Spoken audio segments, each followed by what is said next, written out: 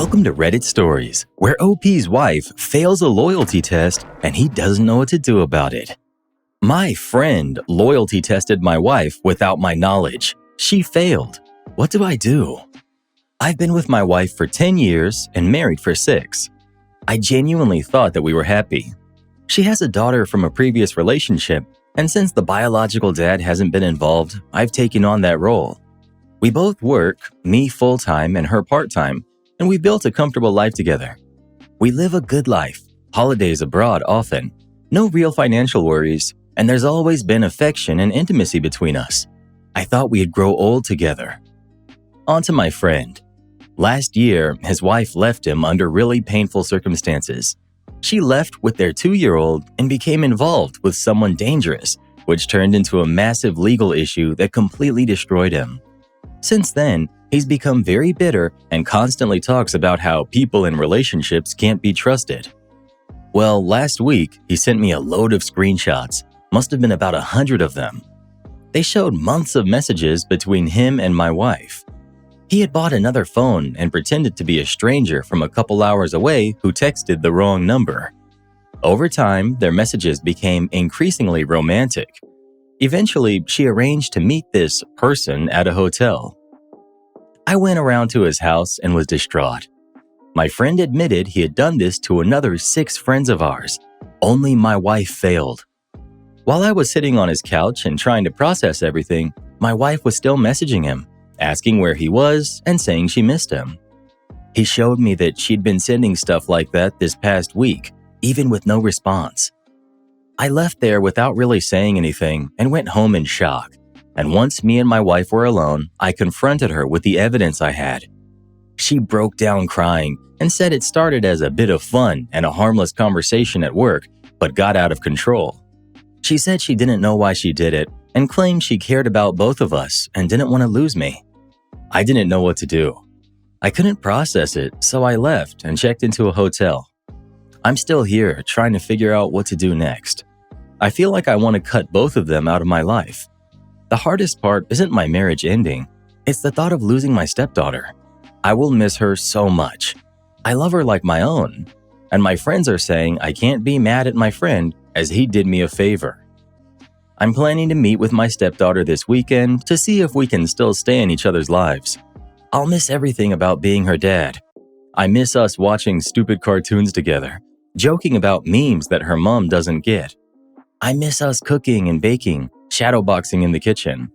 I can't stop crying. I miss her so much, and I don't miss my wife at all. Edit. Thought I'd clear up a few things that people are asking about. My friend acted alone in all of this. He used photos stolen from Twitter to pretend to be someone else. He got my wife's number from a group chat we were all in for a wedding.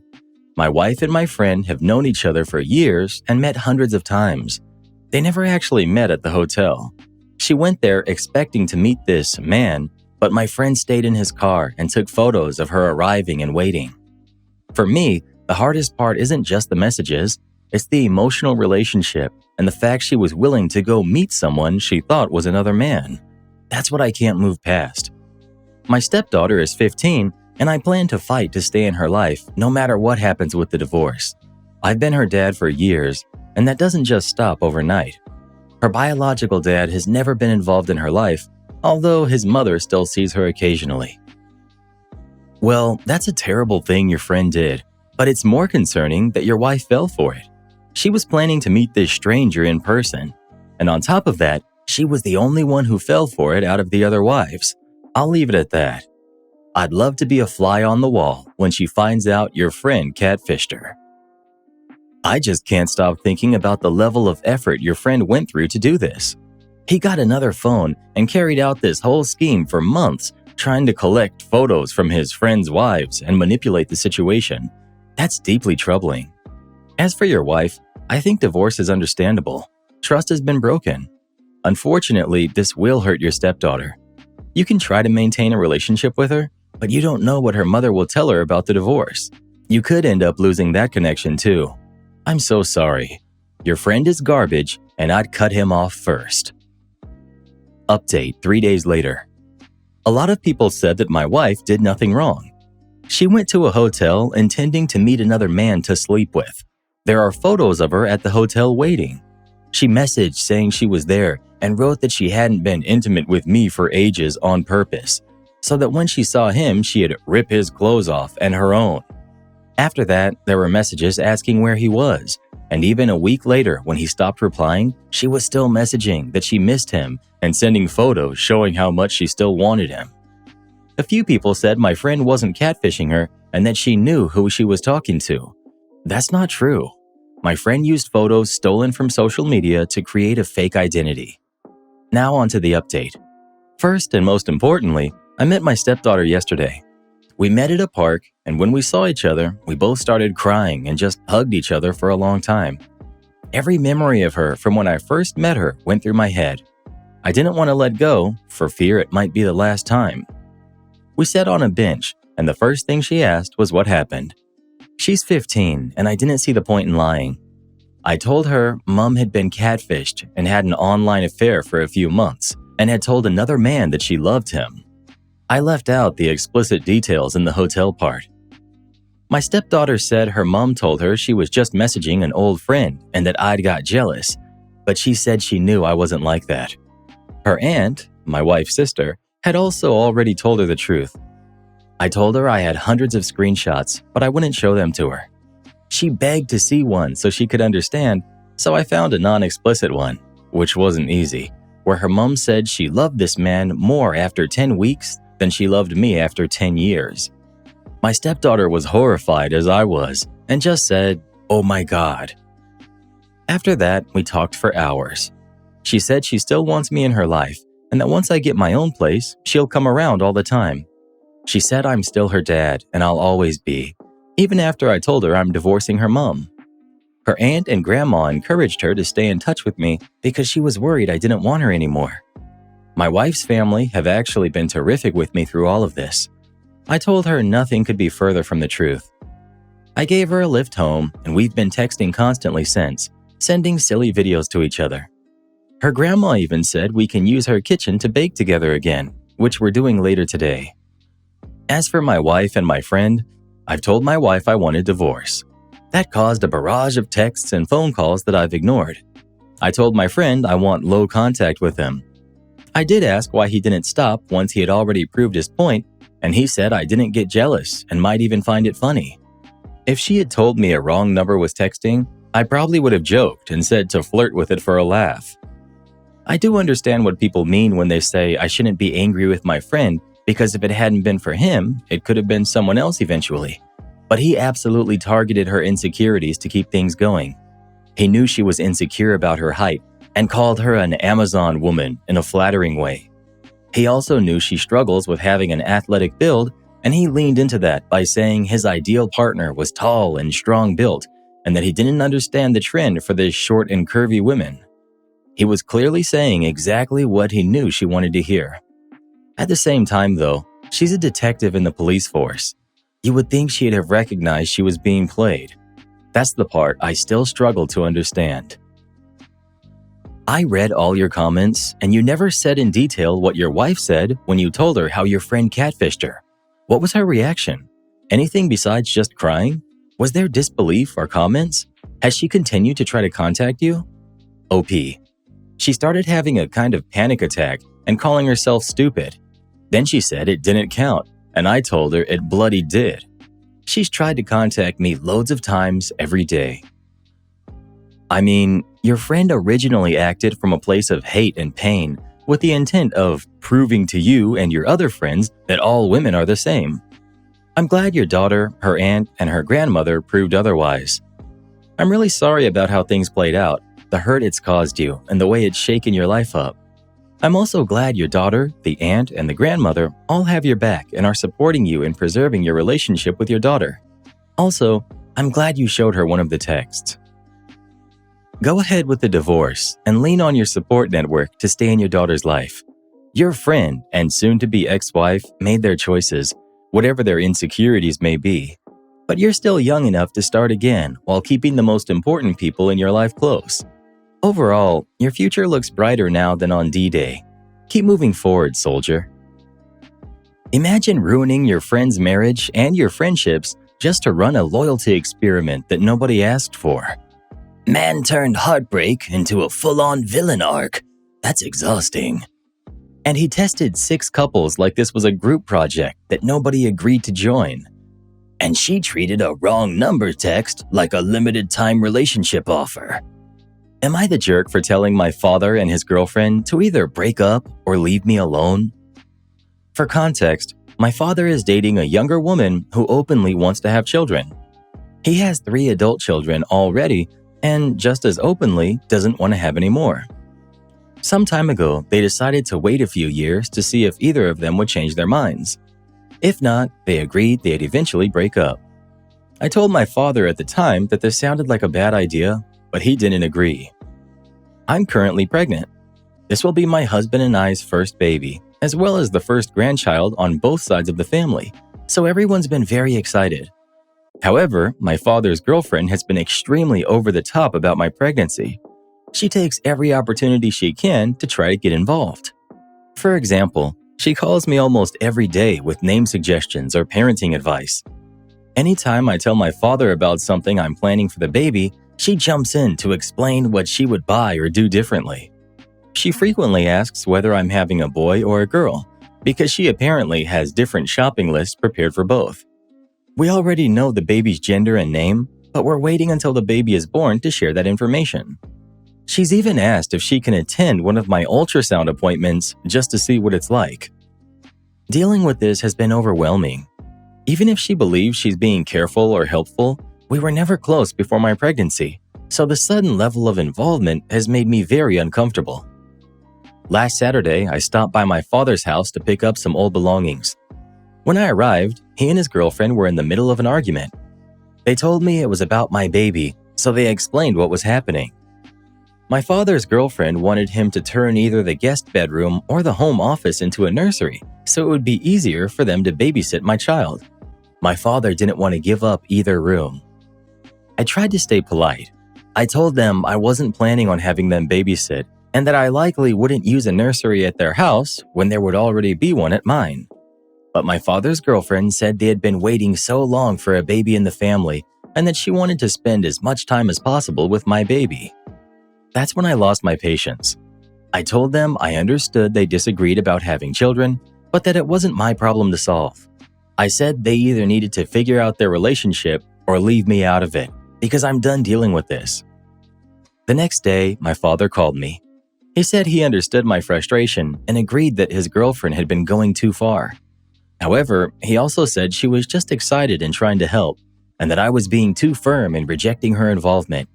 He was especially upset about my comment regarding their relationship, saying it was none of my business and I had no right to weigh in on it.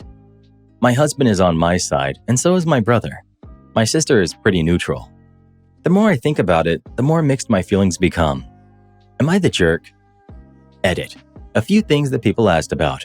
My father and his girlfriend live about 20 minutes away, and my baby will not be sleeping over there. The bassinet in that guest room was only meant for short visits if the baby needed a nap. That was my father's idea, and I said okay to it. Also, my father isn't lying to his girlfriend about wanting children. She knows he doesn't want more kids, and he knows she does.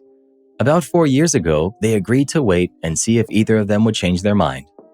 I try to keep some distance from her because she can be very pushy, but things are already better than they used to be. At one point, she was even trying to involve her own family in my pregnancy. For those wondering about gifts, this has been an ongoing issue.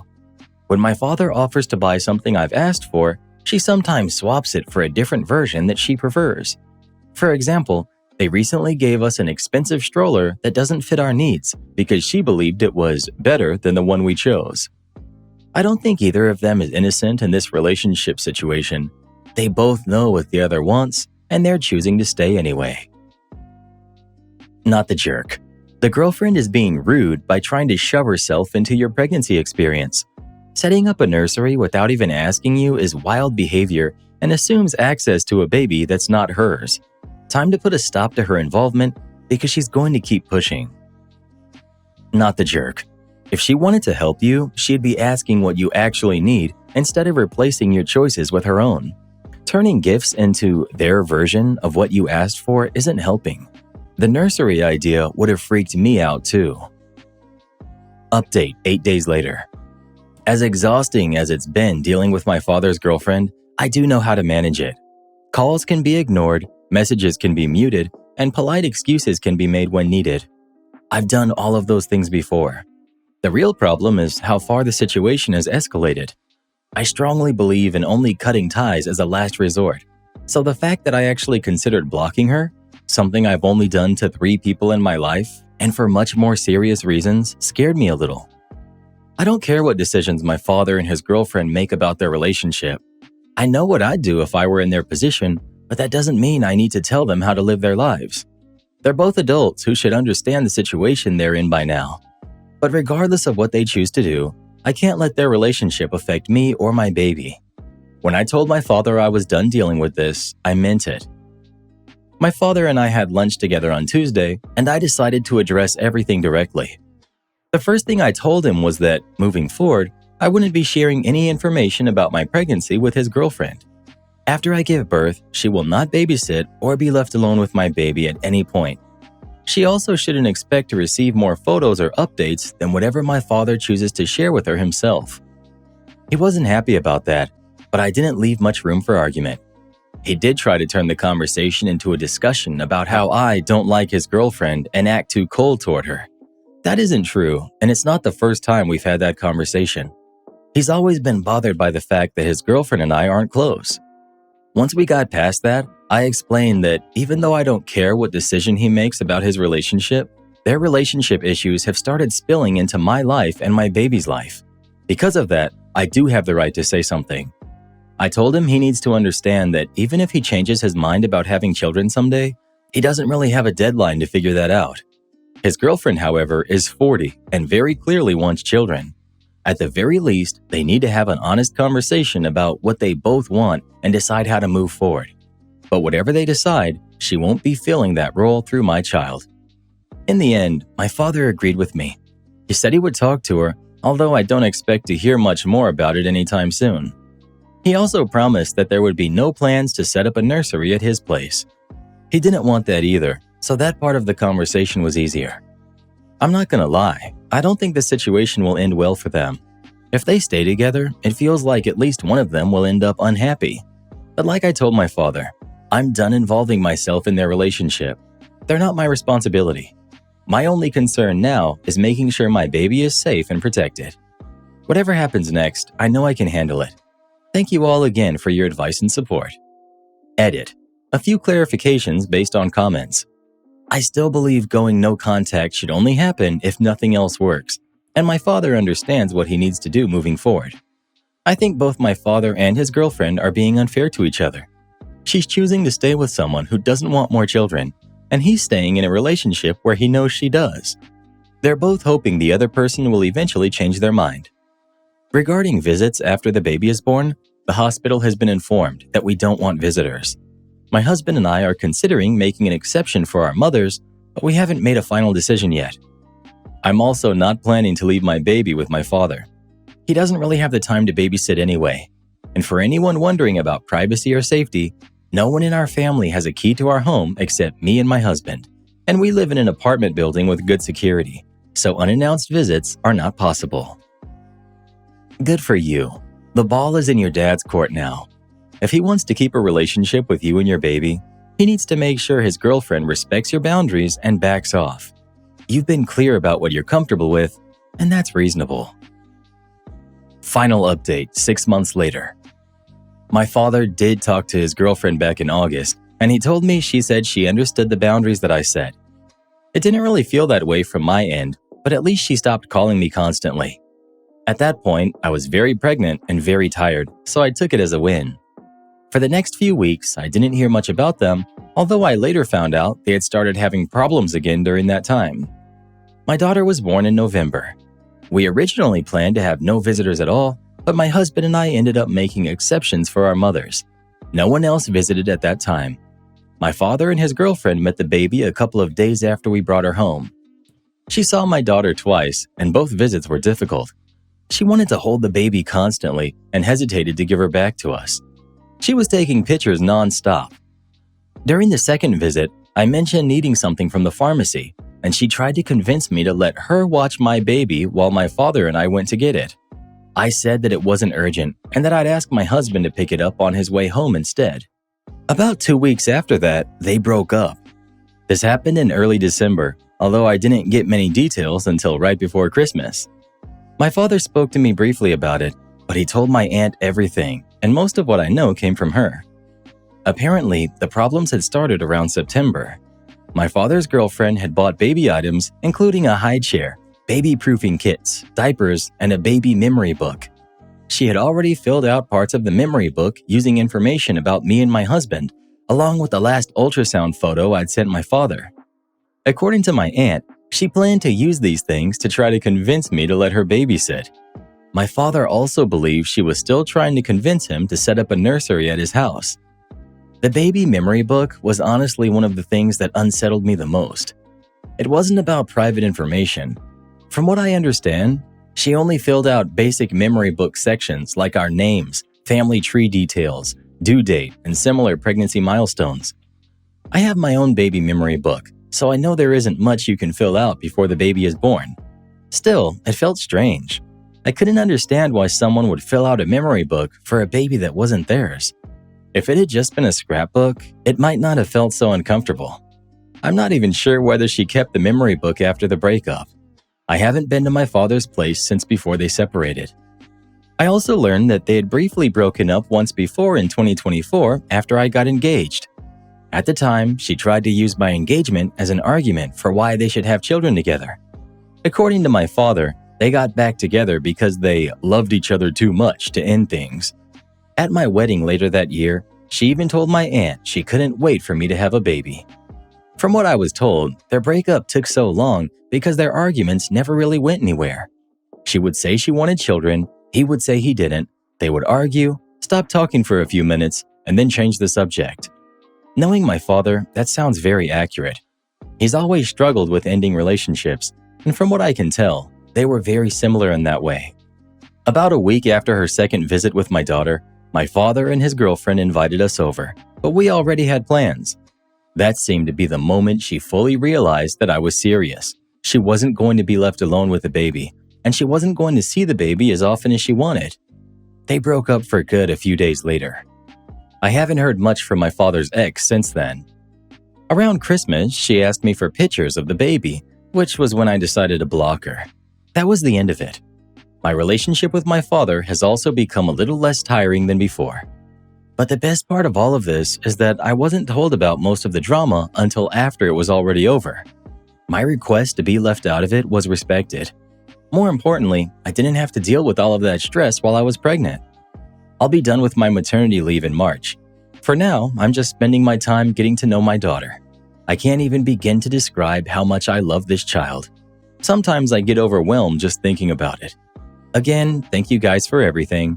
This will be my last update. I wonder if she thought that you'd hear her thoughts on parenting and see the scrapbook and legitimately just think, wow, she's really an expert at this. I'll just give her my baby. As though that was going to be the outcome. So she kind of kept dating your dad to get your baby. That's wild. The baby memory book would have freaked me out too. Buying baby items for herself and filling out a memory book for someone else's child crosses a line. I can understand why you didn't want her babysitting or being left alone with them. So she made a nursery for a baby that doesn't even live there? That's confidence I don't even have when I'm ordering food. That's not excitement. That's pre-ordering someone else's grandchild. The gift swapping alone would have done me in. If someone filled out a baby scrapbook for my kid, I'd move cities and start answering to a new name. My boyfriend got me a Valentine's Day gift that I can't stand. Am I overreacting? My boyfriend got me a mystery puzzle for Valentine's Day to put together with him because he loves doing puzzles. At first, I realized my face was in the image and laughed. Then I noticed it includes match histories from games we play and I laughed again. Then I realized his entire Valentine's Day gift was a puzzle that he wanted to tape and frame that made fun of me for being bad at the games he plays the most. That's when I started to feel uneasy about it. These are games where I've watched him get really upset at other players for making mistakes. As soon as he realized I didn't like the gift, he got angry and told me I needed to learn to laugh at myself. I asked what he thought was funny about it, and he said if he had to explain the joke, it wouldn't be funny. My friends sometimes make memes about me messing up in games or saying silly things, and I can usually laugh at that. This just felt different. I think I might have received it differently if it were a random joke gift, or maybe even a birthday gag gift. But having my only Valentine's gift be something that made fun of me felt discouraging, especially because he already jokes about me being bad at these games, and I've been insecure about it. He tried to reassure me by saying it was okay that I was bad because I'm attractive, which honestly didn't help. He just got more upset when I didn't find that comforting. How would you react to something like that? Edit. For context, my boyfriend and his friends regularly joke around with each other while gaming, so teasing isn't new in our relationship. But I've been insecure about my skill level in these games, and I think that's why his gift felt different. He usually says the jokes are lighthearted, but I know they're based on something I've struggled with, especially since I sometimes worry about holding back his enjoyment when we play together. I pressed him to explain the joke because I wanted him to acknowledge that the humor was basically, "It's funny because you're bad at the game." He got more upset than I expected during that conversation. Also, puzzles are something he enjoys more than I do. The gift was meant to be my present while doing the puzzle together was our shared activity. He gave you a mean prank instead of a gift. That's not really funny, especially when you've already told him being made fun of about gaming hurts your feelings. I'd be upset too. And the fact that he doubled down instead of apologizing when he realized you didn't find it funny says a lot. If you're getting a gift for someone, it should be something they would like. The puzzle being something he enjoys really stands out. From start to finish, it sounds like the gift was more for his amusement than for you. Update 2 days later. I ended up deleting the original because it was getting a lot of attention and honestly felt overwhelming. I also received some criticism that didn't feel fair or helpful, including people making assumptions about my situation based on very little information. Anyway, the next day something big happened. I received acceptance letters from all the PhD programs I applied to. One of them even offered me a fellowship, which basically means I was considered an extremely competitive applicant. It was one of the happiest moments of my life. My boyfriend, however, was still upset about the Valentine's gift situation. He wasn't really speaking to me and only congratulated me through a short text message that said, "Great news." That reaction hurt more than I expected. My friends, on the other hand, were incredible. They were genuinely excited for me and threw an impromptu celebration. I ended up crying because of how supported and cared for I felt in that moment. My parents have passed away, so I don't have family to share milestones like this with, and their kindness meant more than I can put into words. Between the encouragement I received from people online and the support from my friends in real life, I finally felt ready to take the next step. They helped me make a plan to find a new apartment, move out, and start this new chapter of my life. I'm planning to buy myself a nice gaming setup as a gift.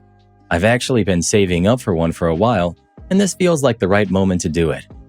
Hopefully, my next post will be pictures of that. Thanks again for the community support. Sounds like the relationship was already over before this. I'm glad you have supportive friends helping you move forward. You deserve people who celebrate your successes with you. It's good to see that you're thinking about your future and putting your happiness first. You don't owe him anything. Just focus on yourself and everything you're building right now. Giving your girlfriend a Valentine's gift that roasts her gaming stats? I've seen safer decisions in horror movies. That man gave her a personalized insult and called it quality time. The real plot twist is she got accepted into multiple PhD programs right after. Talk about leveling up. Dumped the boyfriend, unlocked a fellowship, and upgraded her setup. That's a permanent winning streak. My jealous girlfriend is accusing me of stealing her dream job. Me, 23 male, and my girlfriend, who's also 23. We met through studying law at university together, and we have the shared goal of eventually becoming trainee solicitors.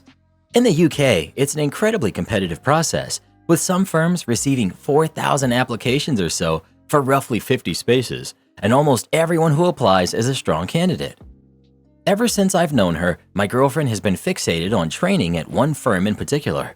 I'm not sure why, but I believe it's because she attended a career event there a few years ago and she fell in love with it. When the application cycle opened, my girlfriend was excited about applying and she asked for my help in reading the application and checking it over for her. I was happy to do this and I wanted her to achieve her goal. When reading hers, I became interested in the firm myself and on a whim decided to submit a last-minute application. I weighed it up and decided not to tell my girlfriend about this as I didn't feel my application was strong and I was less focused on only one firm, so I would send other applications out. Yesterday, my girlfriend received an email that she had been unsuccessful in reaching the next stage, an interview. She was really upset, but I made her dinner to cheer her up and she seemed over it the next day. As I had applied to other places and thought my application was weak, I didn't think much of my own and wasn't overly fussed if I progressed or not. However, the next day, I received an email that I had advanced to the interview. I was surprised, but also happy because I knew this was a difficult place to get an interview for. When I mentioned it to my girlfriend, she was incredibly upset. She started crying and told me that I had betrayed her and stolen the job from her. Now she's refusing to talk to me despite me trying to reach out. Part of me feels extremely guilty as I know how much it meant to her and I was less fussed. But the other side of me thinks that the job world is competitive and I shouldn't restrict my future opportunities just for someone else, while there was no guarantee she'd have gotten it anyway, and nor do I yet. So, am I the jerk? As to the original question, you didn't steal anything, so not the jerk. In general though, you are the jerk. You applied without telling her, which is messed up to say the least. You set yourself up for this, to be honest. It could have been so easy. Hey, do you mind if I apply too? Wouldn't it be great if we both got it? This is an example. I don't think you literally had to ask for her permission, just tell her. She probably would have been on cloud 9, and then she wouldn't have been so blindsided to find out you got an interview. If that wasn't bad enough, you got an interview, not a job. You already made a decision to not tell her. Yet, when she is still raw from the news that her dream isn't happening, you just had to tell her that you have an interview. You already made the choice to not tell her. You should have stayed with that choice until there was something to actually tell her. If you interviewed and didn't get it, since you had already made the choice to not tell her, she wouldn't have ever known, and none of this would have happened. Why would you tell her about the interview? I bet it felt like you were kicking her while she was down and that you wanted her to know you were better than her. Not saying that's your intention, but that's exactly what I would think. Is that how you wanted her to feel? Exactly. Dude's not a good person at all. Genuinely hope she finds someone else. You're the jerk for the way you handled this. You applied without telling her. Then you sprang your offer on her when she was upset. I mean, take the job, but this wound might not heal. I'll say this. My husband and I, when we first met, were talking about different places we applied for college, and I mentioned I got into a place but turned it down, and then he shared that he applied there and was rejected, and it really clearly hurt his feelings, and we didn't even know each other at the time. You're her partner, and you did this without talking to her. Think about that. Especially because he only became interested in her dream job after reading her application, which she probably didn't even need his help on. She just wanted a word of encouragement from her partner. You're the jerk for lying by omission. You've harmed your relationship by not including her in that decision. I mean, there's a reason you didn't tell her, right? It wasn't because your application was weak, but because you knew she'd feel some type of way about the situation. I'd say not the jerk if you'd been honest and included her. It would be a total non-issue if you just said, hey, I'm gonna apply too. But you knowingly went behind her back. Even if you didn't think about it that deeply, that action has a consequence. Well, who do you think is the jerk? OP or his girlfriend? Please let us know. My wife keeps telling me that she's my wife, not my mom. How do I get her to see my side? So my wife, 32 female, and I, 34 male, have been together 18 years, but we've been arguing recently about the responsibilities within our marriage, and we can't seem to agree. I work full-time, and my wife is a stay-at-home mother.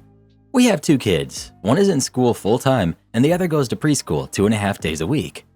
Recently, my wife has been sending me the stupid TikToks that always say, your wife is your partner, not your mom, and essentially boil down to men should help out around the house, help out with the kids, and pick up after themselves.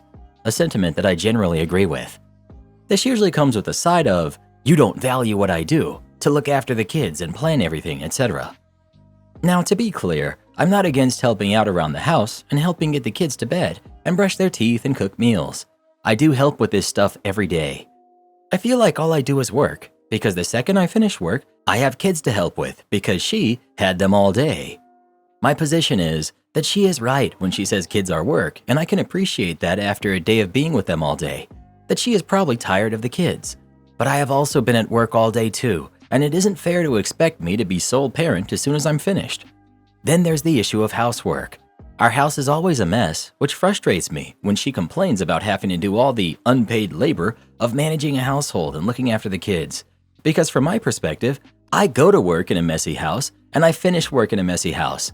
I work from home, go into my office for 8 hours, only coming out for the occasional coffee and a snack, which means that 90% of my mess is contained to a room only I go in. Most days while I'm at work, she isn't even home. I feel that I'm holding up my end of the bargain by working full-time and then helping with housework and the kids outside of that. But she isn't holding up her end of it by looking after the house and kids while I'm at work. I could understand that she wouldn't get as much done around the house on days when our youngest is home, but on days where she is at preschool, she takes it as an opportunity to have a break and go shopping with her mom or go visit a friend. Whenever I bring this up or question how much effort she's putting in, I get, "You don't appreciate me," and "I'm not your mother." I'm not saying she should be waiting on me hand and foot as my personal maid, cook, or hookup partner. We don't even hook up anymore. Because I'm the man bringing home the bacon, and I really hope I don't come across that way in this post, as that's really not what I'm saying. But it's really getting to me trying to do everything, yet I'm being told I'm the problem for treating her like my mother because I'm expecting her to do her part. What can I do to help her see my side? Update. So a lot of people are saying we need to sit down and try to look at things as a team, and I'm totally on board for this approach, and I'll let you know how it goes. Also, to the people who dislike my framing of helping as it's my responsibility also, I agree. I use the term helping as that's the word she uses when saying I need to do more to help around the house. Another lot of you either can't read or are refusing to believe that I actually parent my own kids. I wake them up in the morning, I make them breakfast every day, I get them dressed every day, I take them to school 2 to 3 days a week. I know their teachers, I know all of their friends and their friends' parents' names. I know their doctors, I know their allergies, none thankfully. I do bath time, I get their PJs and read them the same bedtime stories every night for weeks. Because they don't want any of the other books that we have, they usually want George the Giant. I draw with them, I play games with them, I know their favorite Disney princesses and favorite superheroes. As for the household, I do laundry, I load the dishwasher, I cook my own lunches and tidy up after myself. I iron, I fold and put away laundry, I pick up their toys and tidy their playroom. I hoover on the weekends and I take them to kids' parties. I also do all of the chores that my wife won't because I'm the man, like taking out the bins, cleaning the car, mowing the grass, fixing anything that breaks. OP, you may want to consider the FAIR playbook and method so you can both see what and how much work you're doing. Maybe you already have an equitable split and it will show this to your wife. Maybe you don't, and this will come to light. My man, your wife is sending you a very clear message. You say you understand that she's working all day with the kids, but you clearly don't understand because you keep using the word help. These are your kids and this is your house. You're not helping, you're doing your share. Until you finally see it that way, the workload will remain unbalanced and your grill remain unhappy. You end by saying you don't expect her to be your maid, and that's great, but that's crazy and means nothing. My man, I am a stay-at-home dad. My wife works 12-hour shifts. Somehow, I manage to be a full-time caregiver and also keep my house clean. I also cook dinner every day. I never tell my wife, "I'm not your father." She works hard and does her share. Why is it that their house is always dirty? I will never understand this. You chose to have kids. You've seen that other people have kids. You must at least vaguely understand that it's hard. If you work your full-time job and can't manage helping out around the house, you have to make a choice. Either your marriage ends or you shorten your hours. I understand that the house is a mess, but when would you like her to take her free time? You take yours after work. She takes hers when the kid is in school. If the house isn't clean and it bothers you, then you clean the house. It's not complicated. Edit. Your wife is the sole parent for 8 hours a day. Is it too unbearable for you to be the sole parent for the remaining 4? Well, who do you think is the jerk? OP or his wife? Please let us know.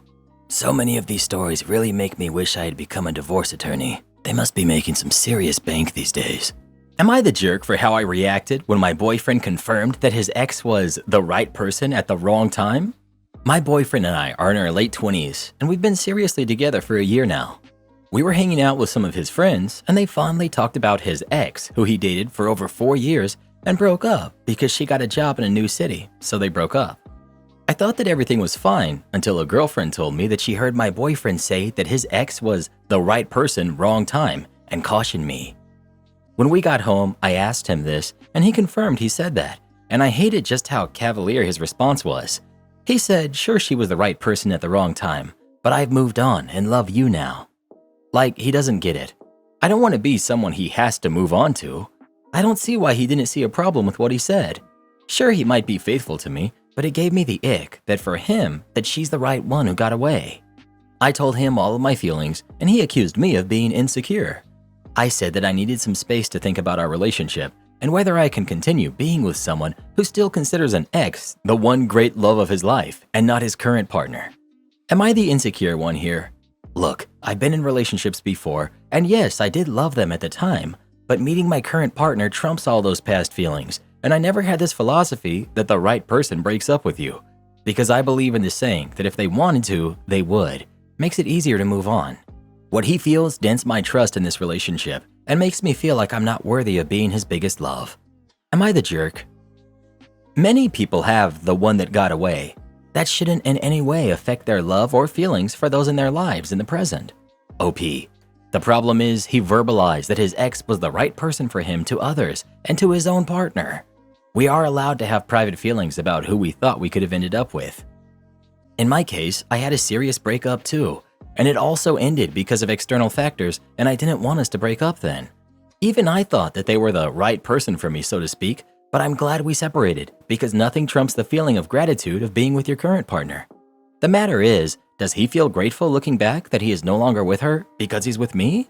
Because that's the only thing I care about at this point. I want alignment here.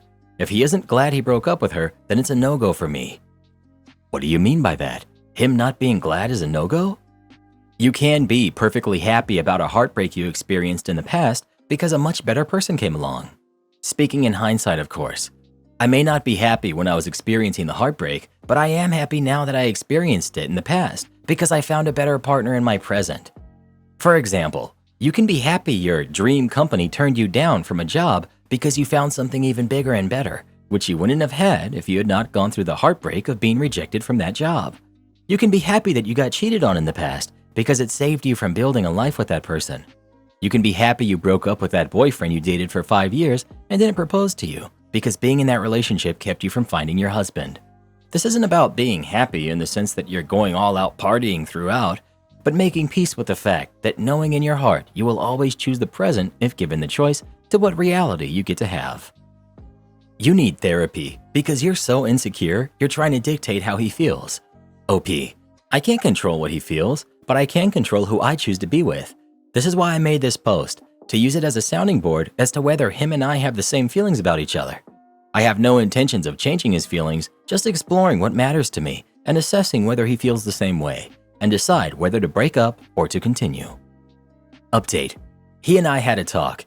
It was clear that we are not aligned in the sense and how we feel about past relationships ending. I asked him whether he thinks that things ending with his ex is a good thing ultimately in hindsight, because that allowed him to find me.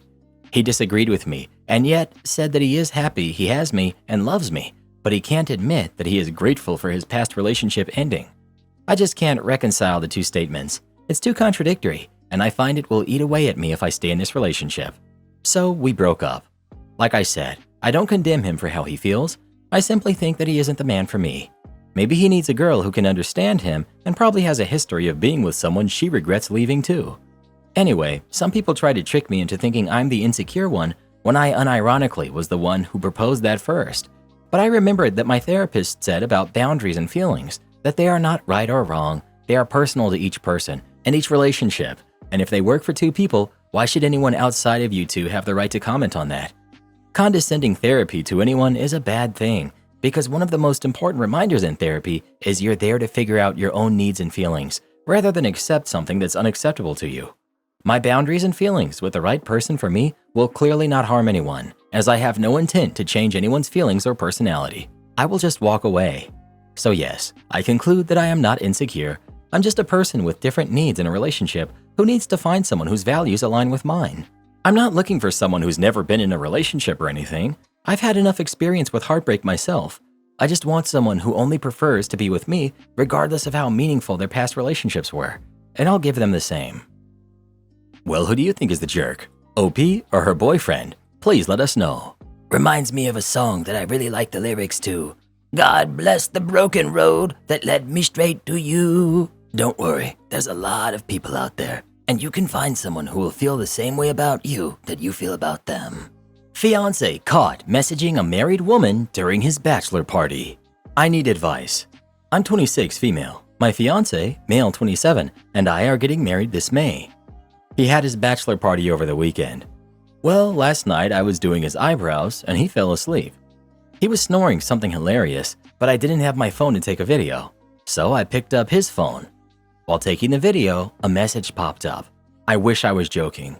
From a married woman who has kids that he used to work with. The text read, "So glad to have been a part of your bachelor party, heart." I was confused because it was an all-guys event in the middle of the woods. I admit, curiosity got the better of me and I opened it. My mistake, but I genuinely didn't think I would find what I did. They had been flirting, really heavily, the night of his bachelor party. He was egging on her to attend, saying that he was sad she wasn't there. She in turn said things such as, "The missus wouldn't like it if I were there. I would have stolen you away from the boys. They wouldn't have liked that." To which he responded, "Would you now?" She then said, "Our last shot," to which he liked with a heart. I told him immediately what I saw and apologized for snooping. However, I was really uncomfortable with this. Even if he was drunk, I still don't think that it was okay.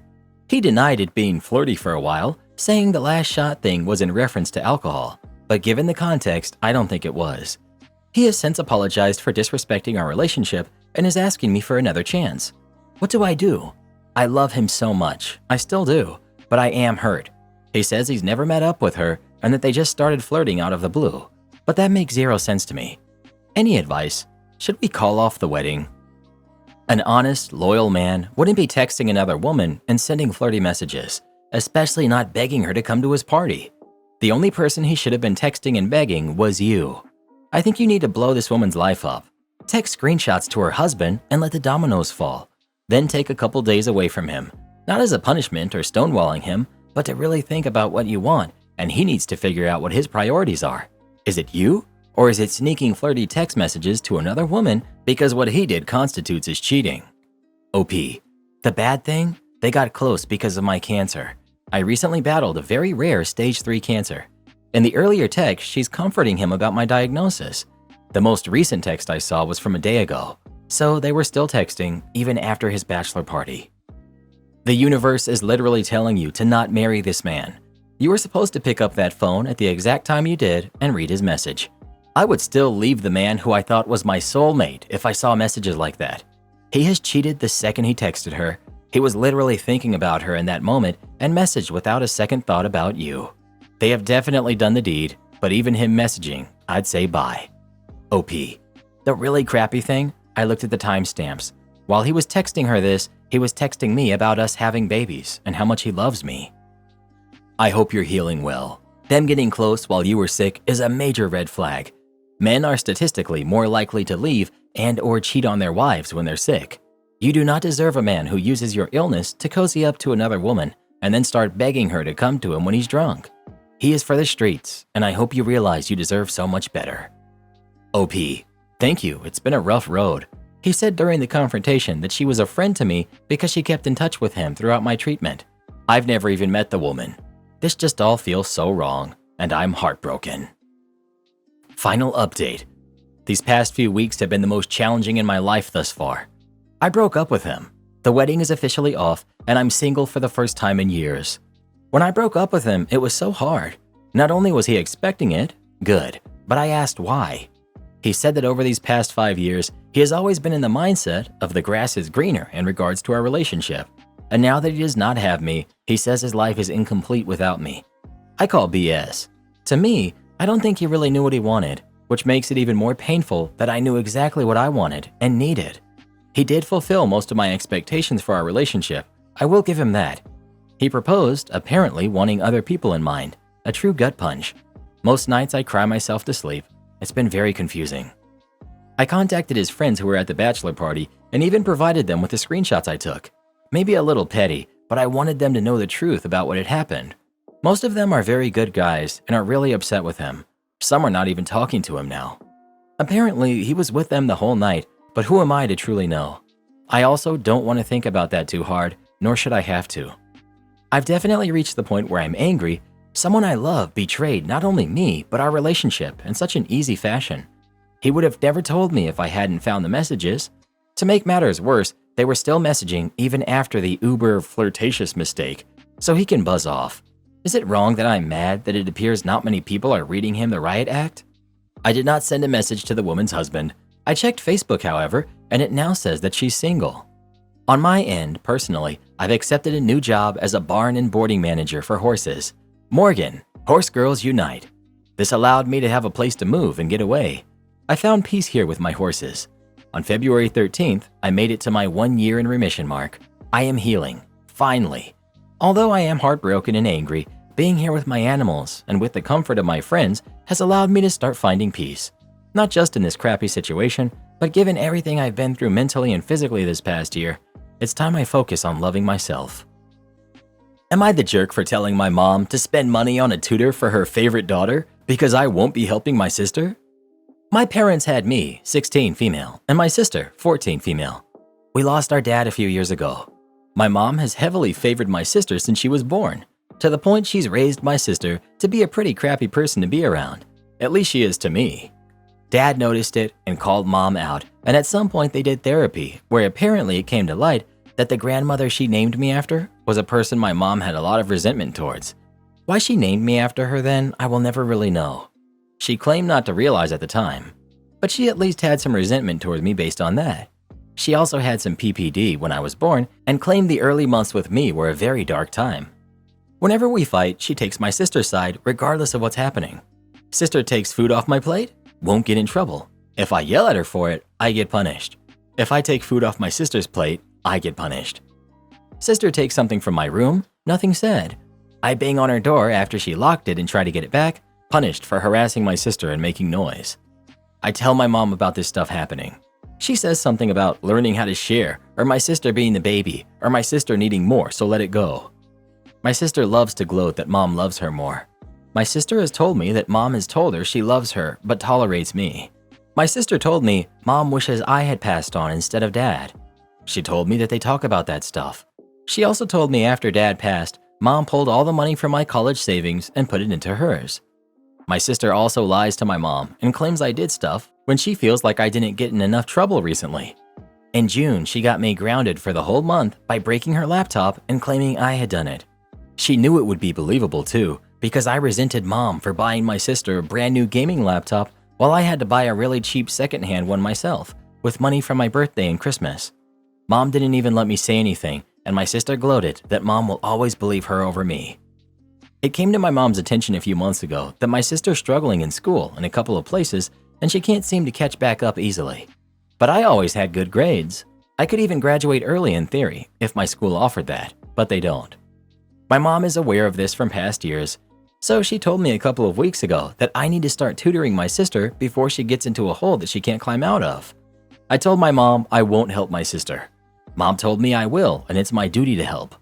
I told her to spend money on a tutor for her favorite daughter because I won't do a thing to help either of them with this. I told her they don't deserve my help. Mom asked how I could put my sister's future at risk. I shrugged. Mom called me names and slammed the door when she left. The tension is high because of this, and my sister is loving it. Am I the jerk? Not the jerk.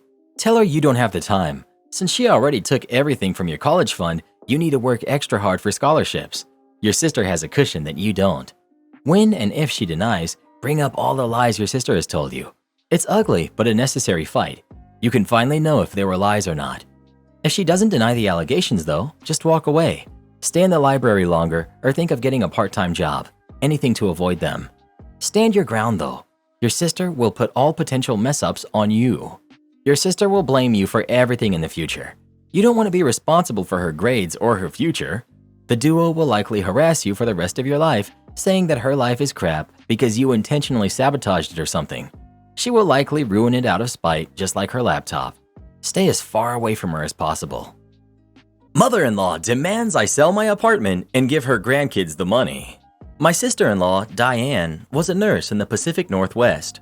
She lived in a very high cost of living city. 15 years ago, she bought herself a small apartment in a new development. It took about 2 years to build. In that time, the price of apartments in that building went up by about 30%. She didn't sell it because it was perfect for her. Unfortunately, she was diagnosed with breast cancer about 2 months after she took possession. She really didn't want to move back to Minnesota, so she asked her family for money to keep up with the mortgage. None of them had the money, and her mom really wanted her to move back home. I was friends with her before I married my sister. Just friends, nothing more. She asked me for help. I bought the apartment off her. I took over the mortgage. I didn't charge her rent. I paid all of the taxes and condo levies.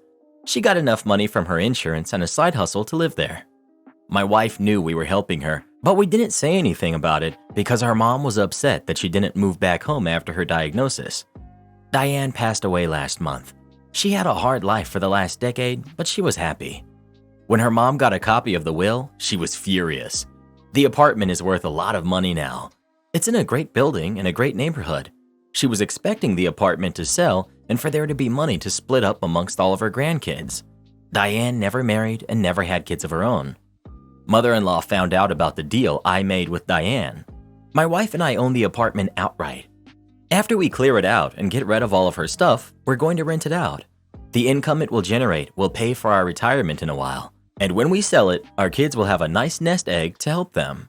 But now, my mother-in-law told everyone how we took advantage of her daughter in her time of need and we stole her apartment. And how Diane would be upset if she knew that we were not sharing all of the money from the apartment. It is really starting to bug my wife, and she's saying we should just sell it and help out all of the nephews and nieces. I showed her a spreadsheet of all of our costs for the apartment. If I subtract all of my costs and all of my lost opportunities for investment, when everything is said and done, the 8 nibblings might get $3,000 each. I said if she wanted, we could just give them each that much money to get her family to drop it. Her family says that's BS and we should sell the apartment and split it equally.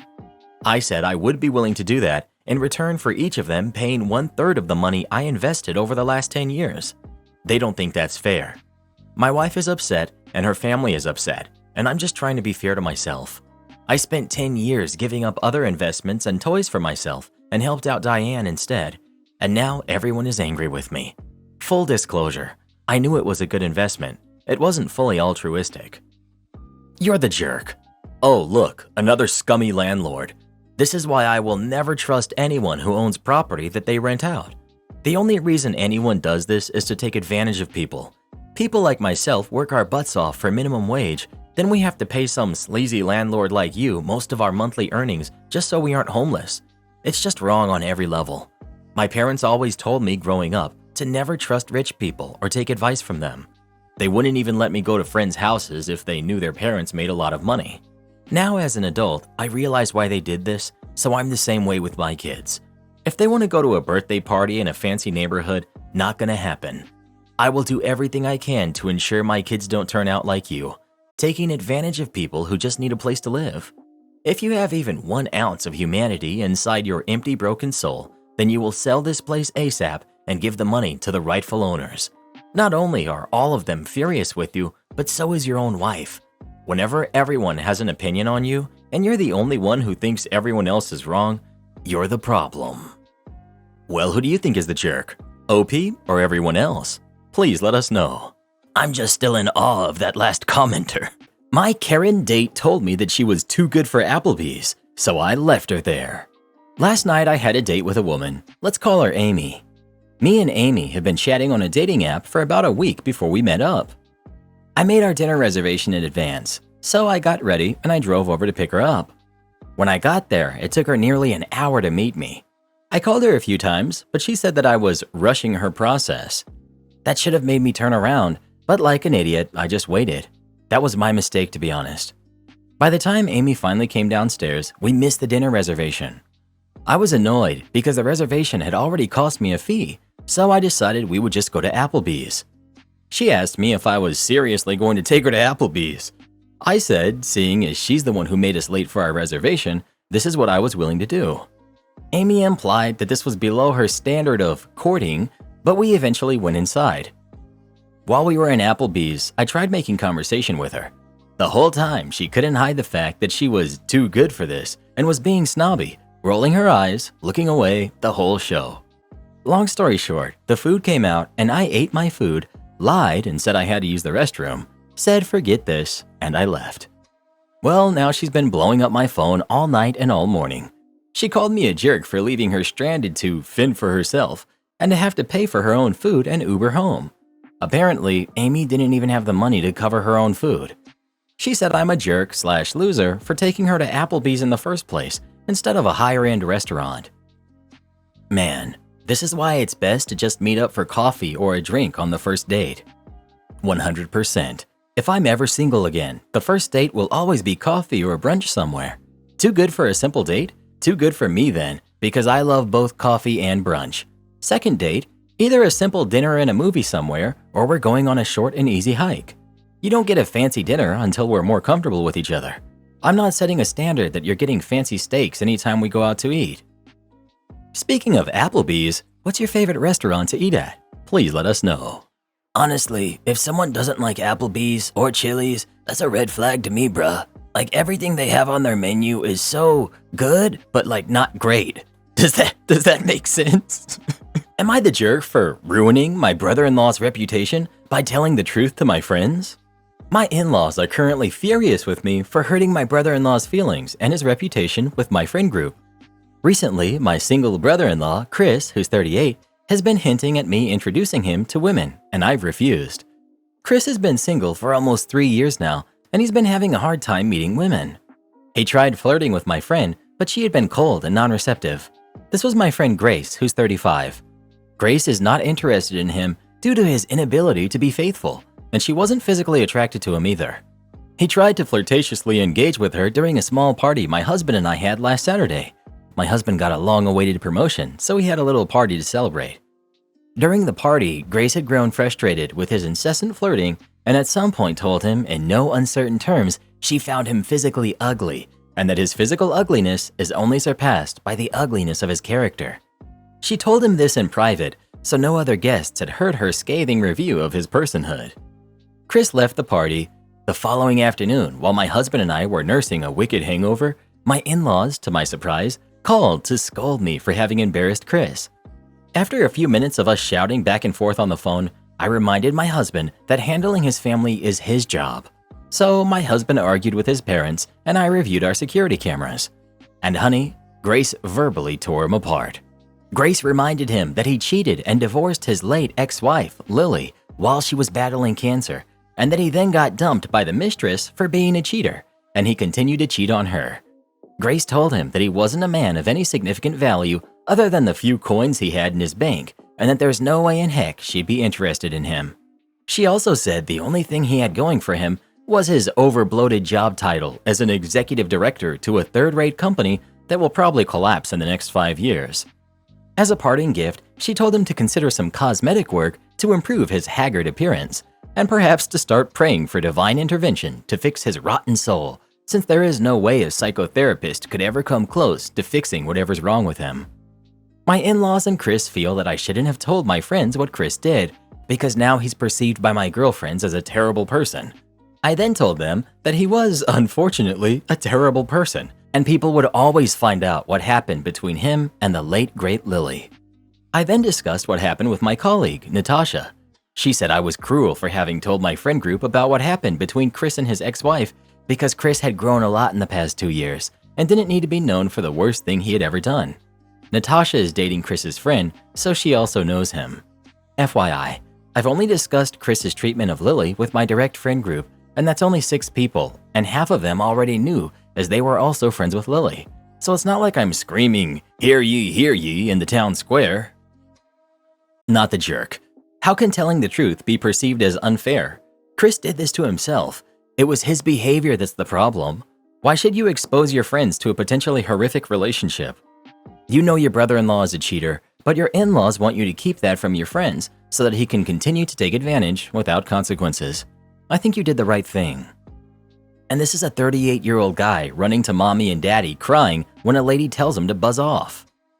Truth is an absolute defense to defamation, not the jerk. What kind of friend would you be if you didn't warn your friends about his cheating? If he's grown, then he can prove that. You do not owe him any setups, much less ones you've lied to by omission. Let me be clear. Cheaters do not change. They never do. My ex cheated on me with my best friend. Once I kicked her out, she started dating him. Then he kicked her out for cheating, and she cheated on her affair partner with multiple guys. Cheaters don't change. Not the jerk, OP. And I'm betting the reason Natasha is so defensive of your brother-in-law is because she's cheating with him. Or she's also a cheater. I don't know how to support my girlfriend and her passion that she's terrible at. We've been together for almost 3 years now, and for the most part, the relationship is lovely. But there's an increasingly large part of her life which is causing issues. Writing. My girlfriend always tells me about how much she loves writing. Though she doesn't write professionally, it's always been a hobby of hers, and it's one that she takes a lot of pride in. She's even been starting to write some rough drafts of a light novel recently, and she enjoys every second of it. The problem? Her writing is the worst I've ever seen from someone our age, bar none. Now, I don't claim to be a good writer whatsoever. I've seen plenty of fantastic writing, and I'm well aware that I could never produce anything remotely close to that. In general, though, I'm at least able to write at a competent level. It's not perfect or great, but it gets the job done. Her writing, on the other hand, is incredibly difficult to read, even at a basic level. Punctuation is seemingly random. There are paragraph-long sentences without a comma in sight. Tenses change over and over in the middle of a thought without warning. The vocabulary is never beyond a middle school level, which causes the entire thing to read like a 7th grade English assignment. To clarify, she is a native English speaker, so this isn't due to the language itself being uncomfortable for her. The content is also meandering, seemingly jumping from one idea to the next with no rhyme or reason. Again, if you were to read it, you would just assume that a kid wrote it. I don't mean to spend this much space belittling her work, but I feel like I need to drive home that this isn't just some issue of personal preference. It's really as close to objectively poor writing as you can get. Further confounding the issue is the fact that she's extremely proud of all of her writing. She talks over and over about how she's a writer and claims that it's one of her greatest skills. She's turned it into a major part of her identity. She constantly asks me to proofread pieces of her novel, and I don't even know what to do. I've tried basically rewriting the whole thing, and I've tried being more hands-off, only marking a few punctuation changes in there, knowingly leaving in countless errors. When I do the former, she seems to be genuinely hurt, asking me what was wrong with the original she showed me. When I do the latter, I feel like I'm basically lying to her about one of the things she cares about the most. She loves to show people her writing, and I hate saying this, I feel incredibly embarrassed when she does. I can see their confused expressions as they give her a cursory, "Wow, this is great," which she always takes to heart. She's an incredibly kind and loving person, so no one in her life can bring themselves to tell her the truth, knowing that it would shatter her happiness and self-esteem. And the biggest problem of all? She's going to be self-publishing her work soon. If someone buys her novel and leaves a review, she'll be devastated when she reads it. I've tried to subtly hint that maybe she should learn more about grammar and punctuation, just to make her writing even better. I've told her that reading more herself might be a great idea, and maybe she can learn some new words to use in her novel. But whenever I surface these ideas, her interest is practically zero. I have no idea what to do here. Some days I just want to be honest with her and tell her that she should really learn some fundamentals of writing before trying to publish something. But at the end of the day, I just want her to be happy. I feel like no matter what, she's going to have to face the truth, whether it's from me or someone reading her novel and giving an honest review. How can I support her while not supporting her misconception about her abilities? Direct her towards a writing class or a writing group. It can be a fun way to pursue a hobby, and along the way, she might be lucky to get some honest criticism. She'll probably also encounter some equally terrible writing, and that might be a wake-up call for her. She needs her work to be reviewed by a professional and then get ready to be her emotional support animal for a few months. I just get the impression she's not built to take any criticism whatsoever, and she feels she's arrived and self-made. Be strong. Not to be that person, but she is a writer. She's writing. Grammar and issues with the plot or dialogue can be fixed. A lot of crappy books have been published. If you're embarrassed of her work before it's been professionally edited, then sign her up for some writer's workshops or something. You don't have to like her writing or think it's good in order to support her. The comments on this are insane. saying that she needs an editor or it's her style? She has the literacy of an 11-year-old, and a stupid one at that. Ouch. I think even by that age, most people know things are meant to make sense and have absorbed basic rules of grammar. Does she have a job? Can she even function in daily life? Boss can't hire with crappy wages, so demotes me instead. Okay, but it'll cost you $1 million. A few years ago, I worked at a janky 2-bit company. The boss thought he was God's gift to humanity. He had such a big head, I'm surprised he could even fit it through the doorways. He used to drink beer at his desk for lunch and would often arrive at work late. He was also an insufferable muscle bro and walked around as if carrying rolls of carpet under each arm. A few months into my time there, the company starts winning large orders, so he asks me to set up a small-scale production line to increase capacity and tells me the new hire will be situated there. I design it, set it up, test, it all works, and I'm feeling a sense of pride with what I've accomplished. It worked like a dream. I was confident it would work really well for the new hire. Because I'm an engineer by trade, everything was perfect, and only I knew how to fix the broken crap. Nobody else asked how it worked before making some very detrimental decisions. A while later, there was an issue. He couldn't hire anyone willing to accept such poor wages and boring work. So jerk boss had a bright idea to demote me and make me governor of my creation. No way, not for 9,000 less. I immediately started job hunting, and I told him that if that's your final offer, regard tomorrow as my final day. He panics that he's committed the company to a £1 million order due for shipping in 3 days' time. During his alcohol-fueled panic, he tells me to write up highly detailed technical manuals and processes for my replacement. The production line included some precise handwork. Buzz off, I can't do that in 1 day. He also didn't specify what they should contain, and considering I had no help from him with this project, just complaints, I thought, oh well. So sure, he got his manuals. I created Word documents with convincing titles like Technical Manual, Product Version 2.0, and How to Do This Precise Task. Inside the documents were, for example, the surprised Pikachu face and Bubbles from Trailer Park Boys looking lost. Then below, just one line of text reading, "This manual contains all of the information I could find or was given." The file sizes would also indicate a lot of text, which contained within them links to the images. Therefore, at face value, they looked legitimate. I saved them to my laptop in an equally legitimate-looking folder that afternoon. Early the next morning, I came to work to collect my belongings and do some handovers, and found the laptop had vanished. I said my goodbyes to my colleagues and looked over to see him looking incensed with a beer in one hand. He was so angry he didn't look up from his desk. A friend told me later that the company missed the production deadline despite him working 12 hours a day to try to catch up. Apparently, the client was extremely upset. Don't do over good people. Jerk. Landlady kept trying to show my flat without warning. I live in one half of a duplex. The other half is occupied by the owner, my landlady. My landlady is awful. I won't go into detail, so you'll just have to take my word for it. Since we live in close proximity, I do everything within my power to keep the peace and prevent either of our daily lives from being too miserable. That patience finally wore out. My landlady decided to sell the entire duplex. Fine by me, I'm protected by my lease, and I figure my odds are decent of getting a less crappy landlord out of the deal. Obviously, she needs to show the property to prospective buyers.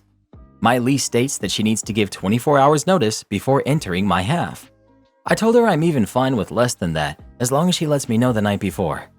I also set her up with a personal code for my alarm so she can get in if I'm not home since I travel frequently. However, even this has been too difficult for her. Had a knock at the door last week. It's the landlady with a nice young couple. She asks if they can come take a quick look. I say no, sorry, I haven't had time to prepare for a showing since she gave me no notice. She pouts and says, can they just take a quick peek from the doorway? I stay firm, tell them they can come back tomorrow if they like, and I close the door. A few days later, I'm heading out the door and I bump into my landlady out on the street with a strange man. She says sorry for not calling yesterday, but asks if they can go upstairs for a viewing. I say no, I have laundry out that I haven't put away, and I'm not comfortable with some stranger seeing my clothes like that. She pouts, I'm in a rush, and I jump into my car. I arrive at work to a notification on my phone. It's my Ring alarm system letting me know that my landlady's code was used to deactivate and reactivate the alarm within the last few minutes. She's older and probably has no idea that I can see who's using the alarm code. I am seething. That night, I delete my landlady's alarm code from the system. I do not inform her of this. I figure if she needs to show the property while I'm out of town, I'll just deactivate the alarm remotely from my phone. The next week, I'm traveling for work. I spend the day in meetings. I check my phone to find a million notifications. Ring has let me know the alarm was tripped. My landlady has called a dozen times, left voicemails, sent angry messages. Yes, she tried to go into my apartment again without giving me a heads up. She was unable to deactivate the alarm, and let me tell you, that alarm is loud. I assume half the neighborhood could hear it. I pay for Ring monitoring, so the police were also automatically called. Since she owns the property, it seems they didn't give her too much grief, but as the neighborhood Karen, boy is she upset at being the center of drama. But hey, I bet she won't try to go into my apartment unannounced again. Make the engagement party all about you? You'll be sorry. My big brother recently got engaged to a lovely woman who makes him so happy. I'm thrilled for him, especially because he had a string of terrible girlfriends and messy breakups before meeting this woman, and he deserves someone good for him. One of those terrible girlfriends went on to marry our dad and become our stepmom. She is, to put it as nicely and tactfully as possible, a jerk. When she found out my brother was engaged, she first complained that she wasn't told at the same time he told his parents and siblings, which, girl, he's your ex. She then proceeded to try and make the whole thing about her. She talked openly about how this new girl isn't as pretty or sociable as a certain past girlfriend of his. She called his new fiancé to ask her questions to make sure she was right for him. She started referring to herself as a stepmom-in-law-to-be. She wanted to be involved in the planning for the engagement party, in which she wanted to make a speech. It all made my brother and his fiancé very uncomfortable. I was very involved in planning the engagement party. My stepmom was so adamant that she had to be involved, and my dad asked my brother to let her. So to keep the peace, we let her. But I gave my stepmom random irrelevant things to deal with so that she couldn't have any actual say in the event. I had this woman choosing between 8 nearly identical shades of taupe for the ribbons to go around vases. I made it clear to her that her being invited to the event in the first place was a courtesy, and that if she had any tact, she would be ill that day. She of course showed up, wearing a white floor-length gown, unclear if it came with a headdress. So I asked some friends of mine to run interference to prevent her from talking to the couple. I also talked to the staff at the event and bribed them to make her day a little difficult. The photographer didn't manage to capture a single photo that included her all day and asked to take the family photos while she happened to be in the bathroom. The bartenders gave her non-alcohol versions of every drink she ordered and spilled drinks on her twice. The waiters completely avoided going near her with drinks, and when she tried to make a speech, the microphone suddenly had unexplained feedback and stopped working. Then the music started back up. Afterwards, she complained about how bad the event was. Everyone else seemed to have a good time though, especially the couple. I'm stuck on your father marrying his son's ex and crossing his boundaries to keep the peace. Ironic. The fact that this ex has so much power to keep interfering with people's lives is mind-blowing to me. Are they scared of her or something? I'm just going to say it. Your dad married the ex-girlfriend of his son? OP. Yeah, and then she had a baby with him. And she's been suggesting that her son should get more inheritance than the rest of us. My dad has been shutting her down on that one though. Am I the jerk for telling my husband I hate his most beloved hobby? I'm sick of hearing about the NFL draft. For years, my husband was a casual fan, and I've been a pretty good sport about football season dominating our Sundays. However, this has drastically changed since lockdown. 3 years ago, he started watching this football YouTuber guy, and he became obsessed with the draft. He hasn't talked this much about college football since he graduated years ago. He has this giant dry erase board in our bedroom that he calls his big board. It's ridiculous. At first, I was supportive, and I let him rant and explain what the draft was all about, but I'm so sick of hearing about it. He raves about this stuff. He's always in his man cave evaluating players like he's an owner of a team. It feels like fantasy football year-round, and it has absolutely wrecked our relationship as he spends hours watching football plays and people talk about football plays. He can't even stop talking about it when we're in public restaurant. He's constantly quizzing waiters and waitresses about their football knowledge, and it's embarrassing. Heaven forbid he sees someone at our local park with a football shirt or a hat. He becomes insufferable. We went to my niece's spring soccer game, and he went off with the other dads to talk about football. My goodness. Not the jerk. It's okay to have something you're passionate about, but if it's obsessive to a point where there's nothing else you can talk about, That's a problem. It sounds like he's obsessing over football and impacting nearly all of his relationships. I mean, even the waitstaff aren't exempt? Does he just randomly start talking about it? Why does he feel the need to quiz people? OP. Thank you. Something you said has sat with me today.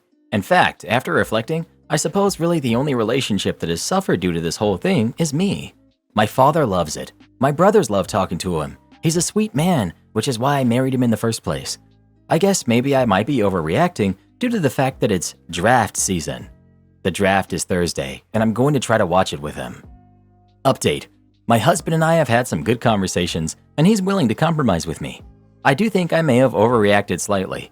I'm going to get him some recording equipment for his birthday so he can start a YouTube channel, which we both agree will be a great outlet. Thank you to everyone for your comments. We'll see how this goes after the draft is over Saturday. Speaking of sports, do you ever watch sports or do you like them? Please let us know. My entitled parents follow me onto a flight and demand to speak to the manager. Backstory. This happened a few years ago. My parents are the epitome of what makes an entitled parent, and I've got plenty of stories about their antics. To sum it up quickly, I had decided at 18 years old to run away from them and live overseas, where I am today and quite happy. This was the biggest decision of my life, and I was nervous as heck. They had done terrible stuff since my childhood, and I needed to get away for my own safety and well-being. I planned the flight about 2 weeks before the date, and my parents the whole time didn't think I'd go through with it.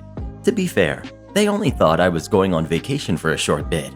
Come the day, and after me calling an Uber to take me to the airport, they caved to save face and took me themselves.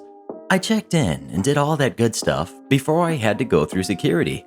I waved them off and began to walk forward until the following goes down. We've got security. We've got entitled mom and entitled dad. Security. Excuse me, where's your boarding pass? I only see one here. He points at my boarding pass. Entitled mom. Oh, don't worry. We're just going to take our daughter to the gate. Security. No. I'm afraid you can't go past this post without a boarding pass. What? But she's our daughter. You can't tell me what I can and can't do with my own daughter. Security guy sighs and looks at me flustered up and down. I have a baby face and have always looked much younger than I really am. Security. All right. How old is she? Well, she's... Me. I'm 18, sir. Entitled mom glares at me. Shh. Well, she is an adult and does not require accompaniment from her parents. I'm afraid I'm going to have to ask you to leave. Entitled mom. But she does. She's not mentally 18. She's mentally regressed and has issues. Me, shocked and embarrassed. I had depression brought on by diagnosed PTSD. Those were my issues. Yet, she worded it to make it sound like I was intellectually disabled. What? Entitled dad. She's mentally a child. She still likes Chinese cartoons. Referring to anime and manga. Security. I don't see how that applies here. She seems capable enough. Do you feel you can go through on your own? Me. Yes, I'm okay. Entitled mom. Ugh, liar. She begins stomping her foot in frustration like a toddler. Just let me through right now with my daughter. Entitled dad. Yeah, and me. Security sighs, calling another security officer over. Officer 2. What seems to be the problem? Entitled mom cutting them both off. This jerk won't let me go through the gate with my daughter, who is mentally disabled. Security 2. The real story, please. Security explains the deal, and entitled parents are fuming. They can tell by the looks on their faces they're not going to get their way. Finally, entitled mom yells out the famously awaited Karen line. I know my rights. I demand to speak to your manager. So another person comes over, and the three of them are talking quietly together. Me. Mom, Dad, this is going too far. I'm gonna miss my flight if this keeps going. Entitled dad. And whose fault is that? You should have booked a later flight. Me. My flight is at 11 at night. Not my problem. If you miss your flight, that's on you. Finally, they stop talking and approach us. Supervisor. Hi, I think we can make a compromise. I'm not supposed to do this, but I'll allow one of you through with her to have a meal or just sit with her for a bit. I could really get in trouble doing this, but I know how far she's going, and I know it'll be hard. Entitled Mom reads her title name on her name tag. I asked for a manager. Manager! Entitled Dad. This is pathetic. Your proposal is also pathetic. How are you going to break up a nice family like that? Me. I really will be fine. I'll catch up with you next time, okay? Supervisor. I understand where you are coming from, but OP seems to be more than capable and is an adult. I am breaking the rules by letting even one of you go through without a ticket, but it is my offer. Entitled Mom. No, no, no! This is ridiculous! By now, Entitled Mom is stamping around and waving her arms around. She gets up close to the two security who kinda eye her, and she immediately backs away, but doesn't stop stamping. Security. Ma'am, I'm afraid if you don't stop, I'm going to have to escort all of you away. Me, realizing he means me too. I quietly mutter and, oh crap, under my breath and begin to panic a bit. Entitled Mom. Fine, we'll just take our daughter home then. She takes my arm, but I quickly pull away. Me. Stop! Entitled Dad. How dare you! Apologize to your mother. Supervisor looks at me. Would you like a parent to go with you? Me. No, not really. Entitled Parents. What? Supervisor. Okay, please come along then. No! I demand you let us on her flight with all the problems you've caused. Entitled Dad. Yeah, and make it first class, or any upgrades. Entitled Mom. You didn't get the manager. You got a supervisor. You lied to me. Manager! Manager! Supervisor, ignoring, turns to me. May I double check your ticket? Me. Yeah, of course. I show her my ticket. Supervisor. Perfect. One boarding pass for one person. Step this way and enjoy your flight. Me. Thank you. Entitled Mom grabs my arm. No! Okay, one of us will go through. OP, you like Wendy's, right? Let's get Wendy's through there. Me removes my arm. No thank you. I grab my suitcase and walk through security. Entitled Parents try to follow and are immediately stopped. Entitled Dad. This is not the service we pay for. We should be allowed a ticket on the flight for this. Entitled Mom. Wendy's, OP! Wendy's! Come on, Wendy's! Wendy's! I don't look back and am now further away. I can no longer hear them over the line of people I'm in. I got to my flight just fine and arrived in one piece. I cut contact with both of them. Legend has it, Entitled Mom is still screaming, Wendy's! to this day. Little brat ruins entire Sonic movie. Entitled Dad thinks it's okay. Cast. We've got Entitled Dad, we've got his 4-year-old kid, we've got my friends, and me. This happened a few weeks ago, just after the Sonic movie hit the cinemas. I went with 2 of my friends because we all had a Nintendo-filled childhood and couldn't miss the context of the subsequent memes on Reddit. It is important to note that I live in the Netherlands, so that means most movies come in 2 versions, the original version in English and the dubbed version in Dutch. We went to the English version to get the best immersion. We go to a screening around 2 o'clock and the venue is about 60% filled. We go sit down in our seats with some popcorn and some soda when the approximately 3 hours of ads starts rolling. Joke, please laugh. We're sitting in the dead center of the seats, and I'm sitting in the most left seat out of the 3 of us. The 3 seats left of me are empty. Here comes the kid and the Entitled Dad. Kid is sitting diagonally behind me, left of me, and Entitled Dad 1 seat on his left. As I said, the movie we're watching is in English, and this kid obviously doesn't understand a word of it and can't read the subtitles, so there's a constant barrage of, "What are they saying? Why are they," the moviegoers, "laughing about a joke? What's happening? Why are they doing that?" Mixed in with the classic 4-year-old comments like, "That's not allowed.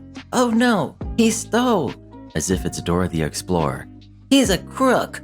Run, Sonic, you can do it." That's fun and cute and all for a few minutes, but at max volume, so the entire venue can enjoy along and continuously throughout the screening, it's getting annoying really quick. Movie tickets and snacks aren't cheap, you know, so when you finally decide to reward yourself by going to the movies, the last thing you want are Vietnam flashbacks to your kindergarten times. After 15 minutes or so, someone, who is about 16, approached Entitled Dad in a kind manner, and all seemed to be going well. But, oh no, 2 minutes later and everything continues like before. I'm fairly non-confrontational, but my frustration started to build and build throughout the screening until about 40 minutes in, I snapped, in the most modest sense of the word, and said in a fairly loud voice to both the kid and entitled dad simultaneously, "For the love of God, can you please stop commenting on everything that happens in the movie? We all paid for the tickets, and we all would like to enjoy it in peace." My friends broke out in laughter, and I could hear some laughter from the rest of the venue because the kid was loud enough to annoy the entire venue, but I was fuming. But that became a lot worse when entitled dad just said to his kid, "Don't listen. You can do whatever you want." In hindsight, I would like to have said something right then and there, but sadly I didn't. The continuous remarks kept on coming until he finally had to go to the bathroom. Finally, 5 minutes of quiet, the best part of the movie. But when they came back, entitled dad seated himself and his kid straight behind me. Now, not only had I to endure these comments on double the volume, but I also had a kid kicking and rocking my seat on a near constant basis. He even started getting bored at the end and climbed on his and another seat and whined for his dad's phone at near the end. It was a nightmare. I was planning to say something to entitled dad and the kid after the movie, but they left with the speed of light as soon as the credits started rolling. I'm sorry this didn't have a satisfying ending. The entitled dad and kid didn't get banned for life. They were owned and speechless after my remark, and they continued as if nothing had happened. But hey, it's something, I guess. This may not seem like a big story, but it was really frustrating at the time and thought I'd just share. I still enjoyed the movie itself though, apart from the kid and entitled dad obviously. Did you see the Sonic movie? And if so, did you like it? I still haven't seen it, but maybe you can help me decide if I should. I ignore customers because the boss said so. After graduating college, I worked for about 6 months as a cashier at a local branch of a chain sandwich shop. Mostly it was a great job. Customers were mostly polite, my coworkers were friendly and helpful, and I genuinely believed in the company's products. Even my bosses were pretty great, except for one. We'll call him the jerk. The jerk was belligerent, vindictive, nitpicky, and pretty much an awful boss in every way a boss can be awful. He had the type of crappy, no excuses policy that defined excuse as literally anything besides, "Yes, sir, of course, sir." I could go on and on about all the different ways he was terrible, but this story is about one specific flavor of his awfulness. During our shifts, each employee had a certain section of the store they were assigned to keep clean in addition to their duties. The cashier section was the front counters and displays and the coffee kiosk. I don't know if it was officially the manager's job, but as long as I worked there, whoever was the shift manager always took care of the outside patio area, except for the jerk. At first, he would just say things to me like, "I'm really busy right now. Could you clean the patio?" Which was fine. Part of the job description stated that if you had free time and the manager asked you to do something extra, you did it. He was well within his rights. But one day, he suddenly started asking me why I was shirking my duties by not keeping the patio clean. After all, the patio was part of my section. It wasn't and never had been. I asked the other cashiers, and they all agreed they had never been told anything about the patio being part of the cashier section. I didn't mind helping out with the patio if my other cashier duties were done, but it irked me that he had taken something extra I was doing to be helpful and turned it into something that I was neglecting my duties if I didn't do. It felt like a bait and switch, and I felt cheated. The bigger problem, though, was that keeping the patio clean through my entire shift was a huge pain for me as a cashier. In the afternoons, I was often the only one at the counter, and customers would trickle in with a few minutes between each group. This meant that I was constantly having to run back and forth between the patio and the register, which confused customers and made it hard to get any actual work done on the patio. One day, when this was particularly bad, the jerk came up front and started asking me why I hadn't cleaned the patio. I started to explain that I kept having to come back inside to serve customers, but he cut me off. I don't remember his exact words, but it was something along the lines of, "That's no excuse. Cleaning the patio is part of your job. Now go outside and do your job. Don't come back inside until the patio is clean." That last sentence was music to my ears. I assured him that of course I would do exactly as he said, went outside and started cleaning. A few minutes later, a family walked past me through the front doors into the store. Through the large front window, I watched them stand, confused in front of the register. There was no one at it to serve them. The jerk had gone back into his office to attend his oh-so-important manager duties. I continued to clean the patio. A few minutes later, another family came in and joined the first, standing confused and now annoyed in front of the counter. At this point, the jerk must have noticed them on the security camera because he came out of his office and started ringing them up. Then came another set of customers, and another. The jerk was at the register, so he had to serve them. He was now being forced to cover my job because I was too busy doing his. I finished cleaning the patio and came inside, and the jerk immediately tore into me, asking where I had been. Why wasn't I at the counter? Couldn't I see there were customers? I put on my most innocent smile. But you told me not to come back inside until I'd finished cleaning the patio. I assumed that meant you would take care of serving customers, since I couldn't possibly be two places at the same time. He just glared at me for the longest moment, then mumbled something about how I should have known what he meant and I was never to pull a stunt like that again, and shuffled back to his office. Not much of a victory in the grand scheme of things, but seeing the momentary flash of panic in his eyes as he realized his "do as I say, no excuses" policy had backfired had me giddy for the rest of the day. The frustrated wife. Another story from the petrol station. So we had a guy come in and fill up his fuel. He came inside and realized he had left his card at home, a good 30-minute drive away. I tell him that it's fine, as long as he can get back before the end of my shift. I won't have to report it as a drive-off. He thanks me, leaves his details, and leaves. All around a decent guy. Cut forward 20 minutes or so, and the store gets a call. Me. Hello? Wife. Hi, my husband was just there and left his card at home. Me. Oh yeah, that's okay. I said as long as he could get back. No, it's not convenient for us tonight. Me. Oh, well, I'm afraid that. No, you don't understand. It's inconvenient for him to drive all the way back tonight. We have kids and we have plans with them tonight. Important plans, so he can just pay it off later. Me. Well, I'm sorry, but if he cannot return by the end of my shift, I will have to write it up and inform police about it. That's a ridiculous overreaction. I'll just pay over the phone by reading out my card number. Me.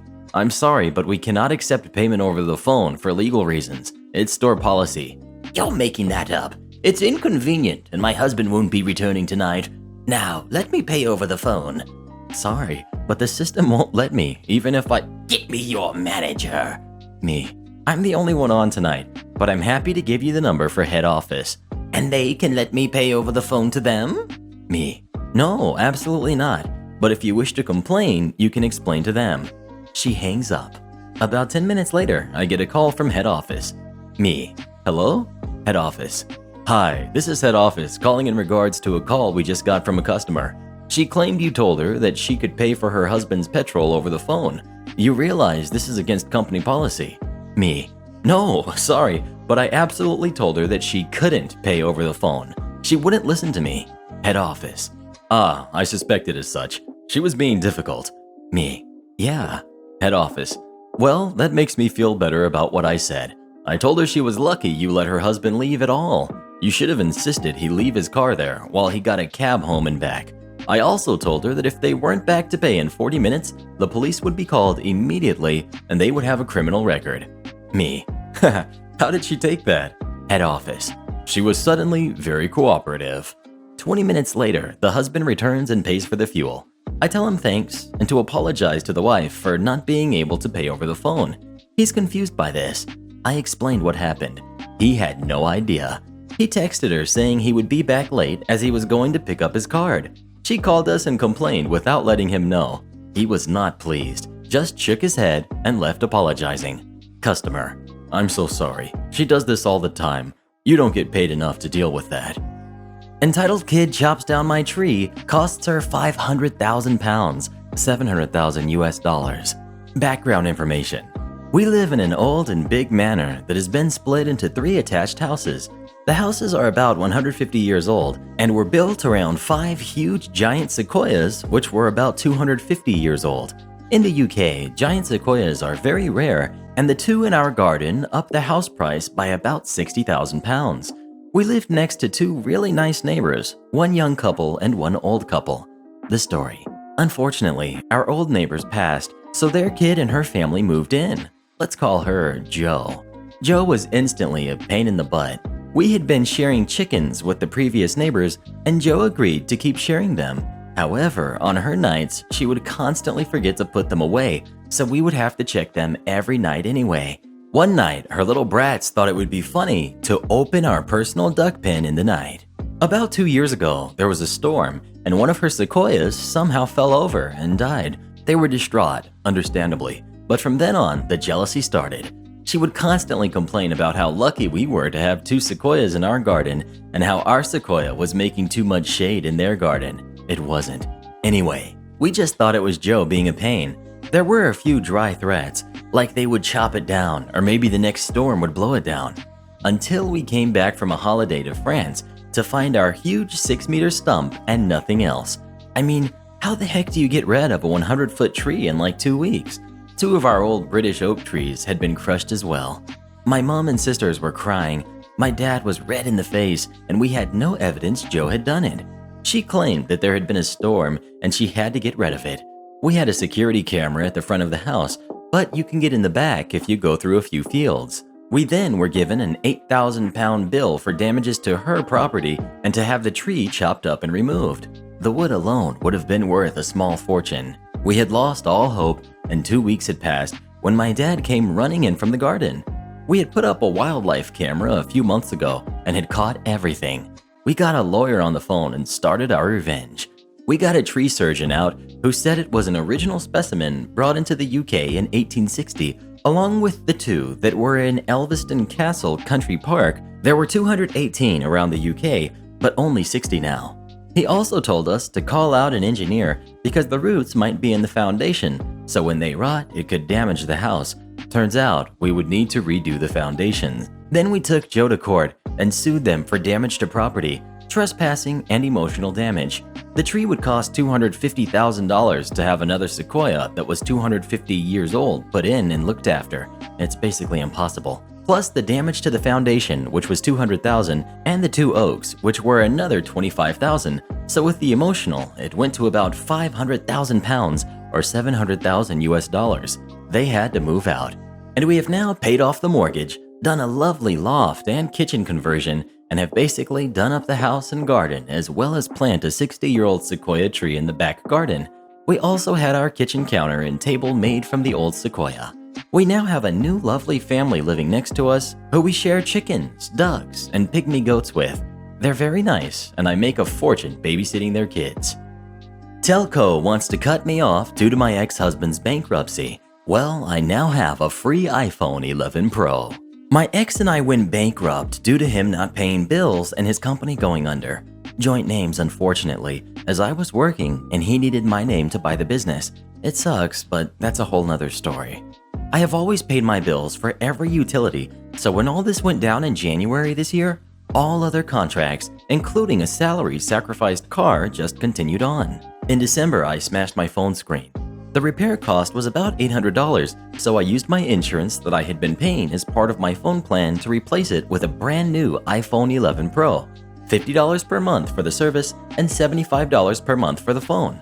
I got a call in early March from the telco insolvency team telling me I can't have a contract with them due to bankruptcy.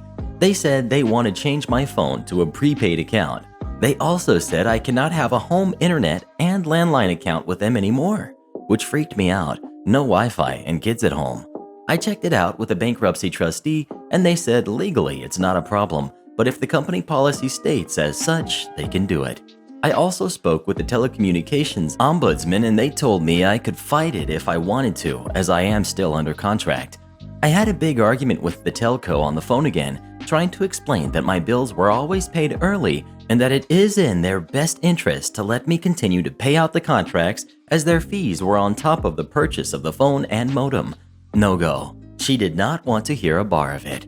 I shopped around and found a new internet provider and landline, needed for homeschooling at the moment, and then let the telco swap me off my plan to prepaid.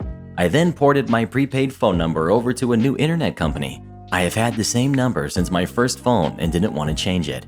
Then, the telco sent me a bill to pay out the iPhone and the modem, Final bill was $2,300, which I promptly replied with the bankruptcy number and trustee details and included the passage from legislation that says they cannot contact me about it again. The best part is my new company uses the old company's satellites, so my coverage is still excellent, but also uses another company's as well, so it's now actually better. Stupid telco that is the biggest in the country, they are too dumb to just let me pay what I owe as agreed. Let my son live with you and eat all of your food. Hey people of Reddit, this isn't my story, but it's my cousin's. My cousins and their roommate told me this story last January. I thought it was funny, so I thought I'd share. By the way, cousin and his roommate are both 16 and my little cousin is 12. An entitled mom demanded that her 12-year-old first-year son be allowed to live in the room with my cousins and their roommate. Meet everybody. We've got my older cousin, my little cousin, the roommate, entitled mom, entitled kid, security guard, and entitled kid's roommate. The setting. My cousins go to a very elite, private, all-boys school, grades 6 through 12 in the New England region of the United States, so it's not uncommon to encounter an entitled parent and kid here or there. Now let me state that my cousins are not entitled. They apply for financial aid and have campus jobs to afford the $60,000 a year tuition. Now, my older cousin is the student body president of the school. Because of this, the president gets a room that is 1,200 square feet, has a fully functional kitchen and a bathroom. The room also has a large living space, balcony, and office. The other rooms just have 2 beds, 2 closets, 1 desk, and a small window, and they're around 150 square feet. Because my little cousin is related to older cousin, he was allowed to live in the room versus the standard dorms. Cousin's roommate was also the student body treasurer, so the dean allowed him to live in the room too, because he was my cousin's friend. With 3 guys living together, there was a surplus of video games and junk food, just guys being guys. With the new semester starting, student body officers had to help with orientation, helping the parents get their first-year students settled in. Because little cousin was already settled in, he was just playing games on the PS4 with the door open. Cue entitled mom and kid. Entitled mom. Nice at first. Excuse me, little cousin. Yes? I'm looking for my son's door and I can't find it. Can you help me? Little cousin. Hey, I'm new here myself, so I don't know much. My brother is responsible for helping first years, so let me call him. Entitled mother and her son wait for about 25 minutes for older cousin to arrive. So little cousin was playing games with entitled kid on the PS4, eating junk food, and showed them around the room. Older cousin arrives. Hey, I'm older cousin. You must be the mom trying to find her son's dorm. Entitled mom, now rude. Yes, I've been waiting for someone to help me. Older cousin first disregards her tone as orientation day is hard. Older cousin goes on his phone with the info that the mom gives and directs her. Apparently, entitled kid only lives down the hallway to the left. Entitled mom leaves with entitled kid and his luggage. Entitled kid says in that gosh-awful voice as he's leaving, I want to play more games. Entitled mom says, you can later. Older cousin has this geez look on his face, closes the door, and plays on the PS4 with little cousin. 10 minutes later, there are loud bangs on the door. Older cousin sees who it is. It's entitled mom and her brat. They've returned with his luggage. I need your help, now. Her brat runs to the PS4. Older cousin. What seems to be the problem? Entitled mom starts whining. My son's room is small. It's not like this one. Who do we talk to about this? Older cousin. I'm sorry. If you're unsatisfied with your living situation, you'll have to talk to a counselor about his situation. And nobody has a room like this one because I'm the president. The entitled kid starts rummaging through games. Entitled kid. Do you have Fortnite? Hey, put that down. Don't talk to my son that way. Besides, my son needs more living space. Do something. At this time, entitled kid is still rummaging. Then little cousin pushes him to the side and locks the game cabinet, and he starts screaming. Roommate was also returning to the room with his lunch. Entitled kid. I want to play games. Little cousin. This is our room, and you can't use my things if I don't want you to. Entitled kid screams. I wanna. Roommate. What's going on? Entitled mom interrupts. These boys won't help me find a room like this one for my son. Roommate. Oh, that's impossible. This is the only room like this one. Besides, this room is only for the president. Entitled mom condescendingly. Then how come you're here? Roommate explains. Roommate. Little cousin is related to older cousin, so he can stay here. I'm in student government with older cousin, which allows me to live here. Older cousin. Yeah, I told her that. Entitled mom then says to older cousin and roommate, You should let my son live here. Entitled kid overhears his mom. He now thinks that he lives in the room. He goes to the fridge and tries to get a soda. Little cousin blocks him and says, You are not our guest, nor do you live here. Don't touch our food. Entitled kid.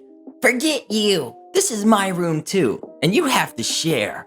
Older cousin then says to get her kid out because he's a nuisance and bothering them. Entitled mom says no. Older cousin and roommate are not having it. They ask her politely yet firmly to leave. Entitled mom walks in and proceeds to unpack her son's luggage. Entitled kid is also having a fit because little cousin isn't letting entitled kid have any food. Mom, he won't let me have some donuts. Don't worry, mommy will help after I unpack you. Older cousin and roommate firmly. Your son isn't living here. Yes, he is. My son is an angel. You should be glad to be friends with him. Older cousin. I'm not interested in living or being friends with your son. Leave now. Entitled mom ignores older cousin and continues to unpack with her entitled kid still screaming, I want donuts. He then screams at little cousin, I want to play your games. Little cousin says no. The kid then starts screaming high-pitched. Older cousin, little cousin, and roommate have had enough of this charade and then proceed to drag them out and throw his luggage in the hallway and lock the door. Entitled mom and son continue to bang and howl. Entitled mom promises that she'll get her son back in, so she leaves. At this time, friends were coming over, and someone accidentally let entitled kid in the room. People confused ask who he is. Entitled kid tells them who he is and that he lives there. Entitled kid then starts demanding to use the PS4. Older cousin sees him and kicks him out again, with him shouting, I want to stay. His mom then returns with a security guard. Entitled mom. These boys kicked my son out of his room. Do something. Security guard. Lady, I know for a fact that your son doesn't live here. He needs to stay here. This room is much better than the other ones. Security guard then asks if the mom is bothering them. Everybody says yes. He says, I'll take care of the mom, and asks cousin to watch the kid. Entitled kid is dragged out again, and he shouts, My daddy will mess you up for this. The mom was escorted off the campus grounds. Older cousin and roommate forcibly moved entitled kid into his room for him. Little cousin ended up becoming friends with entitled kid's roommate as the months have passed. Entitled kid has been so bratty and annoying that entitled kid's roommate has had sleepovers with my cousins almost every night. Because of this, entitled kid packs an overnight bag and almost always follows his roommate and demands to be let in. I was told it goes down like this. Entitled kid. Let me in, roommate. You can't have a sleepover without me. Little cousin. Go away. We're not letting you in. I want to see my roommate. He'll vouch for me. You can't play games or have sleepovers without me. Entitled kid's roommate comes out and puts ice cream on the table. Entitled kid's roommate. I stay here 4 to 5 days a week because I need a break from you. Please go away. Entitled kid. OMG, traitor. So much for loyalty. The least you can do is share the ice cream. Roommate gets up and closes the door. OMG, let me in. I'm not playing. My cousin's roommate and entitled kid's roommate turn the volume on the TV louder and tune out his pleas and crying. They later woke up to him sleeping at the front door at 6 a.m. He stayed there for 10 hours. Update. My cousins gave me a recent update about the entitled mom and her entitled son that has been harassing them during the school year. They were going on vacation President's Day weekend. Entitled mom demanded that her son be allowed to vacation to New York City with them.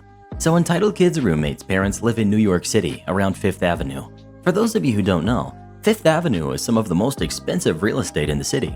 Entitled kid's roommate's parents were allowing my cousins and their roommate to stay in New York for free, with meals included because they are friends with entitled kid's roommate.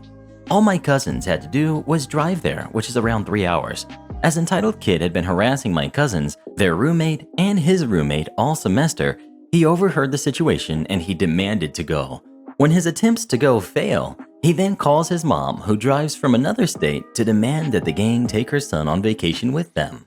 So in February, on the 20th, my cousins, their roommate, and entitled kid's roommate are talking to little cousin to try and get a game plan together for the New York trip. Entitled Kid hears his roommate's phone call about planning the trip, and then it goes as follows. Entitled Kid, Hey, where are you going? his roommate, home to New York with the guys? Why? Can I come too? Please. I think not. Why not? I don't want you at my house or around my family. Entitled Kid gets upset. Then his roommate goes to the room to hang with my cousins and their roommate. Entitled Kid then follows. The door is shut in his face. Let me in. Everyone tells him to go away, and they proceed to plan for the vacation. Entitled Kid then proceeds to say, Let me in, or I'll get my mom. Everyone knows that his mom lives in another state, so everyone was like, go get her then. The gang proceeded to plan the New York trip with Entitled Kid begging to be let in. This proceeded for 3 hours, and then his mom came. She drove from the next state over. She knocked on the door, they opened it, and it went like this. Just so you know, my older cousin didn't remember who Entitled Mom was at first because it had been a month since he had last seen her, but her behavior soon jogged his memory. Around this time, everyone was preparing to leave as they had made all of the final preparations. Older cousin, hello, can I help you? Yes, my son says you won't let him go to New York with you guys. Why won't you? Older cousin has this, why me look on his face.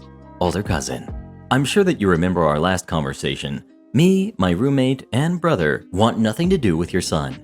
The place where we're staying is Entitled Kid's roommate's house, and he has expressed that he doesn't want him to come. Entitled Mom and Kid look upset, and she says that she can pay for her son to go if that's the problem. Then little cousin gets involved. Little cousin, look, it doesn't matter that you can pay for him to go. We just don't want him to go.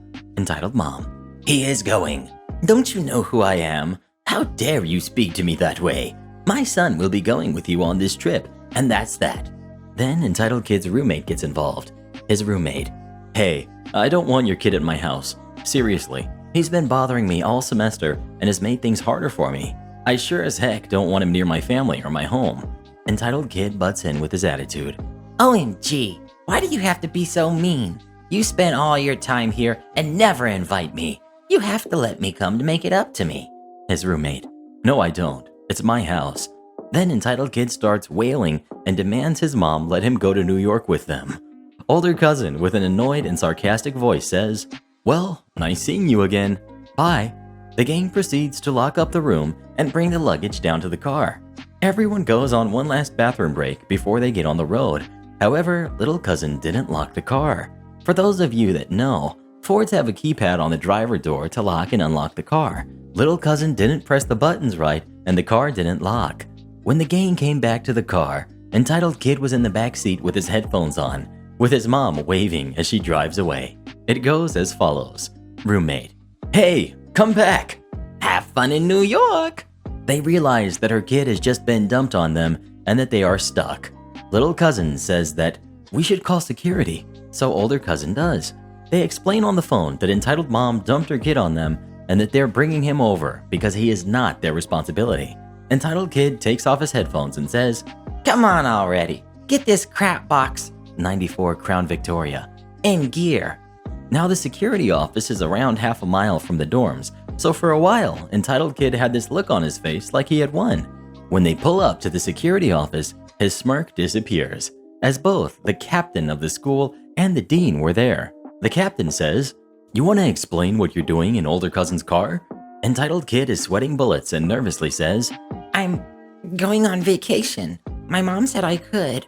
The captain then says to them, is this true? Everyone, no! His mom just demanded that we let him go. She put him in and drove off. The captain then orders Entitled Kid out of the car. Entitled Kid then asks for older cousin to pop the trunk so he can get his bag out. Everyone just has this, you gotta be kidding look when he said that. The dean, who I'm told is a very kind old man, he gave Entitled Kid a very firm talking to. It went like this. Dean, in my 35 years, I've never had to deal with a more petulant child than you. I was light on your punishment the first time. That won't be the case this time. Your behavior is unacceptable. You have put me in an impossible position. The dean and the captain take Entitled Kid away. He was put on probation, so that meant he couldn't participate in sports or other events. Was given 20 days detention doing landscaping, and a security guard personally escorted him to and from classes. All in all, the gang had a pretty good vacation. Entitled Mom did call Entitled Kid's roommate's phone to lay into everybody. She was quickly blocked, and they haven't heard from her since. Soccer Mom is mad I fired her no-show daughter. We've got Entitled Soccer Mom. We've got her daughter, who works under me and also plays soccer. She's 18. And we've got me. So this takes place a few years back. It was shortly before my store manager abruptly quit, and I ended up running the store for a third of the year. Part of my role involved dealing with staffing issues.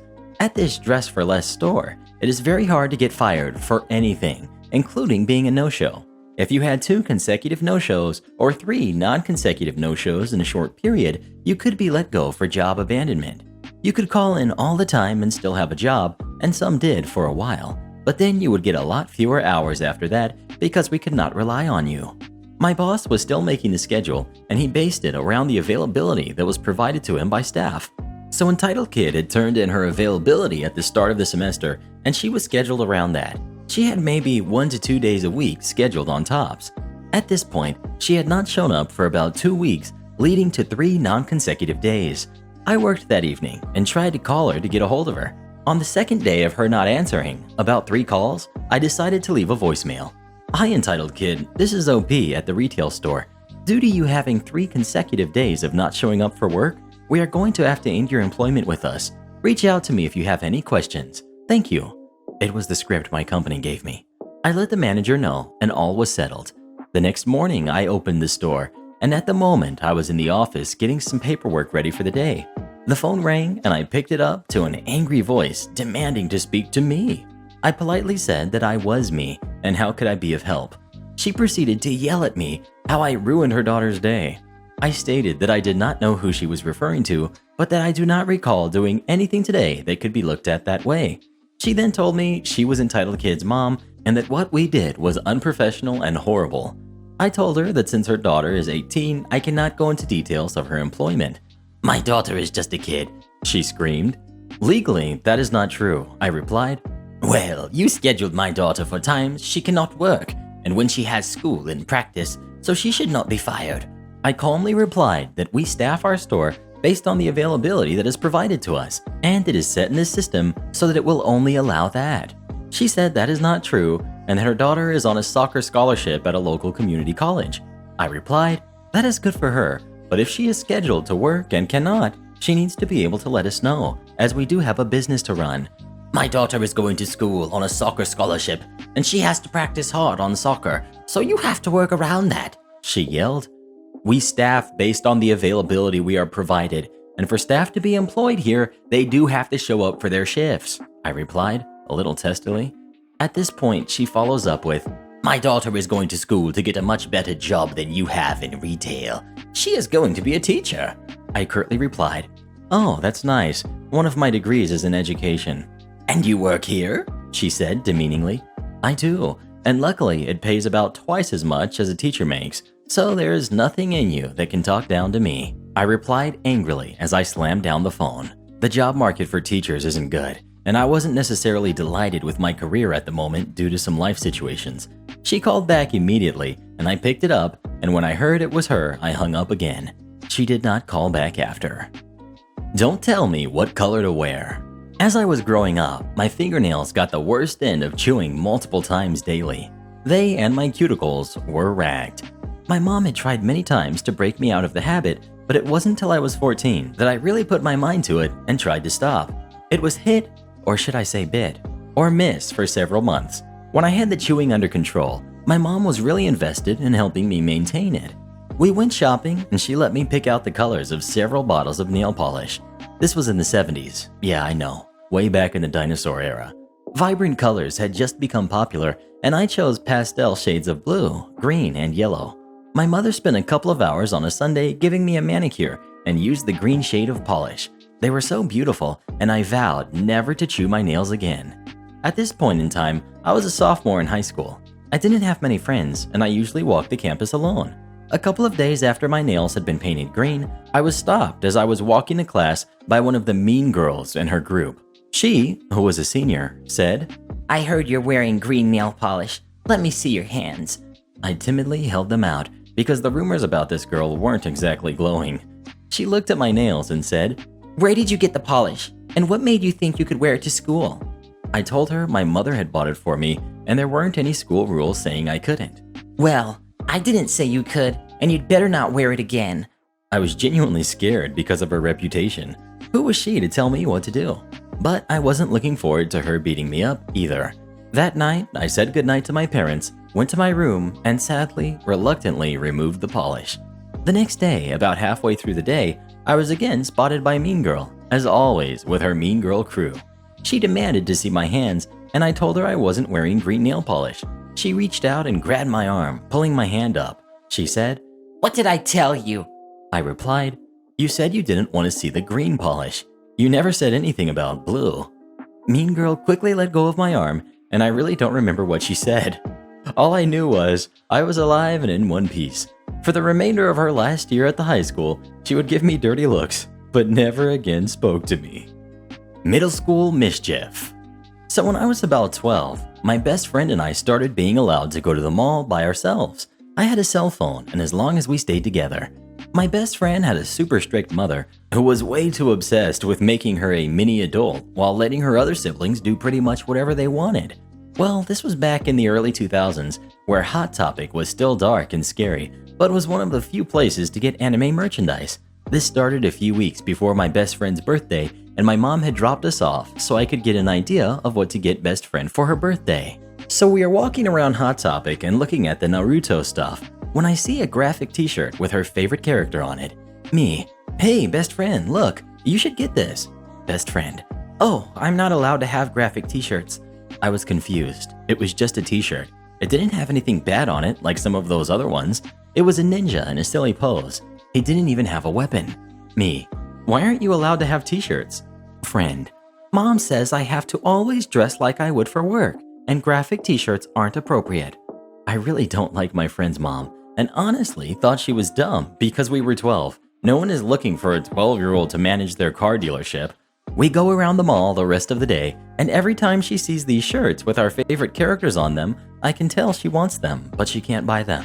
At one point, I convinced her to text her mom and ask about a cute tank top she wanted with Pikachu on it, and told her she could wear it to the gym. Nope, big mistake. Her mom flipped. She showed me the texts, and well, they weren't nice. I was furious, and then came the fatal text. "I forbid you to buy those shirts. You'll look like a slob, like OP." Oh, now it was on. So we went home, and I was still stewing. We never told best friend's mom that I saw that message, and I didn't dare tell my mom. But I thought about my dad, and thought about all the things he has done to tick people off who were rude to him like that, with malicious compliance and mischief. Ding! I then remembered the key words in the text. When it came time for me to buy a present for my friend, I bought her all those shirts that we had seen and a few more I knew she would love, and wrapped them in a gift box. Fast forward to the party. Best friend is opening her gift and gets to mine. She opens the box and sees all the shirts I got her, and her eyes go wide. Instantly, her mom is ticked. I can see it through her forced smile, because I know her mom is far too polite to deny her the gift. I also knew just what to say to get her not to chuck them in the trash immediately after the party. Me. My mom and I thought they were adorable, and now we match. Now she knew my mom would expect to see them as well. Later, when we were away from her mom, we laughed a bit about it, and she asked me why I got them. I reminded her that she was forbidden to buy the shirts, not me. For years afterwards, this was our system for getting around the rules.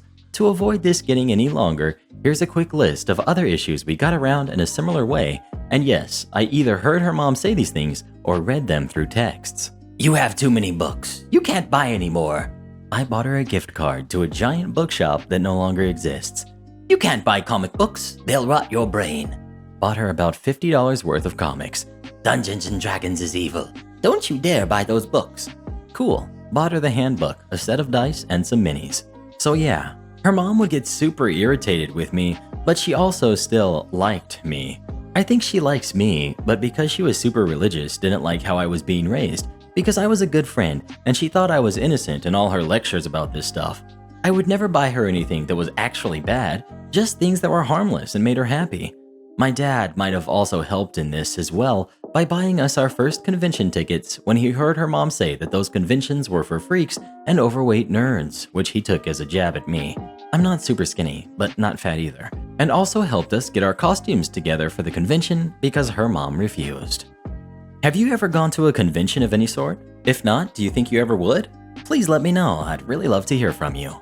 I found my wife's Reddit account and discovered that she's been cheating on me.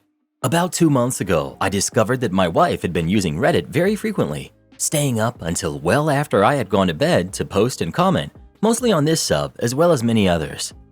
I discovered her screen name, which is when I found the hundreds of private and personal comments she made regarding our relationship, as well as interests that I never even knew she had that made me pretty uncomfortable.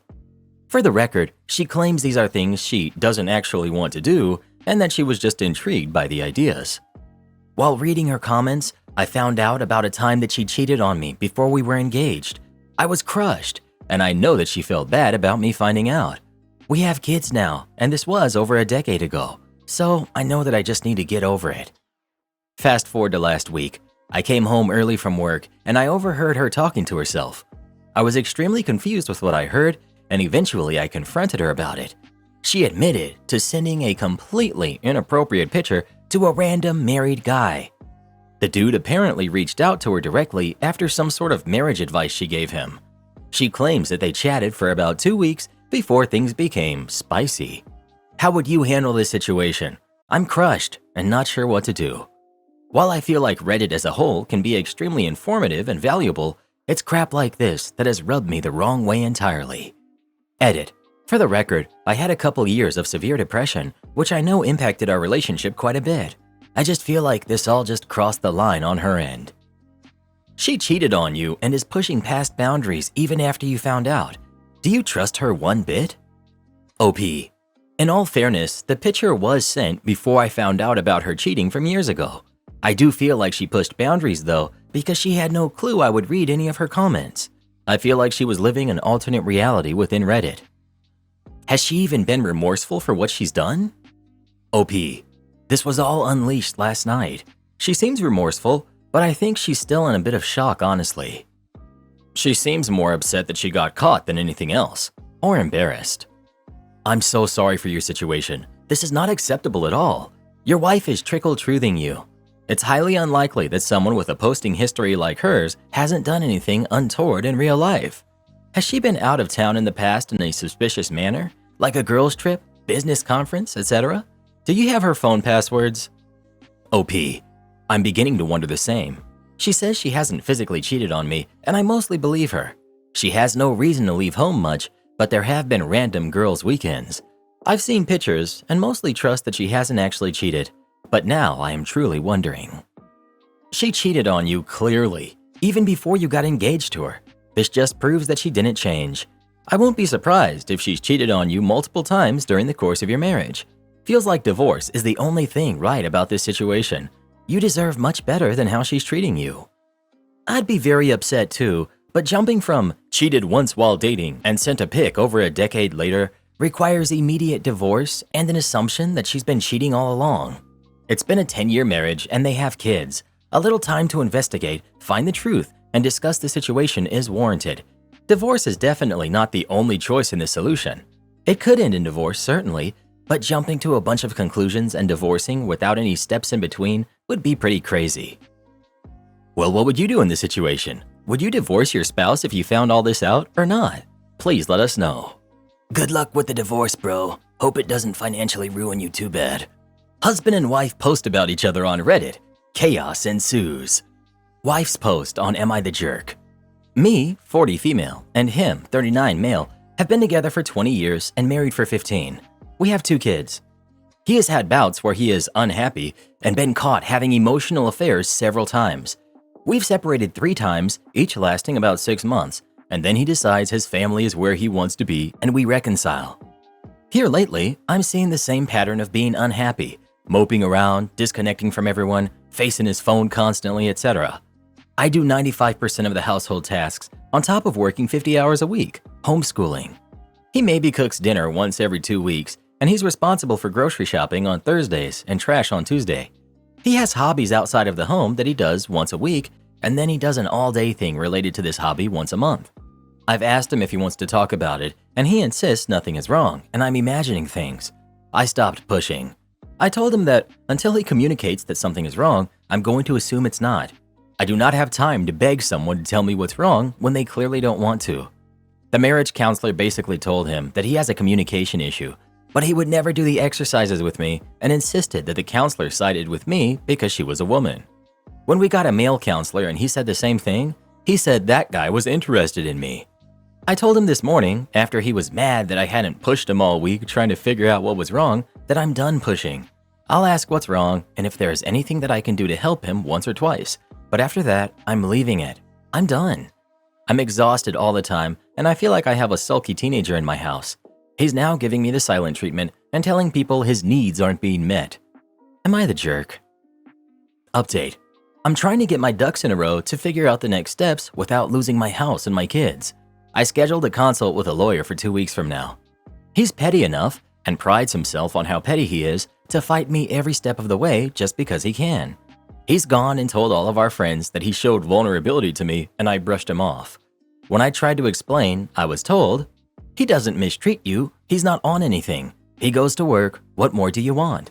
My husband is the same way as yours, it's part of marriage." So when women friends, who I thought had fantastic marriages, are telling me the same thing, I started questioning if it was just me and if I'm just so emotionally checked out that I'm the problem. Husband's post on Am I the Jerk?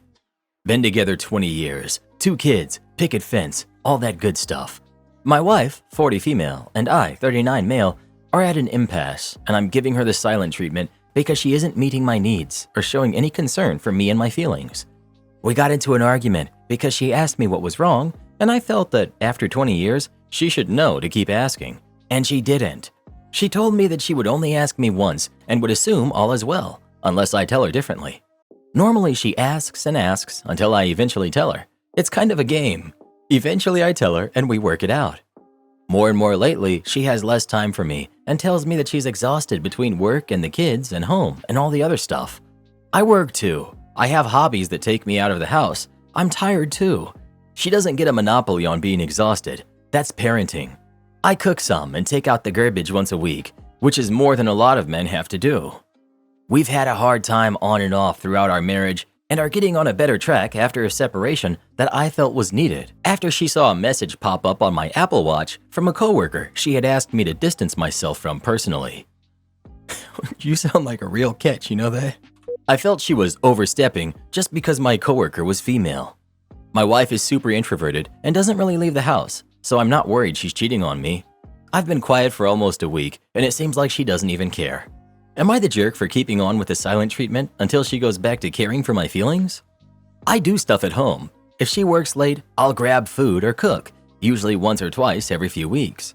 I take the garbage out to the road once a week since she has some health problems that bother her and the garbage is heavy.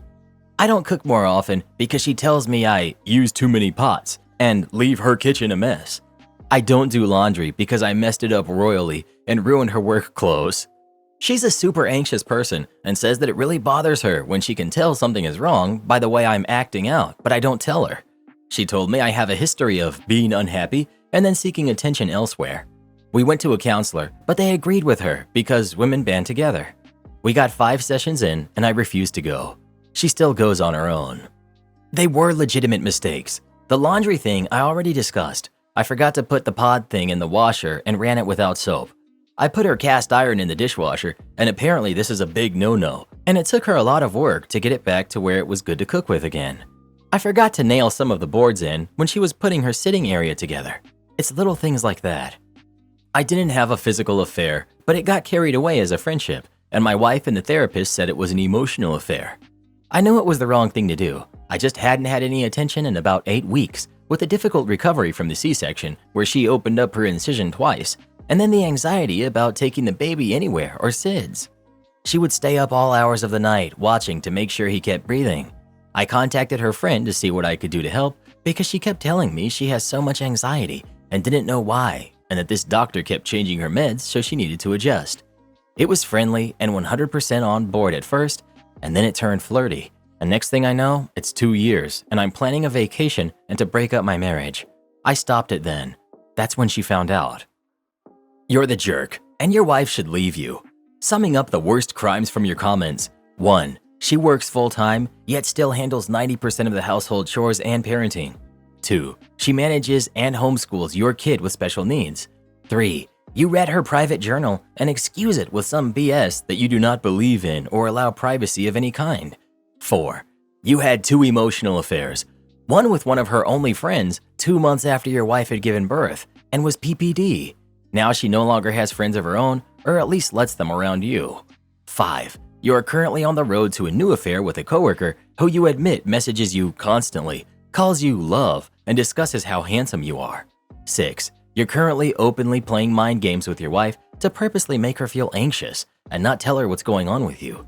You're now giving her the silent treatment in addition to this because she isn't begging you to tell her anymore. 7. You use weaponized incompetence and claim you can't do the dishes or laundry, but you make dinner once every few weeks and take out the trash, which is so totally equal. Meanwhile, your wife split her C-section incision twice during your laundry postpartum. You do not tell your wife you love her or compliment her. When pushed on the last time you were kind or loving to her, you said you gave her a card in May. And you refused to get therapy because the female therapist sided with your wife, saying that they stuck together. You quit therapy completely when the male therapist did too. Honestly, she's a saint and deserves so much more. You're not worth 5 minutes of her time. Luckily, she seems to be realizing that. Update. I get it. I'm a massive jerk. I'm going to have a talk with her when I get home to see where she is at. If she's checked out of the relationship emotionally, I'll let her go, even if I don't want that. I grew up in the same kind of household and seen my grandparents do the same. The only thing she does differently from my mom and granny is hold a job. I still don't think I'll do therapy as I don't think I need it, but I'll make an effort to be more supportive at home and help. A Reddit user found the husband's post and shows it to his wife. Hey OP, found your husband's thread. Did you know he was reading your journal as well? Everyone on his thread is beating him up over it, but as he said he has never told you and he is also reading your therapy notes, I thought you should know as well. Here's what he said. I found something called a shadow work journal of hers, so I know most of it, but I don't know all the details and I don't want to open up to her more if she is going to hide stuff from me. I told her from the start that I would not have someone keeping a journal that is secret or hidden in the house. I know this goes against most people, but I knew she kept one growing up, wrote in it daily. She's a writer and would do that as a career. I was upfront about it 20 years ago because we found out stuff after my mom passed from her journal, and I don't want to keep secrets like that. I have always told my kids they won't keep one either. My wife tells me it isn't my place and that they need a private place to work through their feelings. I disagree. This was something discussed from the beginning when I saw her bringing in her old ones and we moved in together after we got married. Update. Apparently my wife posted last week and got an overwhelming amount of support telling her I was a narcissist and to leave me. She set up an appointment with a lawyer based on the feedback. It's in 2 weeks. I'm not sure who sent her this post, but she is upset with me. Update 2.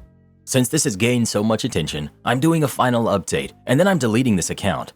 The messages, comments, everything is a lot to deal with. My wife destroyed all of her journals that she had been keeping since she was in middle school, so I couldn't read them and try to use anything against her. Apparently, she had them hidden in various spots in the house, like under a loose step in the staircase and under a drawer in the bathroom. I get it, I'm an overwhelming jerk. I appreciate the messages that have sent me links and videos. She's adamant in moving forward with a lawyer and told her best hope is co-parenting as civilized adults and to do what's best for the kids. Her name is nowhere on the house as it was an inheritance, so she will have to move. There's nothing I can do about that.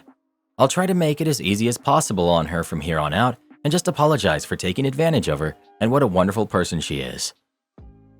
Update from the wife.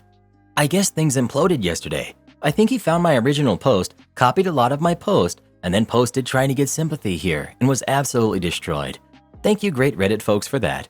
I had the post sent to my main account and I'm not sure who figured that out, but you should 100% make finding obscure people on the internet a career.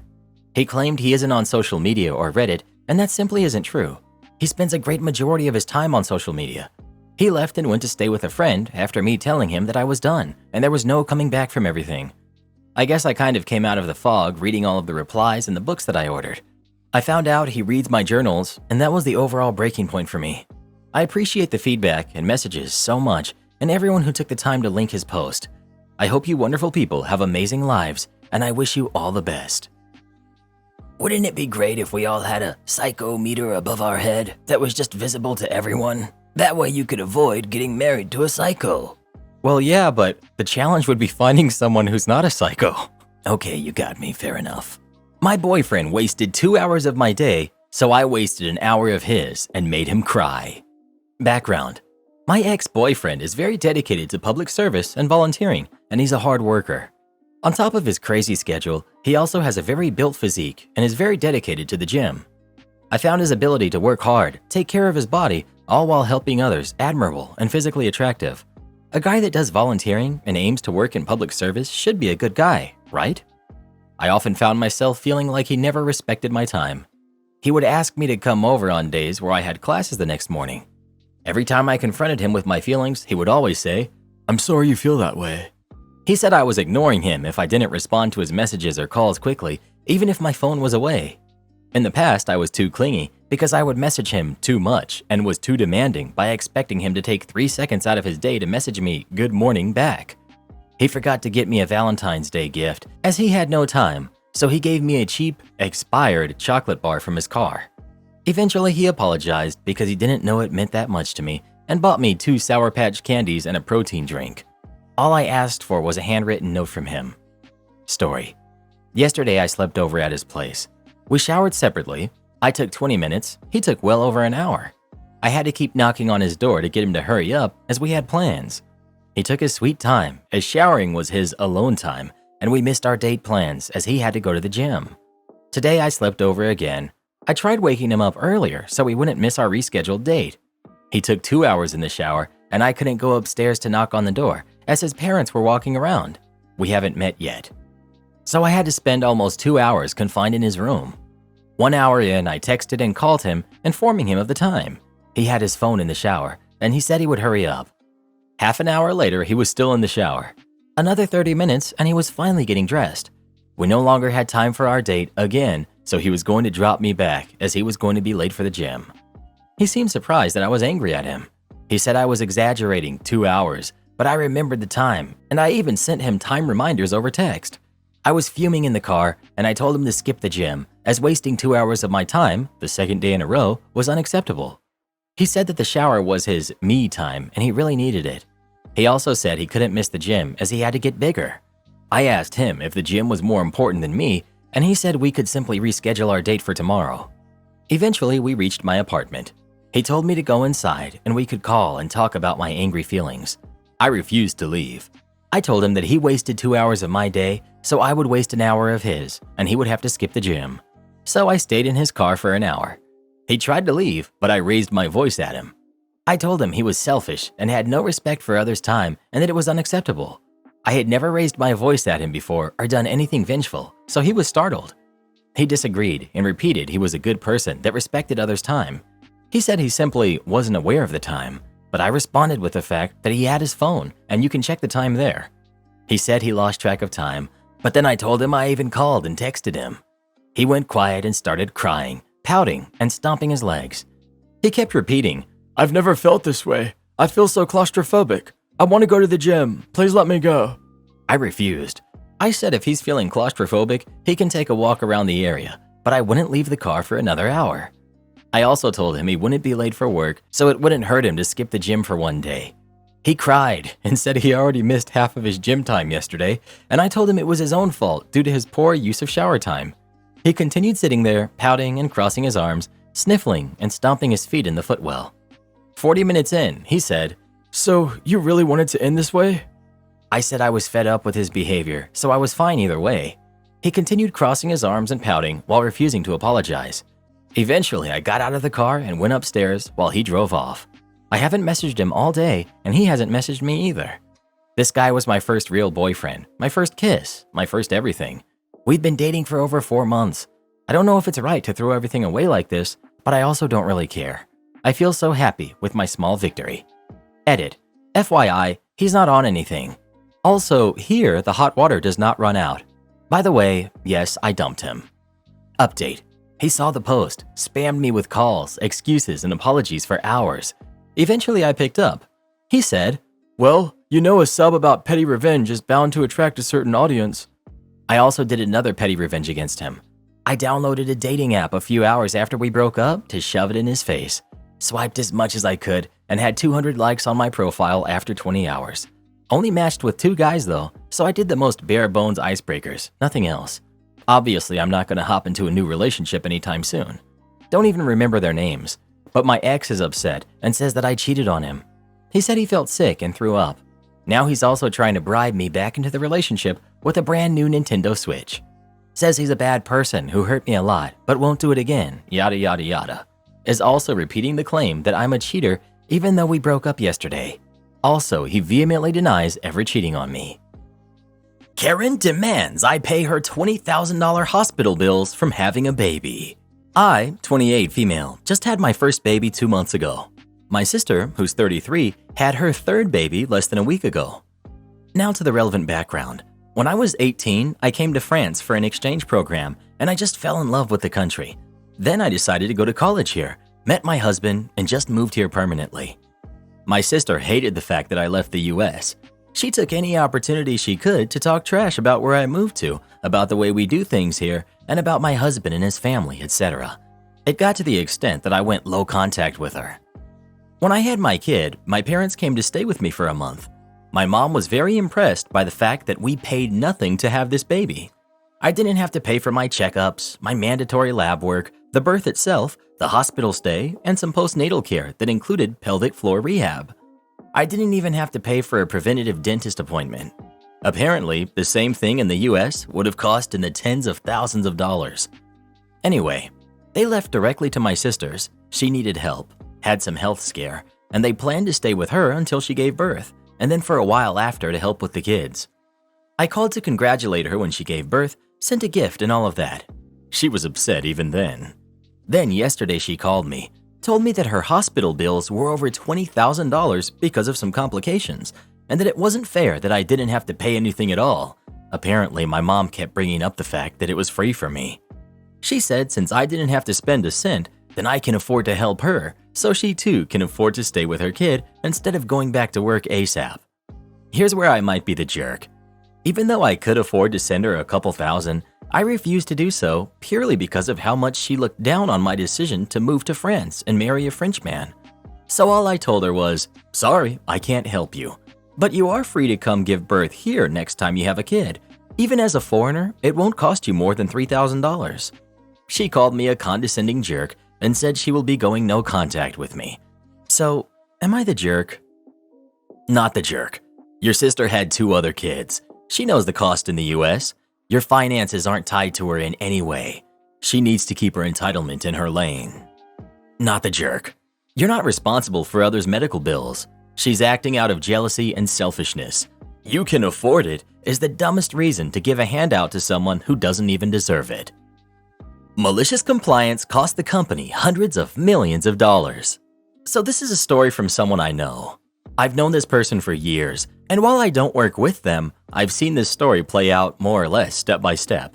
I know several people involved, but I'm going to tell it from the point of view of the person I know the best. So many years ago, this person, let's just refer to them as Person. Person got a really great job working for a Fortune 500 company. Not going to give any more specifics, but the company offered many benefits for their employees. They treated their employees like people and not like numbers. They offered a yearly raise to anyone who worked there. This was meant to do several things. First of all, it was meant to keep up with inflation so that employees wouldn't have to stress about money. I'm sure a lot of you know the struggle, waiting for minimum wage to be updated so you can start saving money to hold over till the next wage increase. No, the company was ahead of the curve. On top of that, when they did start hiring new employees for more, they increased the wage of anyone with that specific position by the same amount to keep older employees from earning less than newer employees. They offered many other benefits as well. Basically an awesome place to work at. Unfortunately, it's a small town, and the company wanted to expand that specific branch of operations. They couldn't do it here, so they chose to move out. They sold the branch office building along with the product that Person worked to another smaller company. When it was sold, the old company made the new company sign a contract which guaranteed that the yearly bonus would stay around along with several other similar benefits. New company wasn't around very long and ended up expanding as well. They did the same thing, sold the location and product to another company. Unfortunately, they didn't care as much about their employees and only treated them well because of contractual obligations. So when they sold the location and product, it did not come with a contract. New company did care a little bit about employees, but ended raises and all of that. They would listen to employee complaints, but that was about it. They weren't around long either before the scummiest company came in and bought them out. So new company comes in and buys them out and immediately starts changing policies and shifting everything up to make everyone's jobs harder. Person and their team members got used to it and kept going. Now here's the thing about Person. Person works on a team of specialists. There are only about 12 people on the team and a manager that's one of them. Well, there was. I'll get to that. This team doesn't require any special education or anything, but it does require a several-week training course and several months of acclimation. The product is extremely delicate, and the customers for this product are extremely demanding. They more or less require perfection, anything short, and no money. You must watch every single word that you say to these customers, or they might write you off permanently. However, this is an extremely valuable product, and the company makes a lot of money from it, or at least they did. Let's speed forward about 10 to 15 years. The company has only found new ways to treat their employees less like humans since they took over and are somehow getting away with it. Turnover is high, but as long as they have high school grads looking for a job, then they can keep their building full. Unfortunately, Person and their team have asked for a raise several times at this point, but they were always being turned down because they are earning at market value for their position. Looked it up, and market value is determined by a simple equation that takes into account other people in your profession at your experience level and with your job title within about 100 miles and calculates average wage for them. Considering the extreme specialty of this position and being located in a remote region, market value is determined by calculating the average wage of everyone on Person's team. Basically, the company was saying, "Shut up, we aren't giving you a raise." Now, something to understand, Person and their team members weren't that disappointed not to get a raise every year.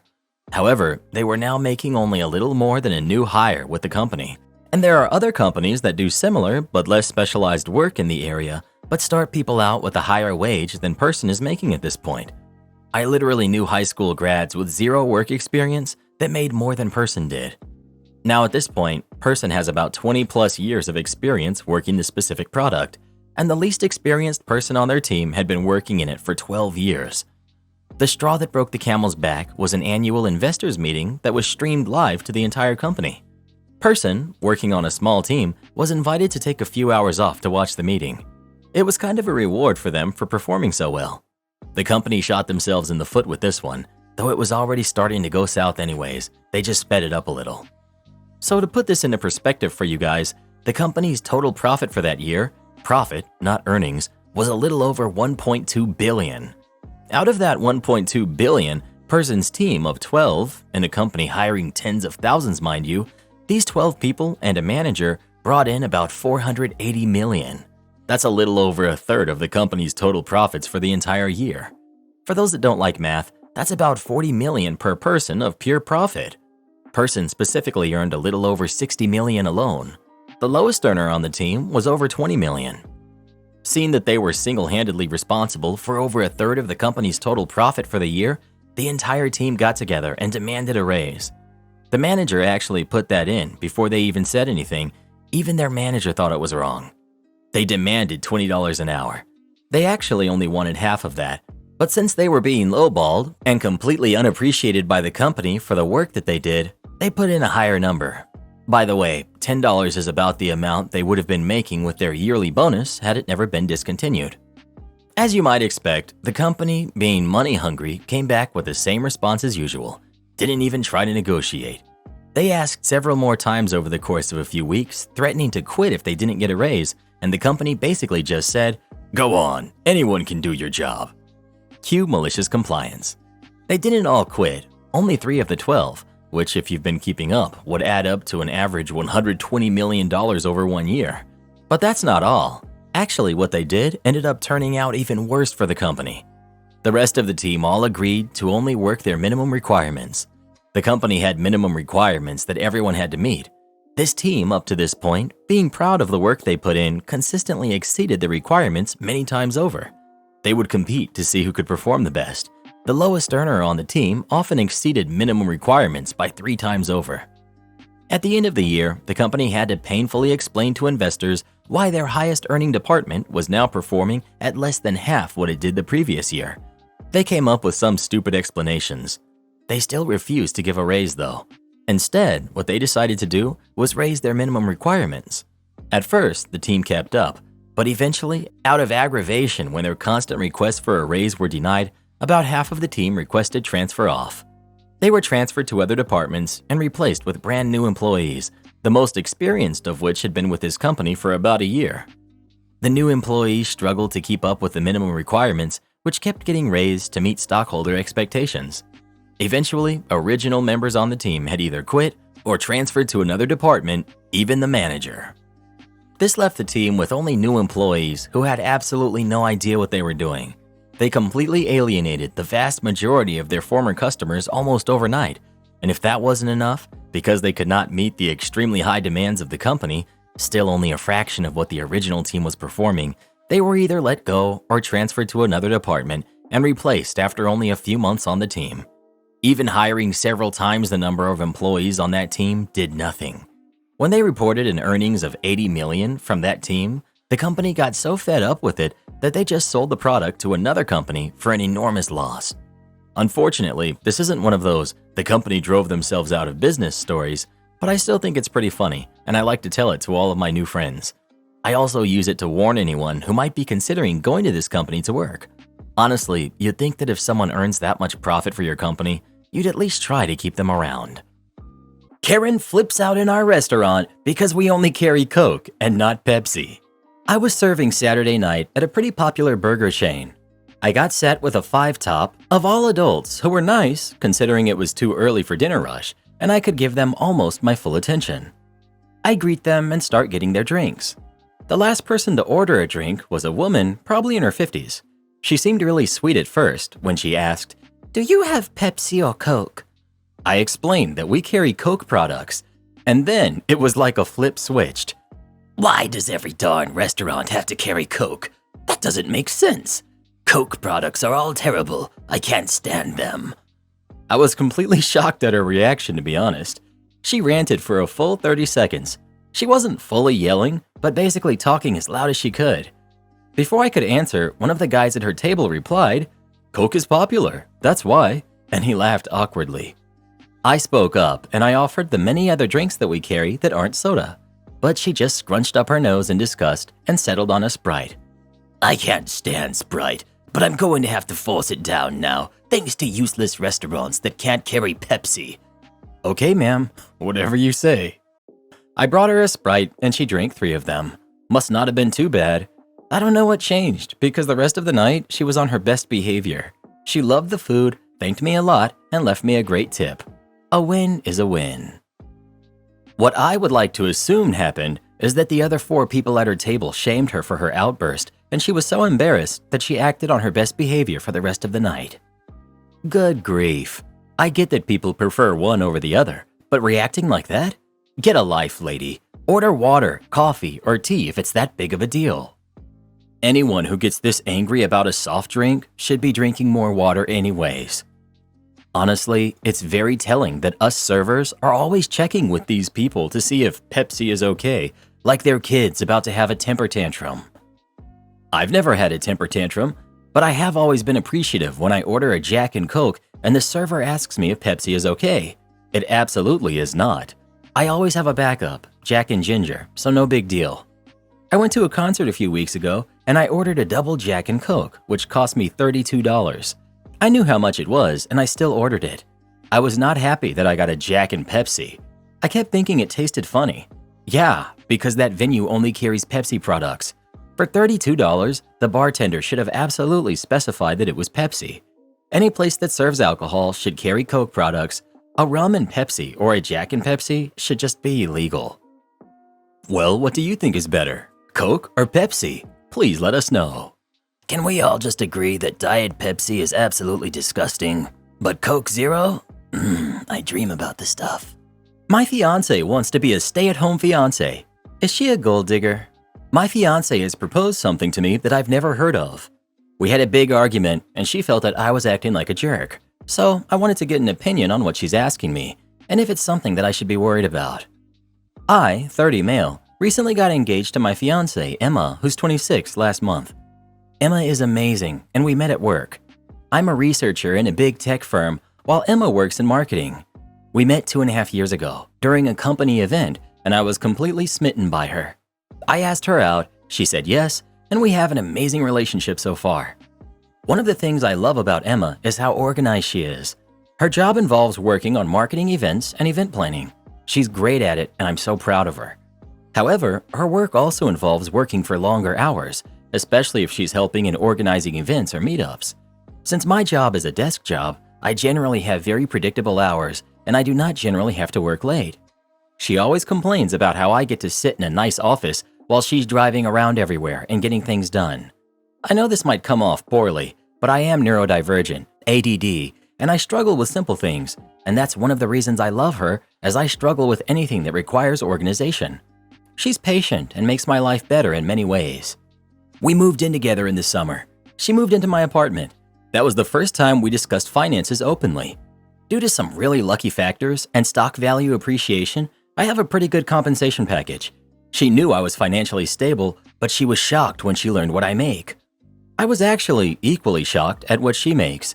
It turns out I was making around 15 times more than her.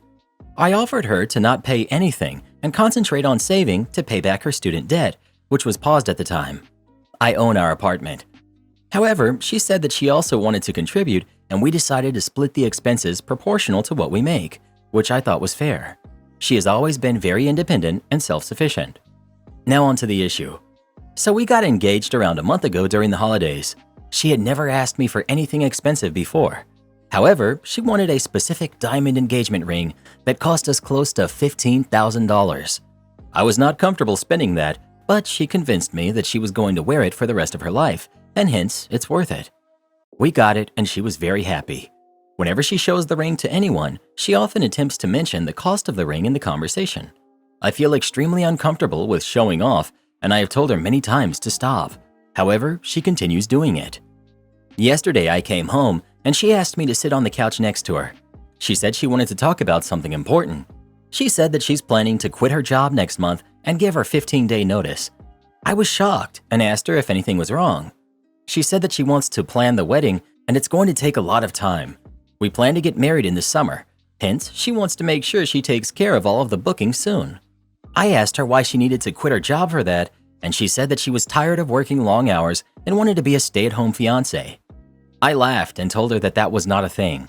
Plus, she still has tens of thousands of dollars of student loans. She argued that it was less than what I make in a month, and we are a team now, so she's not worried about it. I asked her what her plans were after the wedding, and she said that she had not planned what to do after that, but was glad I was with her. I told her that she could take a break, but I'm not comfortable with her just abandoning her career at such a young age, especially since we're not planning to have kids for at least a few years. She's good at what she does, and I want her to be independent even after marriage, in case something bad happens to me. We had a big argument, and she feels that I'm a jerk to want her to work after marriage when we can afford for her to stay at home. On one hand, what she makes is not going to affect our finances. However, it just rubbed me the wrong way. I've never heard of anyone leaving their job to plan a wedding. Is stay-at-home fiancé really a thing? I want to support her and make her life comfortable, but I feel quitting her career is a little too early for her age. Nobody is a jerk here. You just need to go to counseling and iron out how finances work and are going to look in your marriage. Example, do you want to fully support her? If so, great. Or not. These are make or break things in a marriage. Better to work them out now. OP. Thanks. She has a college degree, and I really want her to not be codependent on me. This can be addressed in counseling or more communication. Not the jerk. The fact that she went from an independent, capable adult to wanting to be your dependent after she found out how much you make is a huge concern. If she was willing to throw away her own career for this perceived easy life, that doesn't bode well for if she'll stick with you if you ever lost the ability to pull such a high salary. OP. What concerned me was that she waited until we got engaged and then told me about this. I just wanted opinions on if anyone else has observed this and what they did to deal with it. Update. On Friday night, we ordered in and had a nice dinner. I again brought up the subject of why she wanted to quit her job. I tried to be supportive and not act like a jerk when asking the questions. Initially, she went all defensive about why she wanted to stay home and started talking about how it would not matter since she barely made enough to contribute to our relationship. I tried to explain it to her that it was not about just the money. I told her how hardworking and talented she is in her field, and she has worked very hard to finally get a position where she's helping with the event management for such a large organization.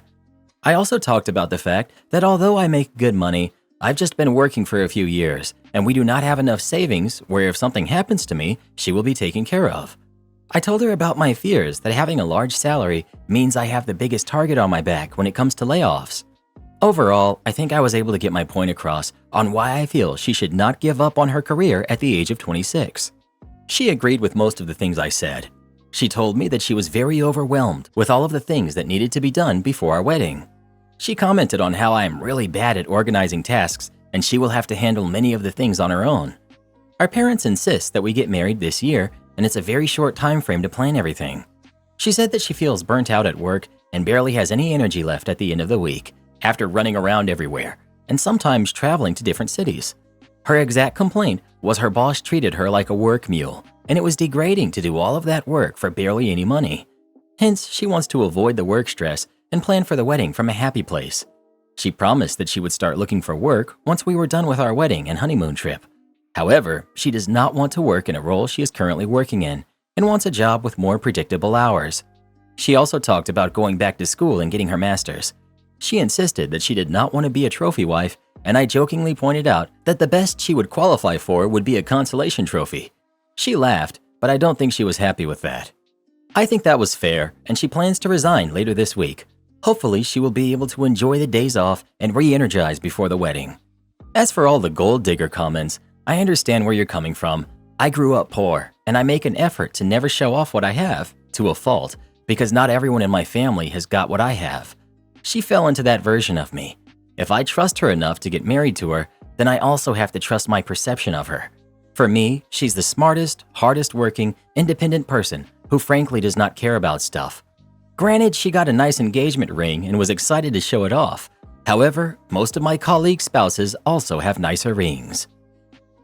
15 times? So if she makes $40,000, he makes $600,000? Either she is super underpaid or OP is actually rich. Those numbers seem weird to me. Yeah, the numbers are pretty bonkers. I know everyone is saying she's a gold digger, but if I was working a stressful job and making 1/15 the amount of my spouse while planning a wedding on short notice and also managing a lot of my fiance's life for him due to his ADHD, that's a difference in pay where it seems reasonable to wonder, if I take over the domestic tasks instead of being at work, can I support my spouse and his career so that my drop in the financial ocean is not missed at all, but instead works towards greater dividends? But even more than that, did mom and dad buy OP a company to be CEO at, or what? Because that pay disparity at this early career stage is really something. I can totally see her being burnt out. I've known a few Emma types, and because they are natural organizers, they do tend to end up taking on more of the burden, particularly when those around them need the assistance. My BFF is one. She worked for a lady who was very senior, but incredibly flaky, and I remember her complaining that she was making 1/10 what her manager did, but also had ended up doing both her work and a large part of her manager's too, because of her incredible efficiency. She has a degree and works long hours in marketing, and he makes 15 times more? Like, what could that even be? 50,000 and 750,000? Like, yeah, that would make working tough being married to that. It would all seem so pointless. And then OP also expects that she take over all the emotional labor since he's so bad in planning. His parents also push for a wedding this year. I would be so upset, working long hours in a crappy job, and then I come home finding my relaxed fiance, who's been home for hours since he works a 9-to-5 desk job for 15 times my salary. And then I should also take over the planning? Heck no. I want to know so badly how they split the chores. I think buried in here somewhere may be a valid point about how it sounds like the fiancé is taking all of the emotional labor for the household on, and she's exhausted with having to juggle a demanding job with organizing OP's life for him as well. "Oh, I'm so bad at organizing things and she's so good at it," has been the excuse of every lazy partner and spouse since the dawn of time. She's not a conniving gold digger. She's burnt out. Her job is long hours managing events, then she gets home, and it sounds like she also manages his life.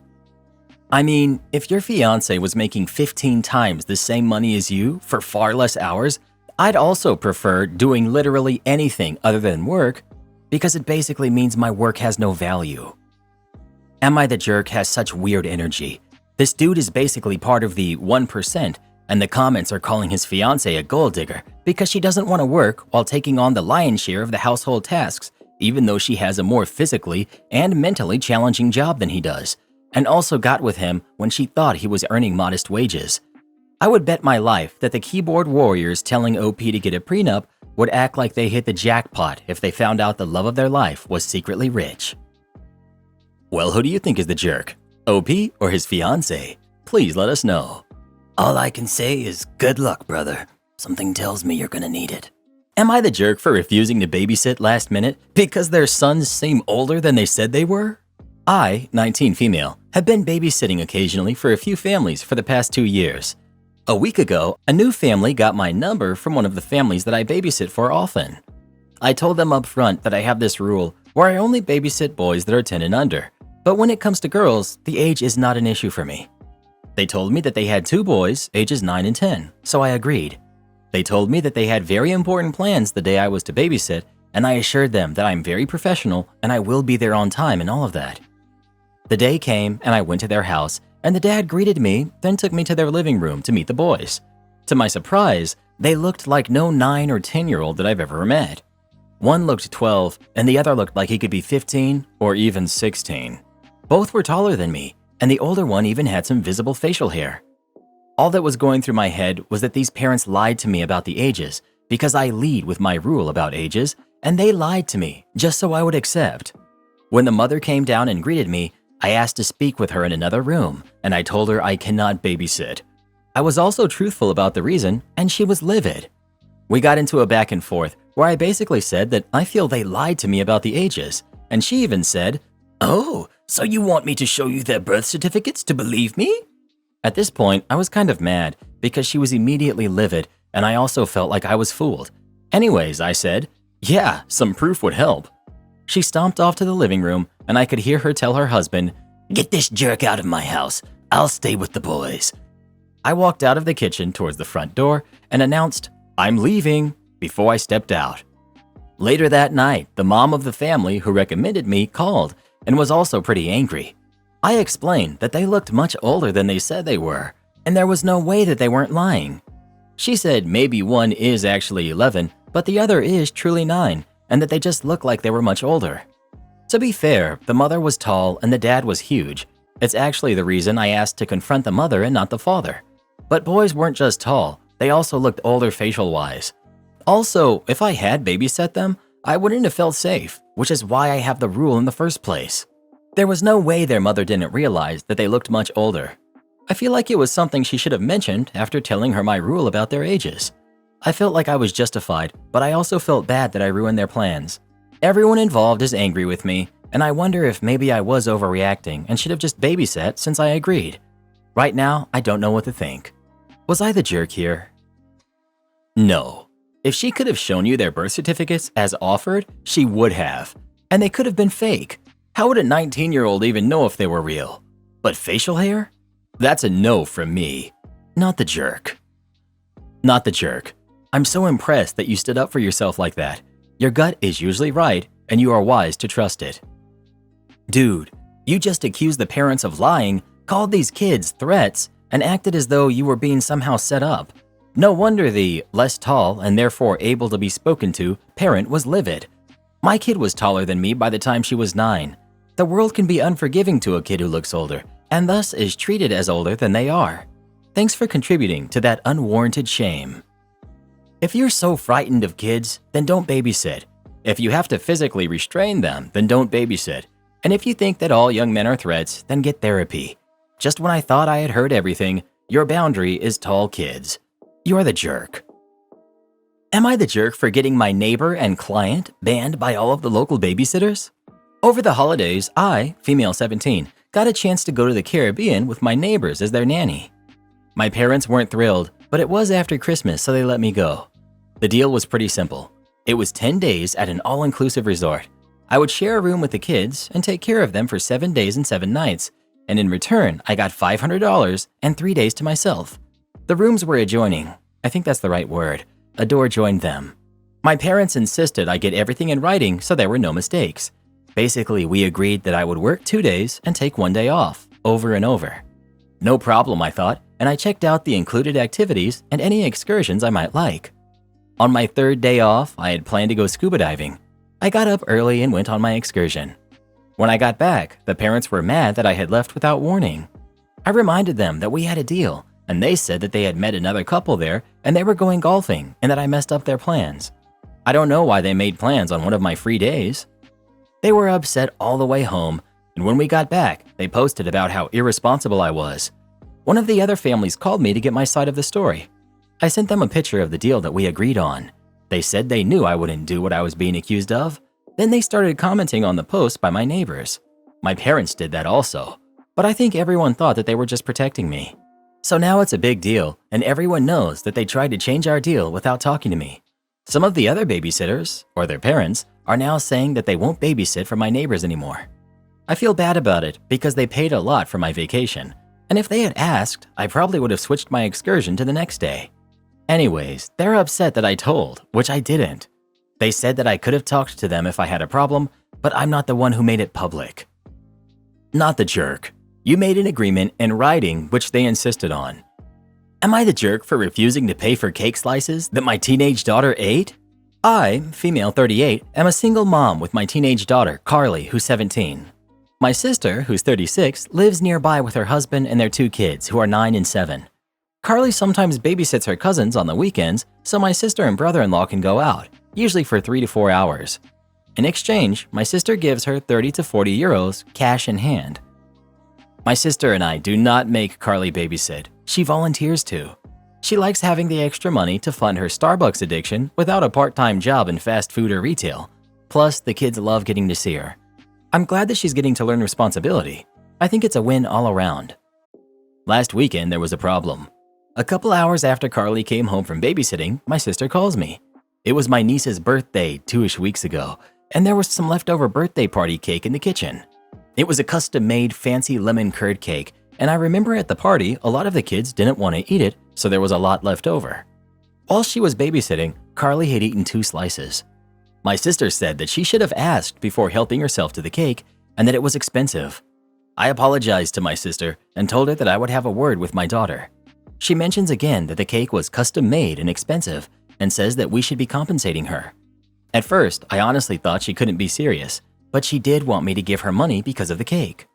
I mentioned that surely the cake is going bad soon if it isn't already stale. I said this lightheartedly, trying to lighten the mood, but I made it clear I'm not giving her money. She says she paid 70 euros for the cake and she expects me to give her 20 euros. I told her I'm not doing that. My sister says that I'm being inconsiderate and that my daughter ate the slices without permission. I feel like she's being petty, and what difference would it have made if all of it had been eaten last weekend at the party? Am I the jerk for refusing to pay her for the cake? Pay your sister for the 2 slices of her fancy cake and tell your daughter she will no longer be babysitting for them without full and comparable to other sitters' compensation ever again, and tell her why. Your sister had the golden goose of babysitters, and she obviously had no idea how good she had it. Emphasis on had. If she wants to nickel and dime you, let's go. And don't bother to give sister a heads up. She can find out your daughter will be charging her, shall we say 20 euros an hour? For every hour? Or whatever the going rate is, or she can scramble to find an alternative. Your daughter could make all kinds of money for her Starbucks addiction, working for somebody else. But the bargain sister had ended when she expected you to pay over 20 euro for stale leftover cake. Not the jerk. My girlfriend now regrets dumping me after years, so I laughed and told her to buzz off. So I have an ex-girlfriend who after years is now begging for me to take her back. We started dating in college, and back then I was pretty awkward, but I did love her very much. I always went above and beyond for her as much as I could. Even as a broke college student, I would give her my last just to make her happy. I thought we would last forever, honestly. Well, long story short, she cheated on me and hooked up with an old friend of mine. The breakup messed me up pretty bad, So I put a pause on dating and I found peace investing my time into other things like my tech career, hobbies, and other things like that. Now, years later, she's begging me to get back together after she cheated on me. She ran into me one day. She said that she wanted to catch up and told me how she regretted it all and regrets how everything happened. I laughed at this and told her to buzz off. I said that I was not interested in catching up and that I had to go. Well, now she's blowing up my Instagram and Facebook, sending me paragraphs about how I laughed at her love for me. She says that she misses us.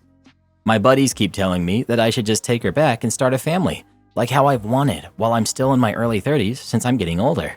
But the way I see it is that at this point in my life, I'd rather be alone than to be in bad company. Don't get me wrong, I'd love to finally start a family of my own, but I don't want to do that with the wrong person. They think I'm a jerk for not forgiving her because the clock for me to have a family is ticking. Am I wrong? If your buddies truly cared about you, they would tell you to never be someone's consolation prize, especially if that someone cheated on you with someone who was supposed to be your friend. Honestly, publicly reply, asking if she loved you so much, then why did she cheat on you? That will change things pretty quickly. The temptation of cheating in college for a rush of some kind is more than being a crappy person. It's a glimpse into more complex insecurity and mental issues. You can do better, you deserve better, and she knows it too. Not wrong. She's just experiencing the drastic difference in power dynamics she had in relationships during her 20s to what she now has in her 30s and trying to scramble back to her comfort zone. She doesn't love you, and she never did. She just remembers a time where she could do whatever she wanted and guys would be willing to put up with it and wants to go back to that. Her childish rants on social media about being owed your love prove that. Entitled Mom thinks my Pokemon card can blind her kid. Cast. We've got Entitled Mom. We've got Nice Kid, who wasn't entitled at all. We've got Store Owner, and me, Pokemon Card Collector. I was at a shopping arcade that specializes in nerdy stuff. Legos, Goku figures, Pokemon cards, etc. I was at a shop that sold Pokemon cards on the shelf. Not just booster packs, but loose cards like EXs, GXs, full arts, rainbow rares, etc. I took a card out from the shelf. It was a full art Cobalion GX, very rare, and went to the counter to pay. Then the Entitled Mom and Nice Kid came over to me, and this conversation happened. Entitled Mom. Excuse me, but did you pay for this card? Me. Yes, ma'am. Yes, okay, whatever. But can I request that you don't show this card to my son? Me. What? I was not directly showing the card to your son. Entitled Mom. No, I meant don't look at the card at all. You could possibly blind someone. Now I was very confused by what she meant. Exactly what did she mean by blindness? Me. I'm sorry, could you explain why I shouldn't look at the card? When you look at the card, the light from the card bounced into my son's eyes, and he almost got blinded. It's a safety hazard if you think about it. For your information, the cards on the shelf were under a really bright mini spotlight, so it looked really nice displaying them, and so extra light would bounce off to grab customers' attention. However, this happened when the card was already taken out of the bright shelf. Her son was not affected by the light whatsoever. Plus, Pokemon cards aren't that reflective and bright. Me. I'm sorry that you feel uncomfortable with the card. You don't have to buy it. Entitled Mom. Where's the store owner? Let me talk to him. He's over there by the counter. I point to the counter. Entitled Mom then walks over to the store owner. The owner is just saying how rude and annoying she was, and I hoped that store owner would handle things because he was pretty strict. After about a minute when I had to go pay, the owner came over to us with Entitled Mom. Owner. So, what's the problem, Entitled Mom? Entitled Mom. This card is going to cause someone to go blind in the store. My son almost got blinded by the light. Store owner. OP, what card is this? Me. It's the full art Cobalion GX. Entitled Mom. If it's the one where the person playing with it does not care about safety, then that's the card. Okay, now everyone in the whole store heard that and was in shock, especially the owner. Calling someone who does not care about safety is a total no-go, especially to a card collector / player like me. Owner. Listen, lady, if you ever insult anyone here in this store again, I'm going to be talking about you to the arcade owner, and you will be banned from this store. Understood? Whatever. Let's go, Nice Kid. Nice Kid. But I want to buy a card. Shut up. Let's go. Now that Entitled Mom is gone, we were able to buy the card in peace. I left the store with my precious full art Cobalion GX and went back to the MTR, what we call the subway or metro in Hong Kong, to a restaurant for dinner. I saw another post about someone thinking a symbol can blind someone, and now I have a similar experience to share with you. Moral: a Pokemon card will not blind you even if it's super shiny. Pokemon cards aren't even that shiny anyways. Speaking of Pokemon, what's your favorite Pokemon of all time? Please let me know. Dispatcher refuses to send van in for maintenance, gets forced to change my tire while I enjoy dinner on company time. This story is one of how a lowly delivery driver got to royally irk a dispatcher, waste his time, get 4 hours of overtime, meal paid for, and a free beer. So I was a driver for a little company that rhymes with Slamazon. I had been there for several months by this point and had developed a reputation of being very serious about vehicle maintenance. We aren't talking like washing them or whatnot, but cleaning out urine bottles, fixing broken wiper blades, installing lights to replace the burnt out ones, or other stuff that would indicate you actually remotely care for your driver's well-being. Seriously guys, I had a van once with no working lights of any kind, and its passenger side door fell off its hinges right in front of my dispatchers, and they still sent me out. Needless to say, some trips were better than others, but this particular time, well, it was a doozy. You see, friends, I was considered a problem driver by some for being obsessed with vehicles being kept road legal. I had not caused any issues other than this. We had dispatchers that were promoted up after a month and after hitting mailboxes, cars, and other kinds of insanity, but I was always skipped over. This naturally irked me to no end, and I was looking for better within 6 months of starting. I was there for nearly 2 years. Naturally, all my requests for the essential equipment and urine bottle removal was denied. So I'd buy bulbs for my van and pull them out after my route was done so I could put them into the next one the next day, and I chucked the bottles out on the record. Kinda gross, but better than smelling it in the hot Georgia sun in the middle of summer in a van with sometimes working AC. This nonsense continued for the entirety of my time there, of course. This event, however, was the first of many times I decided to get back at the dispatchers for messing with my routes and giving me the worst vans and so on. You see, this van had the lights that were bad, broken AC, shook like crazy, squeaked, smelled gross, door didn't properly lock, so anybody could have stolen packages from it and not much could be done. And to top all of this off, 4 bad tires, like metal bands exposed and one bulging out. The whole day, I babied this van as best I could, putting air in the tire a few times and just barely finishing my route with some daylight to spare. So, 10 hours on the road down and an hour and a half back to the distribution center. I get underway and get about halfway before I felt the telltale shake of a tire going out. Well, here we go, I say to myself and scan my surroundings. I'm on the interstate and not very far from an off-ramp. So with what little tire I have, I limp off the ramp and go to a parking lot, which is right next to an Applebee's. Perfect luck, all things considered.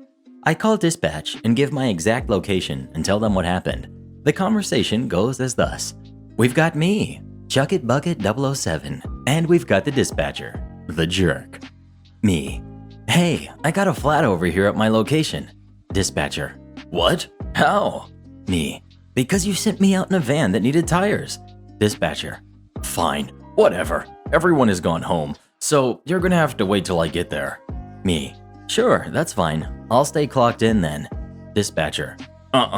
You finished your route, so I don't see why you would be on the clock. Me. Because I am still in command of this vehicle, I have the keys, and if you want me to give it back, you are going to keep me on the clock. I had called the company HR and explained everything before I called dispatcher, and they ensured me that my time would be recorded. Dispatcher. Fine. I have things to do tonight, so we gotta hurry up. Perfect. Time to mess with this guy. After giving him extremely vague directions while I enjoy a steak meal and a large beer on the clock and no hoots given anymore, he finally finds it.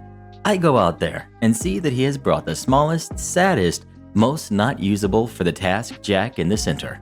Me. Well, get to it. You made me leave with this van and you can change the tire. Dispatcher. Nuh-uh. You were driving it and I interject. Me. Drivers are not allowed by company policy to perform repairs to the van. He had yelled at me previously for doing this with the bulbs. Only dispatch, management, maintenance, and the repair shop can repair the van.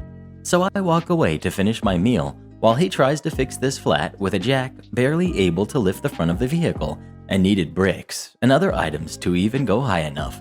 In total, I wasted 4 hours of his time, cost him time to smoke up, and he missed the game that he apparently had money on. I got my meal effectively for free with the hefty overtime I got that week.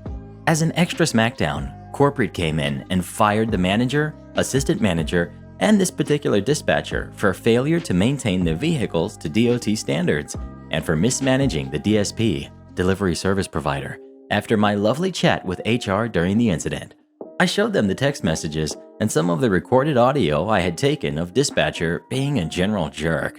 A week later, and we had a temp management comprised of corporate operations that would oversee the vans getting replaced with less crappy ones, training new management, and of course, giving training on what to do if you have a vehicle fail like that, and granting drivers some maintenance permissions. Entitled Mom demands I give her spoiled kid my blanket during a drill. So, fair warning, this did happen a bit ago, but I wasn't permitted internet at the time this all went down. I was at a rehab facility for those with mental illness and/or behavioral issues. I have really bad PTSD and depression, and I was in a really dark place, which is why I was there. Our parents weren't allowed to stay here with us, but parents did come and visit occasionally, and today, a girl's mother was visiting her. This girl wasn't very well liked. She acted spoiled, entitled to everything, and would routinely insult other people. She's the entitled kid. I'll call her Martha. The whole group was glad to be away from Martha while she visited her mom in a separate area. I was one of the older kids. I was 16 while Martha was 15, and the other girl involved in the story, we'll call her May, was 14. May and I were particularly close. May shared a name similar to my younger sister and was the same age, so I saw her as a younger sibling figure and took care of her a lot. While she was 14, she acted a lot younger, so I kind of ended up caring for her, especially seeing as the staff could be quite neglectful of our emotional needs. On this particular night, I was laying down in my bed. It wasn't super late. It was only around 8:30. Visiting hours for parents end at 9-ish. But I happened to be pretty tired and was laying down half asleep. And then my ears were invaded with a blaring noise. Someone pulled the fire alarm, meaning we had to evacuate the whole huge building. This had happened twice before, so I was rather prepared. Kids happen to pull the fire alarm here a lot, looking to cause trouble or escape or whatever. It was pretty cold and rainy out, so I threw on my shoes and grabbed a blanket I had brought from home. I was sensitive to noise and got overwhelmed pretty easily, so evacuating a crowded building full of people and noise wasn't fun, especially considering how I had hit my head on the way out, so my head was already pounding. While all this was not very fun, neither was sitting out in the cold, damp atmosphere afterwards. A kid tried running away, and another tried fighting a staff member, so I was naturally pretty on edge at the time, as were most of the other kids. Martha and her mom were talking about something or other. I tried to keep as much distance as I could between us without getting in trouble. Then May came up to me. She was barefoot on the pavement in her PJs. She hadn't managed to bring anything outside with her. I felt bad, so I opened up my blanket and let her in so she could stay warm. She didn't even have shoes, so this was the least I could do. I did my best to comfort her through everything that was happening, when, mid-conversation, Martha approached us and began tugging on my blanket. A moment passed, and she looked at me and said, Can I come in? Now, considering that Martha was fully dressed, totally okay, called me fat on multiple occasions, and made fun of May's brother and made her cry, I decided to say, no, sorry, I can't fit anyone else. Martha continued to try and get in my blanket, but I had no obligation to her, and it wasn't a particularly big blanket. It didn't even cover my mattress or reach my feet when draped over me, and I'm pretty short. After pestering me for a bit, Martha huffed and walked off, and I assumed it was over, until her mother came over, with her hanging back a few paces. Now, it's kind of super against the rules here to speak to any kids who aren't yours here, so I was surprised when this lady started talking to me. The staff were tied up with the runners and the fighters, but our conversation went something like this. The mom went up to my face and began speaking to me in a raised tone of voice. Again, I'm noise sensitive, so not fun. Her, Let my daughter use your blanket. Me, I'm sorry, but no. Nobody else can fit, and the other girl here doesn't have shoes. Her. But my daughter is so cold. I think she needs it more than you two do. Keep in mind that this blanket is mine, something I brought from home to this place. Me. I'm sorry, miss, but it's mine. I can't give my blanket to your daughter. This lady is now holding the hem of my blanket like she's about to yank it from us and is full on yelling at us. May and I are flinching. She's scared, and I'm really bad with yelling. Her. You can't hog this blanket all to yourselves. If you can't share, then you should give Martha the blanket. At this point, her yelling attracted a few staff members who weren't caught up with all the behavioral kids, who told her that she wasn't allowed to talk to us. She kept complaining about how unfair it was that I had a blanket and her poor dear daughter had to freeze. I spent the rest of the drill comforting May, who was crying because she had been yelled at. Entitled mom parks in front of my house and fails to realize her own hypocrisy. I'll try to make the backstory quick, but there's a few things you should know before I get to the story. My neighborhood is all street parking with no lines or signage. You can park anywhere, but there are some unwritten rules that us neighbors tend to follow to keep the chaos at a minimum. I'll explain further down. I actually posted in this sub about this same woman in my neighborhood previously. If you go to my post history, she's the woman who yelled at my now husband for parking in front of our home, giving such reasons as, "Nobody knows you. You're new." We weren't, and "I have a baby." Anyway, time passed and we became friendly-ish. Like I would wave and smile if I saw her because, don't crap where you eat. Anyway, since that last story, I have become a mom. There is a very coveted parking space on the corner in front of our house that my nice neighbor usually left her car parked in eternally. She never moved it, but after my son was born, she ended up needing to sell that car that she never drove and told me to park on the corner as much as I like. I was extremely grateful for this. Everyone else in the neighborhood respected this as well, not because they had to, but because they were very kind to us. After a few months of parking bliss, entitled mom decided to take advantage of the situation. She lives with her now 10-year-old son in the house directly across the street from me. The one unwritten rule I mentioned before that all my neighbors respect is that we don't park on the sides of the street opposite our homes. Our street is all townhomes and houses are in close quarters with multiple drivers per unit. If there isn't parking on the main street, then we usually use the side streets. Now, because this rule isn't a law, I wasn't too mad at this entitled mom for parking in the corner spot that my neighbor and I were sharing. She can legally park wherever she likes, but day after day of this happening and having to lug groceries and my heavy baby carrier down the street, back and forth, I started getting exasperated. She was also making my neighbor on my other side upset because she wouldn't pull all the way up to the corner and he wouldn't be able to fit his truck in the spot behind her. Things started escalating when I found out that my nice neighbor was really mad at this entitled mom and I think may have confronted her about it, possibly on my behalf. I was trying not to stoop down to entitled mom's level by getting mad or yelling about it, but things escalated even further when I heard her yelling outside my window. It was hot out, my car was parked in the corner spot, and I was sitting in my bedroom at my desk by my open window when I heard, "This jerk keeps parking in my spot." I looked up and saw her walking from the side street on my side of the street and chatting with another woman about it very casually. I was so shocked. I actually laughed because I had suspected she was parking there not out of a lack of spots in her side of the street, but specifically because she wanted that exact spot. And I was right. My husband told me I was crazy. I couldn't wait to tell him about it when he got home from work, and we had a good laugh about it. The final event so far that encouraged me to make this post happened several months later. We've been playing this game of who gets the spot all winter, and now my son is 9 months, teething and generally giving me a pretty hard time most days, so I will admit I'm not in the best mindset at the end of the day. My husband calls and tells me he's on his way home with groceries. I went out and moved my car so that he could park his car there and we could all quickly unload the groceries together. I swear, by the time I walked back up to my house, this entitled mom had slid right into the space I had made. Again, I know I can't be mad because you can park anywhere you want legally, but at this time of day, I had absolutely had it, so I confronted her nicely. I know her name, so assume when I say entitled mom that I'm saying her name. I said, "Excuse me, entitled mom. Hi, how are you?" Entitled mom, "Hi, good." And she keeps walking away. I'm guessing she either didn't want to talk or thought I was just being nice and saying hi. Me. Hey, would you mind moving your car? I actually just moved my car out of that space so that my husband could park there and we could unload our groceries. Entitled Mom. That doesn't make it your spot. Me. No, you're right, it doesn't. I'm just asking for a favor so that we don't have to haul our groceries several blocks from our house. Entitled Mom. The spot was open and I took it. Me. Yes, I know, but I'm asking nicely if you would please allow my husband to park here this time. Entitled Mom.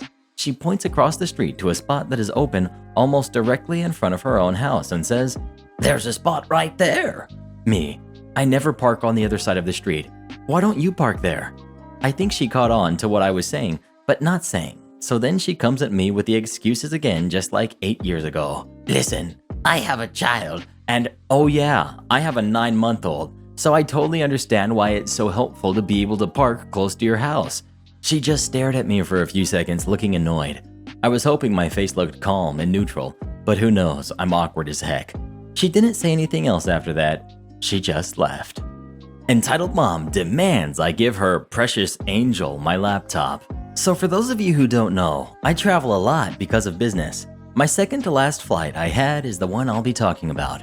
4 months ago, I was on a Delta Airlines flight from JFK Airport, New York, to LAX, California. A few minutes after we took off, a boy started running down the aisle beside my seat. He looked like he was about 5 or 6, so it didn't matter to me much, except for the fact that I was wondering where his parents were. He kept going on for about 10 minutes until a flight attendant told him to sit down. It revealed that his seat was directly behind me, which kind of sucked because I didn't know if he was going to have a tantrum in the middle of the flight. After we reached our cruising altitude, I decided to pull out my laptop and watch some Netflix, as I couldn't do much more than fiddle with the settings. This was around the time that boy started running down the aisle again. When he reached the front of the plane and began running towards his seat, he stopped and looked at my laptop. The following conversation ensued. Boy. Whoa, is that an iPad? Me. No, buddy, it's a laptop. It's a mini computer. Do you have any games on it? No, I use it for work when I'm traveling. Then what's that? He started pointing at my screen. It's a movie. Since I can't do any work right now, I started watching this. But if you're not using it, why can't I use it? Buddy, the answer is no. I can't trust you with it because I don't know if you'll damage it or not. Okay, fine. He seemed to understand, so he walked back to his seat. I put on my headphones and unpaused the movie.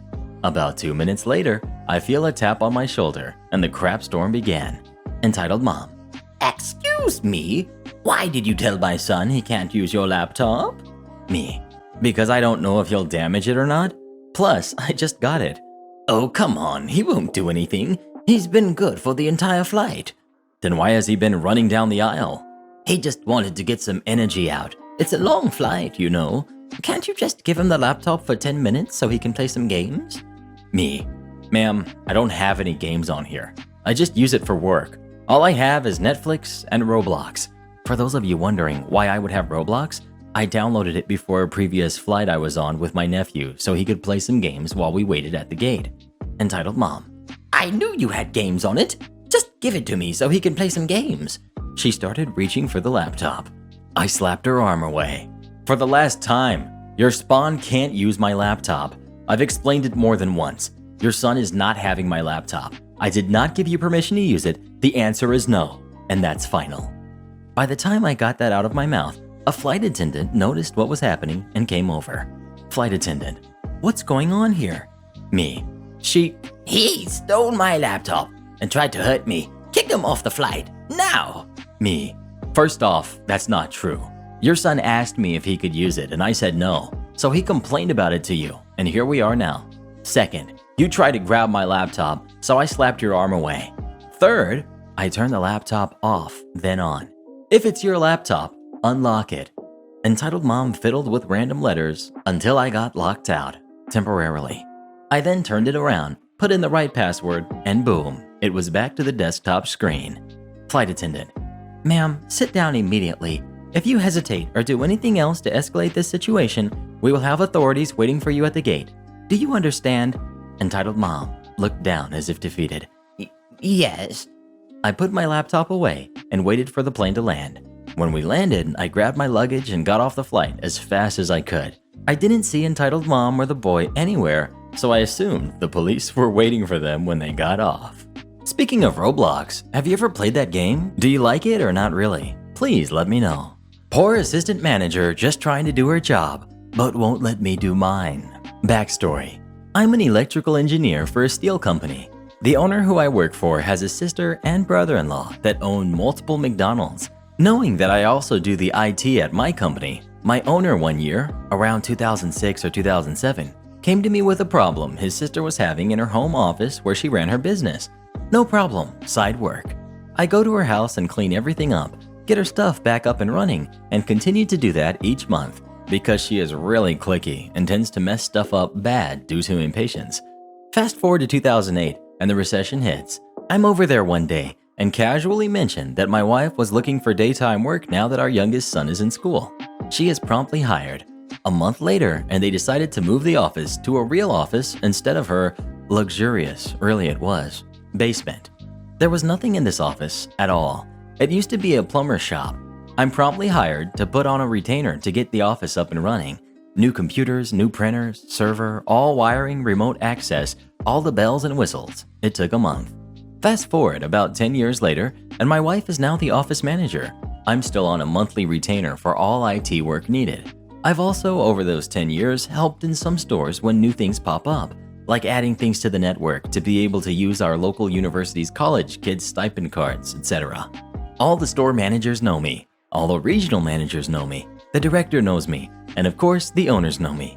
Heck, we all go out once a year on a bus trip to Cleveland or someplace and party together. Now, the night in question, my wife and I had just gotten done having a few drinks after work, and we were making our way back to our house about 6 blocks away when I decided to go get a dinner box from one of our McDonald's for us and our 2 sons still living with us. 2 Big Macs, 2 regular cheeseburgers, 10-piece chicken McNuggets, and 4 small fries. I pull into the drive-thru and place the order. The young lady instantly comes back and says they are not accepting credit cards currently and can only accept cash. I'm confused for a second because cashless, as they call it, only goes down briefly around 2 a.m. for some audit or something, my wife says. It's 9 p.m. I have cash on me, so it isn't an issue. I get to the window and pay and ask about cashless being down to the girl, whom me or my wife don't know. McDonald's turnover rate, you get it. She briefly mentions something about one of the readers being knocked over, so I just say, okay, I'll be right in. She looks at me a little curious, but says nothing. I park in, walk in the side door with my wife to try and sort out what's going on, when the young lady says that I'm not permitted behind the counter. I get it, you don't know me, or my wife, so I ask her to get her shift manager real fast. She does, and just my bad luck, it's an assistant manager that had just recently been promoted, and I don't know her either, nor does my wife. I try to explain that I work IT for the office, which she can see if you look over my right shoulder out the window, and that I was going to look and see what was going on with the cash list to try to get it back up. I introduce my wife by name and mention that she's the office manager at the main office, and I point and can vouch for me. She still isn't letting me behind the counter. I'm not angry or upset about this, as she really is just doing her job, and nicely as well. I nod understandingly and pull out my phone. I swipe through my contacts and stop at the store manager and bring it up and show her asking if we should call her by name. I swipe through my contacts again to the regional manager and do the same thing, showing her my phone and calling her by name. I then do the same thing with the director of operations and then both owners.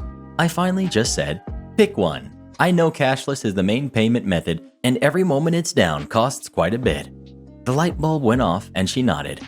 My wife, the beautiful social butterfly she is, strikes up a conversation with the newly promoted assistant manager and starts talking shop as I head to the drive-thru to begin diagnosing things. Someone had accidentally knocked over one of the card readers, and they aren't small. A quick inspection revealed that the port had somehow got multiple of the contacts bent. Some were shorting together. I'm assuming the ones that were shorting were causing the main hub of it to flip out, so I set about trying to bend the pins back into shape somewhat. I plug everything back in, reboot it, and voila! Cashless is back in 5 minutes. The assistant manager thanks me, and I just say to leave a little note that I was here and what I did. My wife says she'll also mention it in the office to the regional managers. I got an "attaboy" from the owners for that one, and a free chocolate shake. Entitled mom demands bride be less happy on her wedding day. So let me preface this saying this is my mom's story, not mine. I don't know all the details because I know it's a painful memory and I don't want to make her relive it. The characters will be my mom, entitled sister, and my dad. My mom is the youngest of two girls. She and my dad went to high school together, but didn't start dating until they were both in college. It was a chance meeting that they ran into each other in a bar. Cute story. Still happily married and in love 23 years later. It all started when my mom got engaged. My aunt was so upset because she wasn't engaged first, even though she was older. Throughout all the planning, she was pouting and kind of cold towards my mom. So the day of the wedding comes. My mom is getting ready with her bridesmaids. She is marrying the guy she has had a crush on since high school. She has her perfect venue, and she's wearing her grandmother's, my great-grandmother's, dress. Everything is going absolutely perfect until my aunt starts crying. My mom tried to comfort her because she is the most selfless woman in the world. Even though she was getting married in mere hours, she was focused on her sister. A little while later, after my aunt ran off, my grandmother pulled my mom aside. Like I said, I don't know every detail, but the conversation went something like this. Entitled mom. Hey, you're really making entitled sister upset. My mom, confused. What did I do? You're way too happy, and it's making her upset that she didn't get married before you. My mom. Pardon me? Entitled mom. Can you just be a little less happy? My mom was in shock. This was supposed to be the happiest day of her life, and here was her mother telling her to be less happy, so her sister didn't get upset. My mom's whole life, she was always told to set her accomplishments aside so her sister felt special too. When she was younger, she was told by her parents she would never go to college because she had a hard time in school, dyslexia and ADD before professional help was available. My mom defied all odds and graduated with a master's degree. Can you guess who got all the glory for graduating from college? You guessed it, my aunt. And on this day, my mom wasn't having it. My mom. Look, Mom, I'm sorry that entitled sister is upset, but today is about me and the groom. We're happy, and I'm not going to hide that or pretend I'm not, just so entitled sister won't be sad. Today is the happiest day of my life, and I'm not giving that up for anyone. My grandmother shut up after that. She did give my mother a disapproving look though. I don't even need to have been there to see it. My mom still gets them all the time. After that, the wedding was perfect. My mother still talks about it with stars in her eyes. Now, my mother still has to deal with their crap sometimes, but she also has told my dad and us kids, 2 of us are adults now, to help stand up for her. She's very happy, and I'm so glad she stood up for herself. There are a few stories like this that I know about, but this one makes me the saddest. I'm just glad she didn't let it ruin her wedding day. I told my mom about all the support she got in this post and how many upvotes it has, and she got so happy, joking that she was Reddit famous and was so overjoyed that everyone was so kind. Would you ever act less happy if someone asked you to? Please let me know. Entitled mom thinks if my garage door is open, she and her bratty son can search for it and take what they want. I've been lurking here and have been afraid to post because I'm awkward and don't know if my stories will be as well liked as everyone else's. So here goes. I am posting from my phone, so might be some mistakes. The stars. We've got myself from about 16 years ago. I'm 28, so I was 14 at the time. We've got entitled mom, my neighbor from across the street, a self-entitled mother. We've got B5K, her 5-year-old kid who's obsessed with other people's stuff. The scene, my garage. During the summer between 7th and 8th grade, my parents would go to work and leave me with a giant list of chores so overwhelming I wouldn't even try. Also, I live in Texas, so it would sometimes be too hot to try. One day, to avoid being crapped on, I decided I would attempt to do the chore, clean out the garage. My parents hoard crap, and they get upset when they can't find what they want. And my stepfather just buys crap and doesn't even try to put it somewhere. So it's my job to organize the garage so that my mom can actually park her car. I'm moving stuff around for a few hours and I'm sweaty and hot, and all it looked like I was really doing anyway was just removing the mess. I came across my tricycle from when I was younger. I put it outside on the driveway so I can try to find a place for it later. I decide to take a break and go inside, fix some lunch. A couple minutes later, I hear rummaging in the garage and something break. I thought it was my cat. I look. It was B5K. Sounds like a Star Wars droid name. Searching through the place, looking around like he just found good treasure. Me. Hey, B5K, where's your brother? He's grounded till Monday. Me. Well, you should go home and play with him. What did you break? Kid looks like he's gonna cry. Me. Listen, I don't play unless your brother is there too. Please go home. So I close the door. I thought that was the end of it. I go back to my food and VH1 music videos. When I'm done, I go back outside and I notice something is missing. The tricycle is gone. I knew who took it, B5K. So I get on my bike and ride it around the block. I catch up to B5K in almost no time at all. He tried to start pedaling faster, but it's a tricycle, so it's not like you can do that. I want everyone to know this. This was no plastic thing that leans back. This was made out of metal and looked almost like a very small bike. So anyway, I yell at the kid to stop. He starts crying and ignores me. I pedal up to him and get in front of him. He rides into my bike and falls. I don't help him up, but I take my trike back. I put it inside the house and then go back outside to finish up in my garage. Now from across the street to the left, I hear B5K yelling to someone. I assumed it was his older sister. She was a year behind me and didn't usually care about the stuff he complained about. So I expected her to come over here and just give me a little crap playfully and then go home. I go back to my chore and then I feel someone prod me between my shoulder blades. I assumed this to be his sister, so I turned around, ready for a pretty smile and a sarcastic chewing out. I was ill prepared for this because it was entitled Mom in all her rage. Entitled Mom. What did you steal from my son? Me. Nothing. My son says you took something from him while he was playing. Where is it? Me. I didn't give him a thing. He tried to steal my tricycle. Where is it? Not telling you. You could have heard him. Me. I look at her very confused. He was only playing. Give him his tricycle back. His tricycle? He got it from my garage. Well, you're too old for it. Me. Look, lady, I'm just trying to finish a job so that I don't have to worry about it. Please walk away. I pulled my flip phone out of my pocket and called my mom. Entitled Mom promised to have my trike back when my mother came home and picked up her little thief and left. Did you ever have a tricycle of your own? Or how about rollerblades, skateboards, or a scooter? Please let me know. My uncle's entitled ex-girlfriend ruined the day I was born. My parents have told this story numerous times, and I have relayed it on occasion to anyone who found it interesting. Although in this case, the person of interest isn't an entitled parent per se, she wasn't at the time, but who's to say so now over 20 years later? I believe it still fits for this subreddit. By the time I was born, my parents were already familiar with the birthing process, as they had had quite a few kids before me. My mother knew how she wanted to do it and who she wanted to be there for it. At this point, it was practically routine. My father's brother is a great guy, but kind of a pushover in romantic relationships. He had been dating around for quite some time, but none of his previous girlfriends had ended up being marriage potential. Unfortunately, neither was this one. At the time of my birth, nobody had really met his girlfriend. They had heard of her, seen her maybe once or twice, but the relationship hadn't been cemented yet. It was late on a Wednesday evening when my mother awoke my dad and announced that the baby was on the way. They quickly packed up their things, calling nearby family members to let them know they were on their way to the hospital. My grandparents arrived around the same time as them, as well as a couple of my husband's brothers.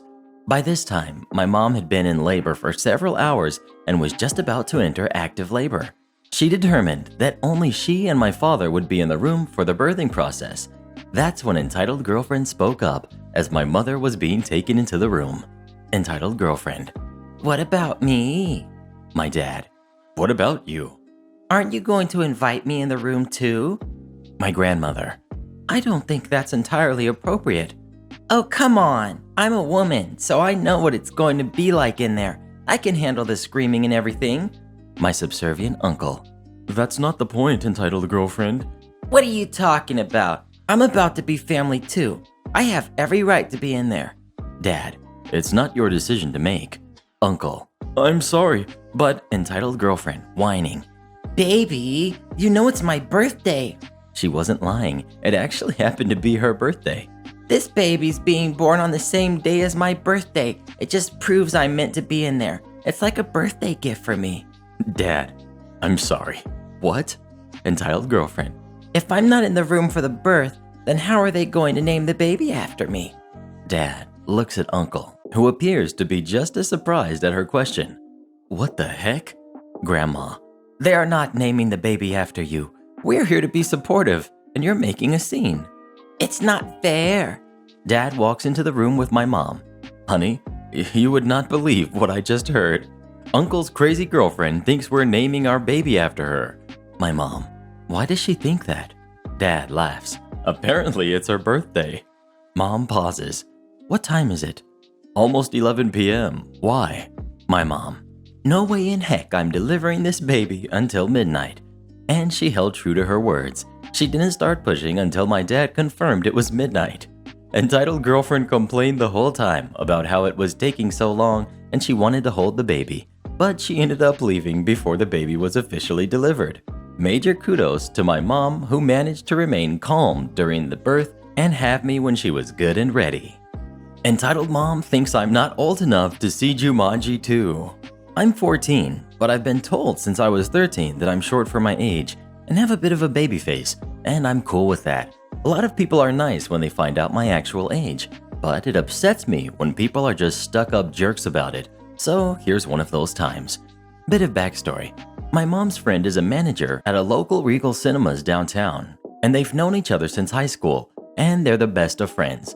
It's important to the story to know that he was at my 13th and 14th birthday. Anyways, on to the story. Cast. We've got me.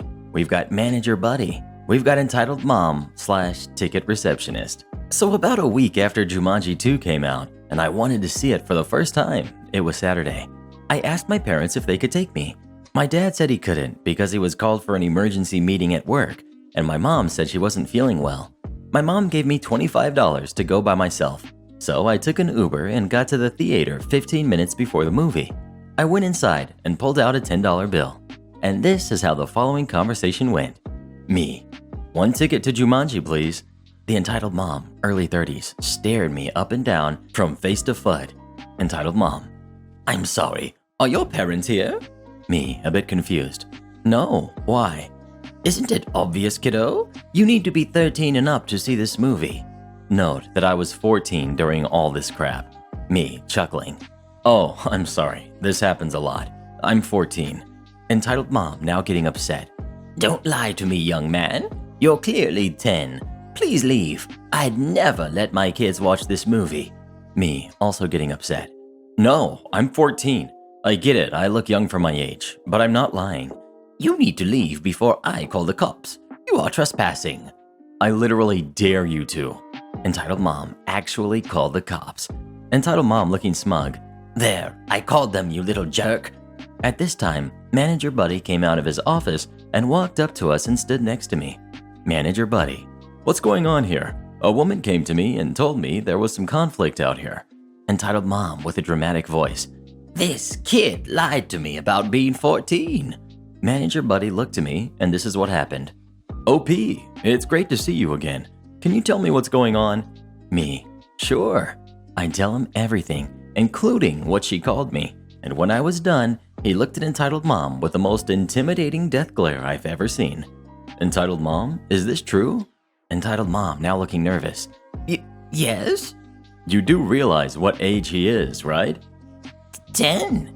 No, he's 14. I was at his birthday. Entitled mom is silent. What other crap did you do? I called the police. You called the police on him? I thought he was 10. He wouldn't leave when I told him to. Entitled mom, we've talked about this twice. You don't call the cops on kids. You call me first and tell me to come down to sort this out. Entitled mom is silent. Manager Buddy with a calm voice. OP, go see your movie. It's on me. Me. Okay, thanks. The movie was great. I've always loved Kevin Hart. Anyways, after the movie, I went to Manager Buddy, and here's what happened. Hey, OP, don't worry, the cops were called off. An entitled mom was arrested for harassment and disturbing the peace. Did you like the movie? Me. Heck yeah, but one question, does entitled mom actually have kids? Yeah, unfortunately. Manager buddy and I both laughed hard at that. Entitled mom didn't get prison or jail time, but she got 3 months of therapy 2 times a week and 100 hours of community service. Clearance Karen, a special breed. In college, I was working at a bookstore. The company was Christian owned, and they made a pretty big deal about it, and all their merch was geared towards that clientele. So one fall, they were having a huge sale. A lot had been moved to clearance in our store, and several bonus coupons were in that month's mail-out. This woman, entitled woman, came in with her husband. They had filled, I kid you not, 12 handheld baskets with junk, and I mean junk. A lot of it was clearanced because it was damaged or broken in some minor way. I patiently rang them all up, secretly excited how the sale would look on my numbers for the week. I made small talk about the weather and her items. Oh, this candle smells nice, like usual, and I thought all was going great. At the end of the purchase, I asked if she had any coupons. She handed me a 20% off her entire purchase and I scanned it. It brought the total down from over $500 to about $450 because it only applied to the non-clearance items, as explained in bold letters below the big 20% text. Entitled lady, that coupon is for 20% off. You didn't take 20% off. Me, the coupon can only take 20% off the regularly priced items, ma'am. I hurried to scroll back through the running list on my screen. It looks like it took 20% off all of the non-clearance items. Entitled lady huffs and digs in her bag, producing the sale ad and handing me several more coupons. One was able to take an additional 10% off a book. It was book specific, and another took a few dollars off, but her total was still well over $400. Another coupon was a buy one get one free. Buy 2 clearance items under $5, get the third free. I looked back over her purchase and saw she had about 30 $5 or less candles and other smaller items like bookmarks, highlighters, etc. Me, I can scan this coupon, but it'll only save you about $5. If you'd like, I can take off most of the items that are under $5. But I want to buy them all. Me, I understand that. Let me explain. I know how coupons work. You don't need to get snotty with me. I sighed and scanned the coupon. Why did that only take off $5? I bought more than 3 items, young lady. I plastered on my teacher face and smiled. Me, as I was trying to explain, it's only good for a total of 3 items per transaction. If you'd like, I can remove the other items from this transaction and then scan the rest up separately. That way you're still getting the same amount for free. I should probably mention that doing so was way against company policy, but as my assistant manager was always saying, we don't get paid enough to care when people are mad over $5. Just make it work. Entitled lady. So why won't it work on this transaction? Scan it again. You must not have done it right. Me, I can scan it again, but I can see that it won't work no matter how many times I scan it. The coupons that work and the items they apply to turn green.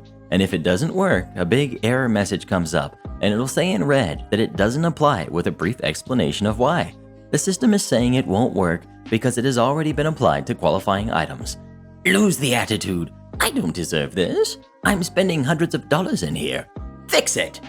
At this point, I wanted to throw my computer screen at her, but I know manager definitely gets paid enough to care about that. Instead, I plastered on another smile. Me, I'll scan the coupon again, and if you'd like to step to the side here, I'll show you my screen so you can see that it doesn't work that way no matter how many times I scan it. I'm not going to do your job for you. Make it work. I scanned the coupon again, and surprise, it didn't work. Me, as I've said, it's not going to work this way. Again, I'm more than happy to remove the items from your purchase and ring them out as separate transactions, but I can't make the computer accept the coupon. Well, that's not what I want. I want to buy these items, so I wouldn't have picked them out, would I? Now I'm just done. Me, I found that's why customers generally select items, yes. She blinks at me, and I'm now smiling with true joy. I've managed to silence her for a moment. Me, if you'd like, I can go get my manager and see if he knows anything I don't. I know he doesn't, but I figure I can offer anyway and pass the buck to him. Entitled lady. You should have offered that sooner. Go! As I'm walking to the other side of the checkout kiosk, I hear her say to husband, Hopefully manager is more competent than this jerk. I go up to the manager and he leans in and I start to explain, but he tells me he's been listening to the whole thing and I'm right. Don't worry. We were pretty close friends outside of work, and he knew I didn't mind confrontation at all. But he was in law school, so I knew entitled lady had it coming in some way. I handed manager the coupon and hung back while I labeled new merch. Manager tells the entitled lady, "What seems to be the problem, ma'am?" Entitled lady is now in full-on Karen mode. That cashier is inept, and because of her, I won't be buying anything. She should be fired. I expect better service from a Christian store. Manager, I'm sorry to hear you aren't satisfied with our procedures. May I? Entitled lady cuts him off and Rage explains what's happened, surprisingly accurately, and manager nods along sympathetically. Entitled lady, And your employee said you might be able to get the coupon to work, so I expect you to. I did the math, and this shouldn't be more than $200, so I won't be paying more than that. I trust that you can see to it that I get what I want. That's your job. Manager, I will certainly do everything I can. Manager scans the coupon, and once again, it's rejected. Let me call her over here. He waves me over and asks, "Which way were you scanning the coupon?" Instinctively, I swiped my hand in front of the scanner like I was holding a coupon, left to right. Manager, well, that's exactly what you're supposed to do. Now I can tell he's messing with her. Let me try it this way. He scans it right to left. Nope, still won't work. Let me see. Meanwhile, entitled lady has this smug grin like I'm about to be taught a lesson. Manager inputs the code manually and turns the screen all the way around, showing her the error. Manager, if you'll see here, this coupon has already been applied to as much merchandise as corporate allows. So, entitled lady then turns and storms out of the store. This store is pathetic. I won't ever be back. If a customer wants to use a coupon, you should let them. Husband follows her to the car, agreeing with her. When the door closes, manager turns to me and we're both nervous relief laughing, grateful the store is otherwise empty. Manager sent me to lunch, saying we'd reshelf her stuff in a bit. Halfway through my break, he comes in the back room. Manager, guess who just came back? Apparently, entitled lady sent husband in to buy everything full price, no coupon for anything. I worked at this store for another year, and she did the same thing about 6 months later. I saw her coming toward my register at the same time manager did, caught his eye, and went, "Nope, yours," and ducked under the counter to run to the back of the store. Manager wasn't happy with me, but after we both had left that day, he said, "I couldn't say this on the clock, but I was only mad about earlier because you ran before I could." Best manager ever. Karen pays €90 for 300 euros of groceries at self-checkout. Before we start, just a heads up, this is the story of my brother. So this happened yesterday, March 20th, and my brother was working. It was around 7 p.m., and there was this entitled lady who had her cart just fully loaded with a lot of stuff. Nothing wrong with it. But at the self-checkout, she scanned a few items, and she left €90, I believe. This was seen on cameras, and they called in my brother and his coworker to stop her while security was on their way. My brother and his coworker were near her. My brother and his coworker went to the exit to stop her, and the conversation goes like this. My brother, "Can you please stop here? Is it correct that you didn't pay for these items?" She obviously denied. His coworker, "We saw it on the cameras. Lying doesn't get you any further." Entitled woman, "I'm not lying." My brother, "Security is coming, so please wait here." Entitled lady, "It's unfair. All those people with loads of groceries, and me nothing? You arrest me?" Coworker, "Yeah, but they paid for it." Now the woman made fists and pushed her cart away and said, "This is unfair," and was ready to give my coworker and my brother a punch and was willing to fight and was about to. But before that happened, the security came and took her down, and she was now on the ground, not unconscious or anything. She then got taken away by the cops, and my brother and his coworker left to go work again, and that was about it. Imagine you used to work in an industry that you're not proud of. Your husband's daughter finds out and starts telling the entire family about it at the dinner table. That's exactly what happens in our next story, the one that just popped up on your screen. Give it a tap, come have a listen. You won't believe what happens next.